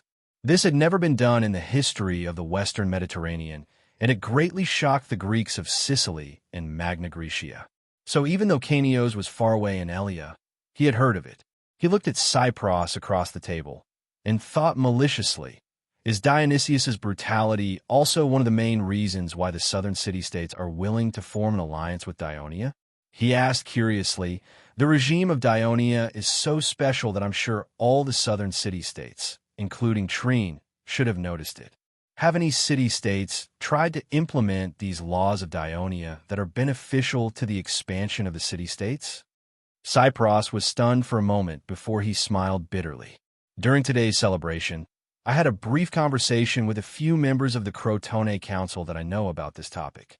It's basically impossible. Do you think the citizens of the city would agree to it? Kanios suddenly realized that the conservative and xenophobic citizens of the Greek city-state would never allow outsiders to share the wealth and power of the city. And the highest authority of the city-state, the Citizens' Assembly, was made up of most of the citizens of the city-state. They would never allow these unfavorable proposals to pass. Why could Ionia do it? Kanios asked.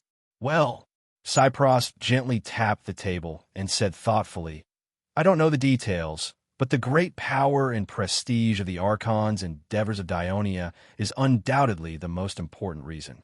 Kanios agreed with this point, but it was impossible for an archon like the devers to appear in Elia. But Cypros looked at Kanios and said hesitantly, there are still some problems with a new city-state alliance like Dionia. What problems? Kanios asked anxiously. Cypros looked back, and the waiter was already standing behind him. He shook his head and said no more. The next morning, the ceremony for the completion of the Temple of Hades was still going on.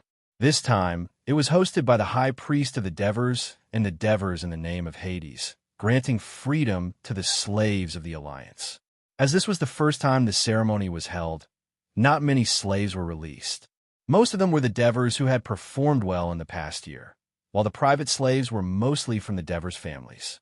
As the territory of the Dionia Alliance expanded, the bank and restaurant opened by Christoia were also expanding rapidly. At the same time, she was constantly opening up new business channels, such as Christoia's shop, which mainly sold school supplies for the newly built schools of Dionia, as well as rugby and soccer equipment. For this reason, she bought a large number of slaves to ensure sufficient labor, and at the same time, granted freedom to the slaves who performed well. On the one hand, she wanted to use them as an example to give hope to other slaves and encourage them to work harder. On the other hand, the Devers, as the Archons, led the people to treat their slaves kindly in order to ease the conflict between the slaves and their masters in the Dionia Alliance and the society as a whole. Among the slaves released by the Devers was Christoia's personal maid, Asuna. Asuna had previously told Christoia that even if she was free, she was still willing to continue to serve Christoia as an employee. Christoia, of course, welcomed her very much. In fact, apart from the change in her identity, Asuna's lifestyle was not much different from before, including her salary. That was because Christoia had long given her close slave money. Because the domestic slaves spent a long time with their masters, they often developed a family-like relationship. So it was not uncommon for the slaves to be released before their masters died, or for the slaves to continue to serve their masters after they were freed. However, for the freed slaves of Dionia, there was one more thing they had to do as soon as possible, and that was to immediately apply to the Alliance's household registration officer for probationary citizenship. After the slave liberation ceremony, it was the beginning of a joyous celebration. The play, paid for by the Alliance and free for the people to watch, would be performed nonstop for 3 consecutive days in a newly built theater in the city of Turin. If it was in Athens, there would be countless people lining up to grab the number plate and rush to get in to watch the show. But in Dionia, especially in Turin, the people were more interested in the Dionia rugby tournament. Last year, only the 4 cities of Amendolara, Turin, Nudum, and Laos participated in the tournament, attracting the attention of countless people. This year, Cremissa, Castellan, Aspustum, and even Grimentum, which had just joined the Alliance, had formed a team to participate, mainly composed of soldiers who had migrated from Legio III to Grimentum. The expansion of the participating teams made the competition more intense, and at the same time, the opening ceremony was more formal. The VIPs from the various city-states of the Ionian Alliance and the Southern Alliance had all received invitations. When the entire arena was filled to the brim, a loud bronze horn sounded in the arena, and the players from each city entered the arena one by one and circled around the arena. The people cheered enthusiastically, especially when they saw the players from their own city. When Amicris saw the Castellan players line up and pass the main stand, he applauded and said loudly to the people around him, "Look, Those are our Castellan players. At the front is Gorky's. Look at them. They are as strong as a herd of Lucanian bulls. The people around him laughed good-naturedly. The three Cremissa senators, Entalis, Euripus, and Priades, who had just entered the Senate, did not understand why the chief general of Castellan was so excited. Cunegorata smiled and explained to them in a low voice. During the rugby match last year, we also invited Castellan, but Laos participated, while Castellan did not. So many people made fun of them and said, "The people of Castellan are timid and weak by nature, and they dare not participate in this kind of intense men's game." It seems that these words really provoked them, and this year they specially formed a team to prove themselves. Even their general, Gorky's, has personally participated. For the three of them who had never watched a game, they could not understand the enthusiasm and madness shown by the people of Dionia, but they were also infected by the fanatical atmosphere around them.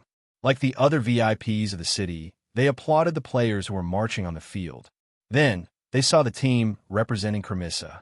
Because the wooden sign held up by the leading player was engraved with the dazzling red letters Cremissa, most of the team of more than 50 people were unfamiliar faces.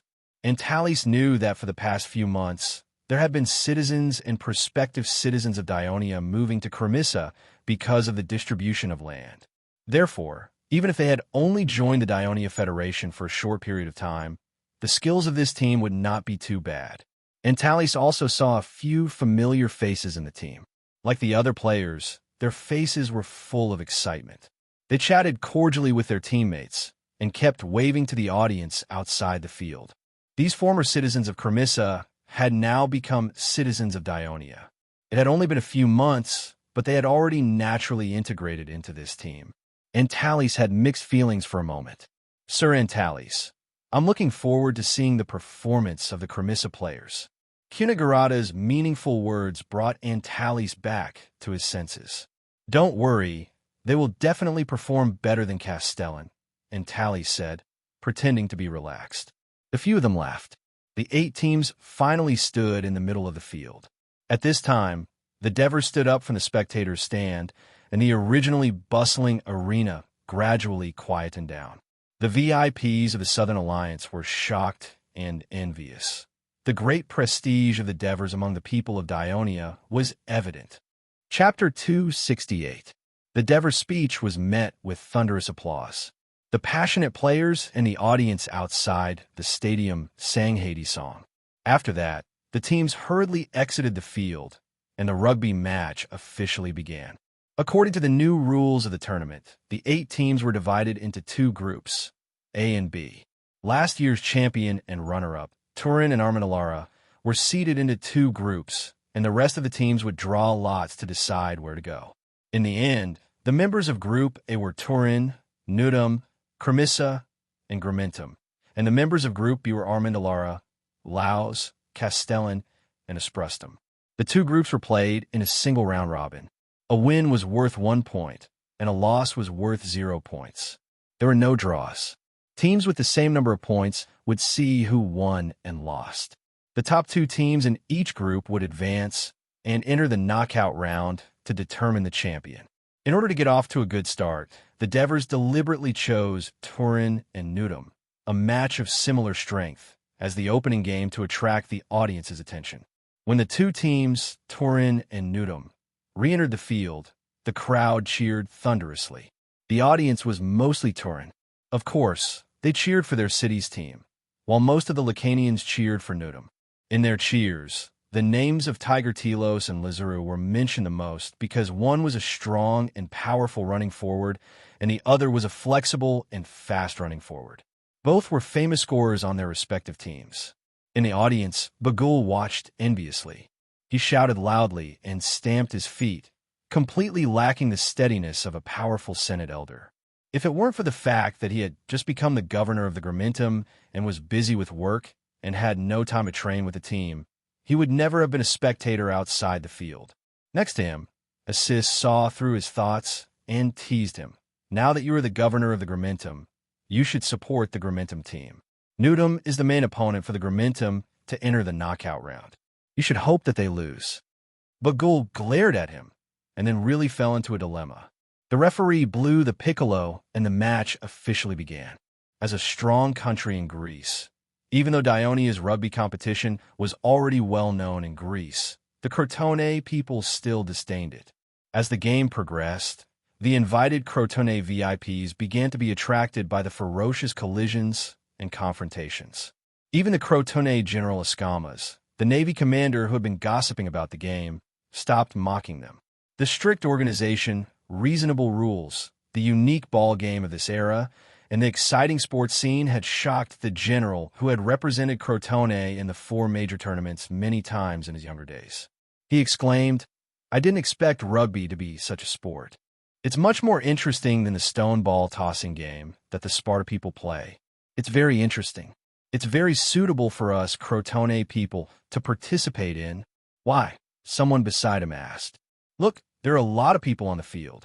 Although the scene looks chaotic, it's basically 2 types of sports, offense and defense." Escamas pointed to the field and analyzed with reason. To do these 2 things, the players who participate in the game must have great strength, speed, and not be afraid of collisions. These are exactly what we Crotone athletes are good at. Escama's proud words attracted the nods of the Crotone people around him. Crotone's athletes have been dominating in wrestling and boxing for a long time, and they have a wealth of experience in training athlete strength and explosive power. When we go back, we should persuade the Citizens' Assembly to let the Crotone people start practicing rugby too. Next year, we'll also participate in this competition and defeat these Dionia teams. Escamas looked around at the cheering Dionia crowd around him, a hint of anger hidden in his eyes. At this moment, Turin's Tiger Telos scored a touchdown with the ball.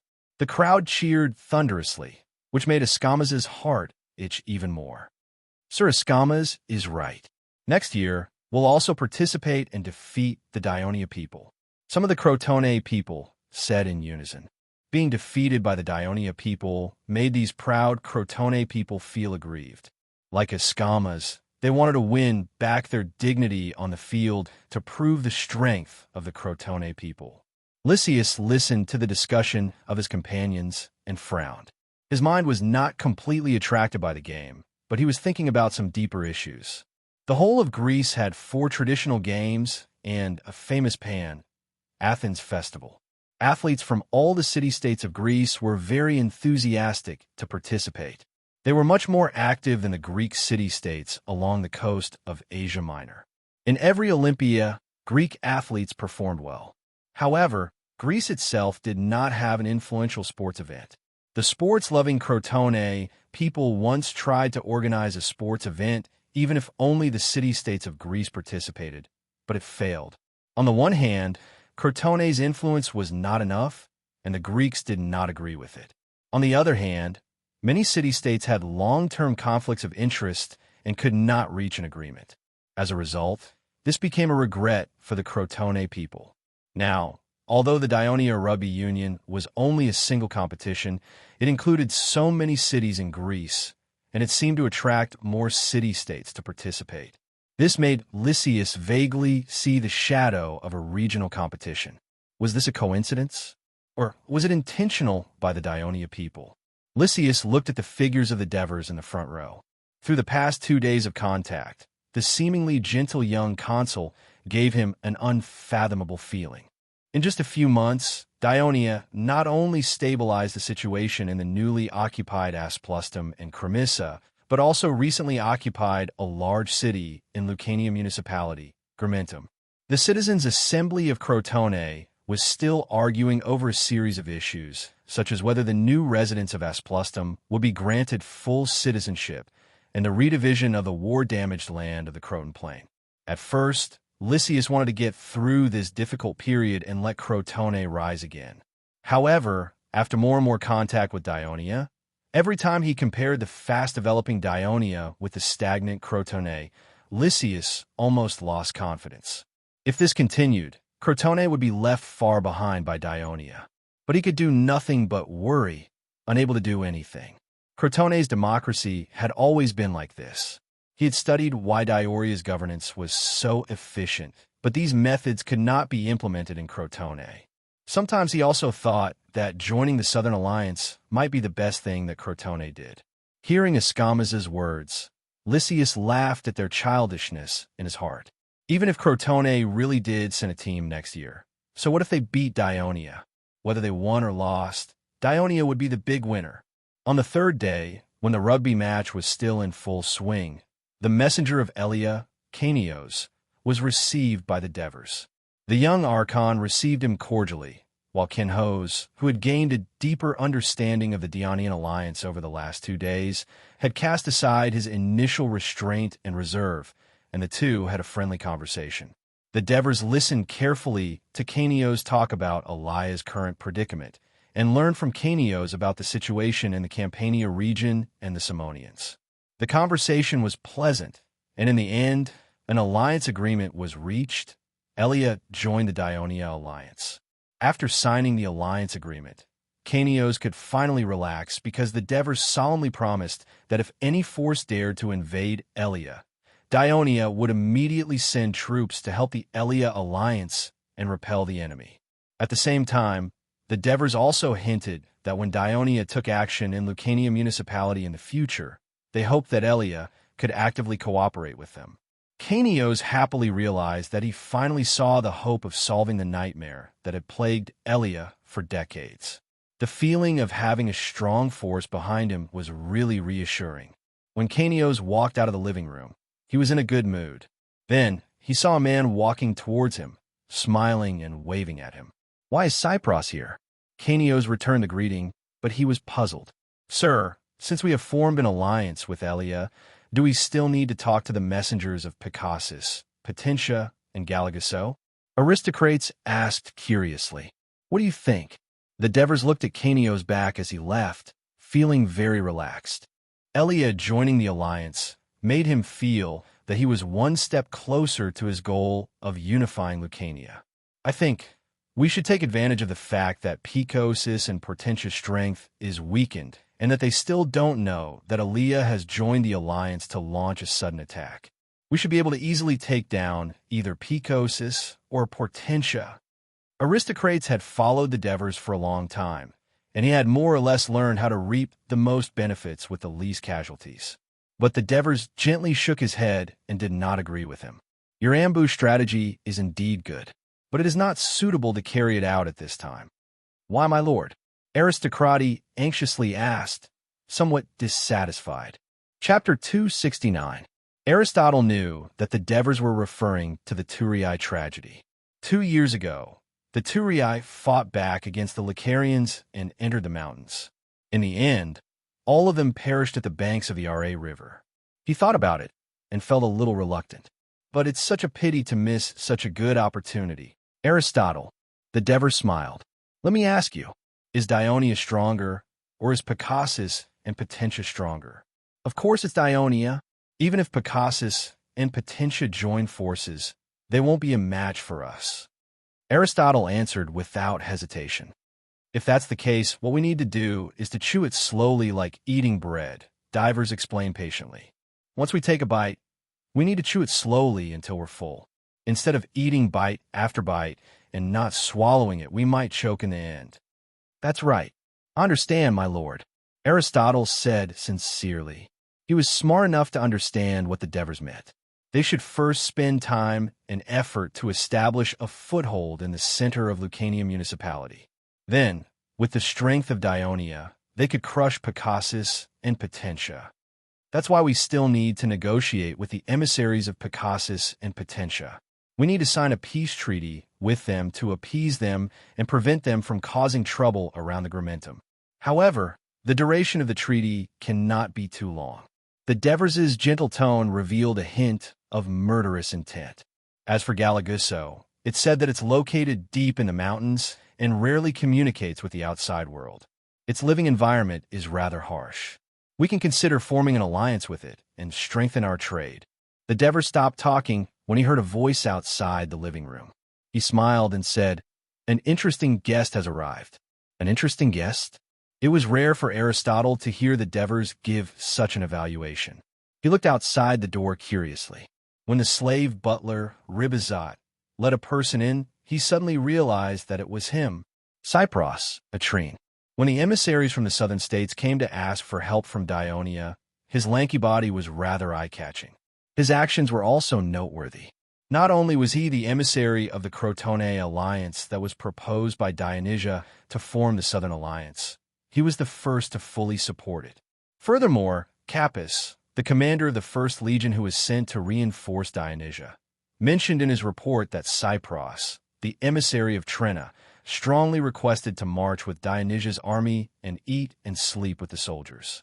It was said that during the Trine Citizens' Assembly, he also praised the Dionysian army's combat effectiveness and suggested that Trine and Dionia should strengthen their cooperation. Aristotle Cradle remembered that divers had commented on Cypros after hearing about his performance. Cypros is a smart, observant, and adaptable man. Therefore, he was one of the guests specially invited by the Devers for the inauguration of the Temple of Hades.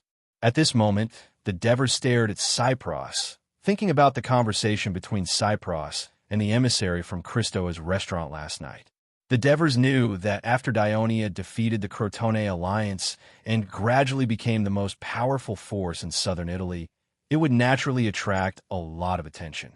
And the unique political system of Dionia naturally could not escape the eyes of those who were observant, but there were not many who could analyze it as incisively as Cypros. Cypros, Dionia's best friend. "Welcome," said the Devers happily in a loud voice. "I've been busy with the celebration for the past few days. I was thinking of inviting you after the celebration to express my gratitude, but I didn't expect." Cypros bowed respectfully and said, "Lord Consul, I insisted on visiting you because I had no other choice. The city has urgently asked me to convey a proposal to you." "What proposal?" The Devers gestured for Cypros to sit down. Cypros glanced at Aristotle, wanting to say something but hesitated. "Let me introduce you to Aristotle Clade, a very talented young man. He's my personal clerk. Actually, he's just a clerk because he hasn't obtained the qualifications to become a probationary citizen. You can rest assured." Aristotle Clade was quite moved by Diver's words. Cypros nodded at him and sat on the wooden chair. He then asked, "Do you know about the Brudi, Lord Consul?" As soon as the Devers said that, they roughly understood the purpose of Cypros' visit. "I know a little about our neighbor to the west of the Dionia Alliance. The Brudi are the indigenous people of Italy. They also live in the form of tribes, but compared to the Lucaria, they are smaller in number and less of a threat to Dionia. I heard that they often attack the Trine." The Devers looked at Cypros with a faint smile and said, "Not only the Trine, they also attack Aspustum and southern Turii from time to time," Cypros reminded. "But after all, it's rare, and since the establishment of the Dionia Alliance, the Brudi have completely stopped harassing us," the Devers said with a relaxed expression. "In fact, since last year, the Brudi suddenly stopped attacking all the Greek city-states. This is not just because the Crotone, the Silatans, and our Trine alliance had dealt a heavy blow to the Brudi." Cypros paused for a moment. He felt the Devers' eyes focusing on him. He deliberately raised his voice and said, "It's because there's been a major change within the Brudi." "What change?" The Devers' heart skipped a beat, but he still said calmly, "The Trine alliance borders the Brudi's town of Canopetia. They have been fighting with the Brudi for years, so they're relatively familiar with them and have some sources of information." Cypros' expression became solemn. "Last year, we received news that the leaders of the Brudi tribes have gathered in the city of Cosenza and have been discussing the formation of a tribal alliance. Is this true?" The Devers was shocked and could not help but lean forward. It was no wonder that he was a little impatient. The reason why he pretended to be indifferent before was because when he knew that Cypros' visit this time was related to the Brudi, he did not want to appear too enthusiastic and lose too much leverage in the discussion of the future attack on the Brudi. After all, the Brudi could not pose a huge threat to Dionia like the Lacanians. As far as he knew, in the small mountainous area occupied by the Brudi, their tribe had always been divided. The northern tribe centered around the city of Vigo, because it bordered Laos, so they used to have a close relationship with the Lacanians, and they were present when the Lacanian tribal coalition invaded Turii. The central tribe centered around the big city of Cosenza, which was the most powerful in the east. Along the upper reaches of the Kratai River lived some other Briti tribes. They built this small city of Abyssinia, and they used to cross the mountains to plunder the southern part of the Zbari Plain.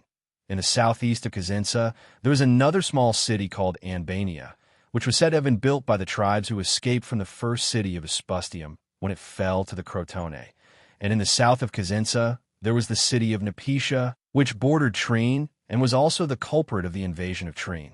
The Briti Mountains had high mountains, dense forests, rugged roads, and the only plateau in southern Italy. The city of Vigo and the city of Nepetia guarded the narrow road to the north and south of the west coast by the sea. Abyssinia and Anbania blocked the only mountain road to the east coast, making this area a barricade. Since they claimed to be the habitat of the Briti, it had always been the Briti who rushed out of the mountains and harassed others. They had almost never been invaded, but there were more internal tribal wars. Most of the wars were provoked by Kazinsa. The most powerful one wanted to annex other tribes. Except for Clypetia, which had a close relationship with Kazinsa and remained neutral, Vigo, Abyssinia, and Anbania often joined forces to fight against Kazinsa. It was because the frequent inter-tribal wars had consumed the strength of the Briti, so they were not too much of a threat to the Greek city-states. Now, the Briti, who had always been in dispute, wanted to establish a tribal alliance, which greatly increased the threat to the Greeks, especially Dionia, whose territory bordered the Briti Mountains. Of course it's true, Cypros said affirmatively, because in May of this year, the Briti tribal alliance has been established. It is reported that the Briti tribes elected Penlin, the great chief of Kazinsa, as the great chief of the new alliance. The great chief of Vigo, Sidorum, the great chief of Abyssinia, Bergam, the great chief of Anbania, and Pangam, the great chief of Clypetia, will be the elders of the alliance. With Kazinsa as the center of the tribal alliance, all the Briti tribes will be governed. After listening to Cypros's words, Devers could no longer sit still.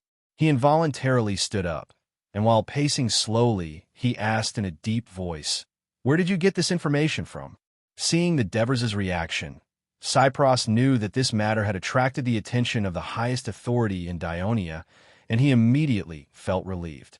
But he did not know that the reason why the Devers cared so much about this matter was not only because the formation of a tribal alliance by the Briti may pose a danger to the territory of the Dionia alliance, but more importantly, the Devers had long considered the problem of the Briti. Chapter 270. The other powerful state of Greater Greece, Lygium, was far away on the toes of Italy. It remained neutral in the disputes of Greater Greece, and cared more about the shipping trade than the hegemony. Locri had a grudge against Dionia, but Dionia was separated by the Southern Italian alliance. A single Crotone was more than enough for Locri to handle. Dionia only needed a little reinforcement, and Locri would not be able to handle it.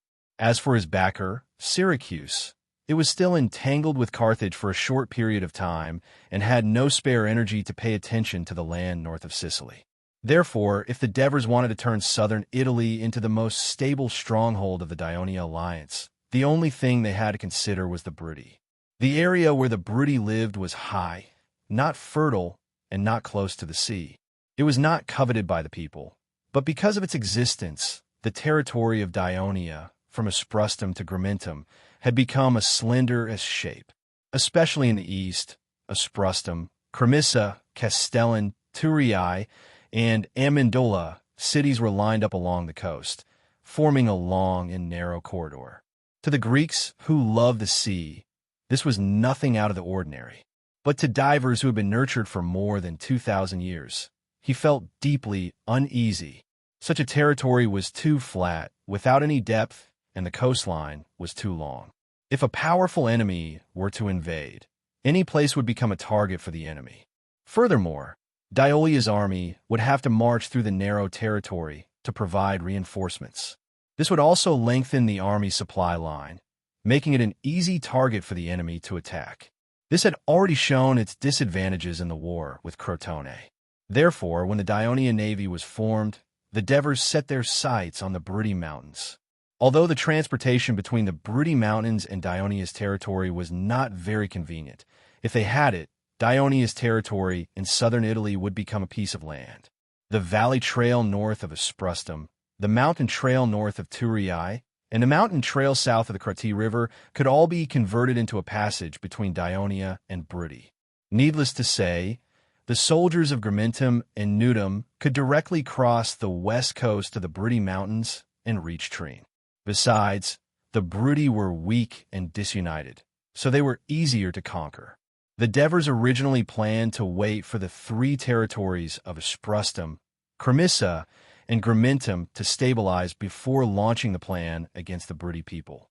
Some time ago, the Devers also asked Isam to send someone to Brutty to inquire about the news, but they did not expect the Brutty people to be so heavily guarded, and Isam's mountain scouts basically did not know the Brutty language. Not only did they not get any news, but they also lost a few men. The Devers had to suspend the reconnaissance, but they did not expect the Trine messenger, Cypros, to bring them shocking news.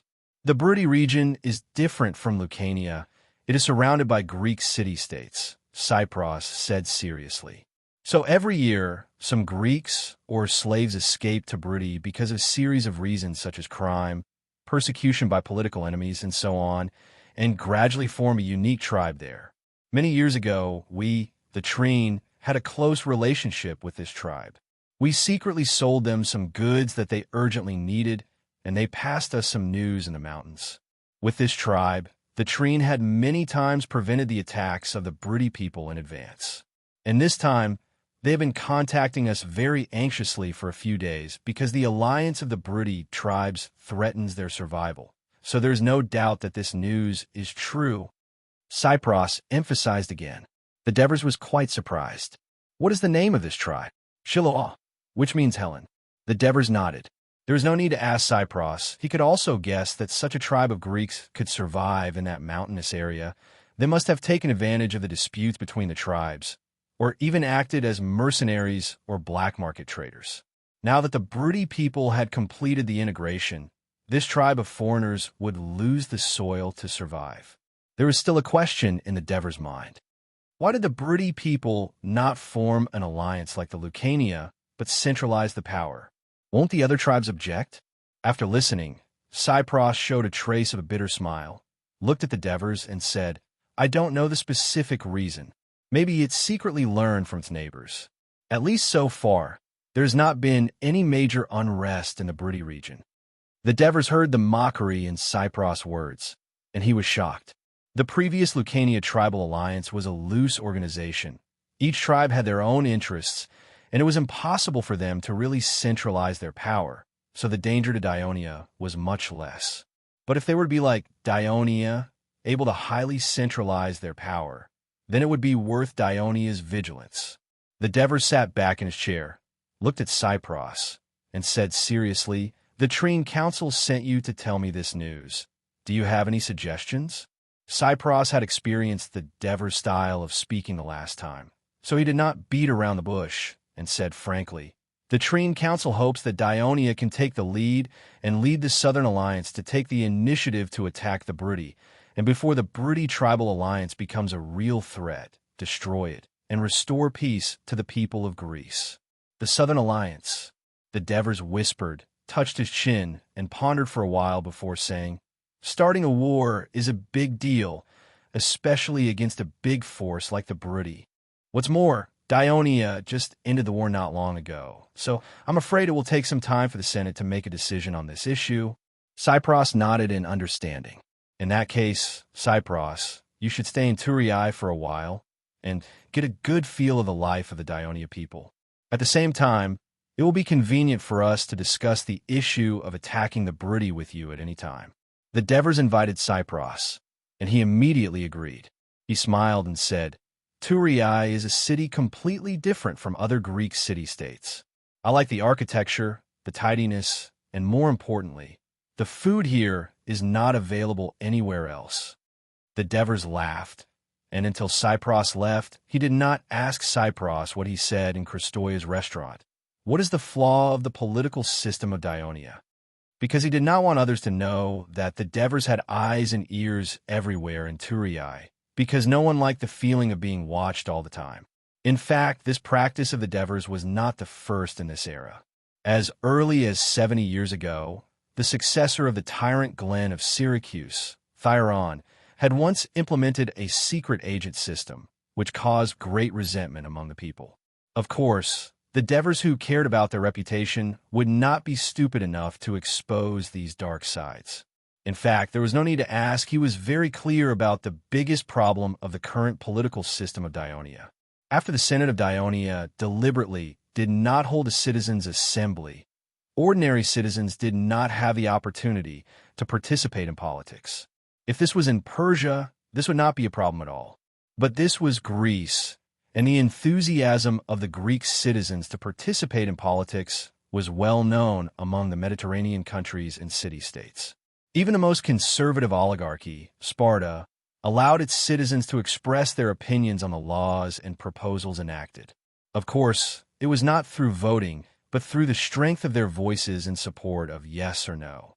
The reason why the political situation in Dionia was stable now was that the Greek cities in the Union of Dionia had suffered a sharp decline in population after the war. The remaining people were still busy repairing their homes, and the fear of war made them yearn for strong protection. The army under the command of the Devers gave them a great sense of security. On the other hand, the native freedmen, who made up the majority of the population, had always been on the periphery of the city-states. They were busy making a living and had no right to participate in the affairs of the city-states, so they did not develop the habit of participating in politics, nor were they enthusiastic about politics. Not to mention the citizens of Lucaria, who used to be under the control of the elders and chiefs in their tribes. But now in the Union of Dionia, the Senate decided everything, so they did not feel any discomfort. The Devers knew that this stable situation would not last forever. When the Union of Dionia became stronger and the people became wealthier, they would probably have higher expectations. But the Devers were not worried about this. He had already taken the corresponding measures to deal with it. Now, it was better to let the people of Dionia continue to familiarize themselves with the existing system until they got used to it. At the end of July, Dionysius led the Syracuse army to launch a full-scale attack on Moscha, the core town of Carthage in Sicily. The causeway they built from the coast had already connected to the small island where Moscha was located in the bay. The siege weapons could be directly transported to the city, so the fierce siege began. The Moschans used bows, arrows, javelins, and threw burning tar to kill and injure the soldiers of Syracuse. The Syracuse used dozens of ballistae to bombard the walls of Moscha, forcing the defenders to stand on the walls. After a few days of fierce fighting, the siege hammers used by the Syracuse people smashed a big hole in the walls of Moscha. The army of Syracuse rushed in, and the walls of Moscha fell. Dionysius was very excited. He thought that victory was already in his hands, but who knew that the bloody battle had just begun.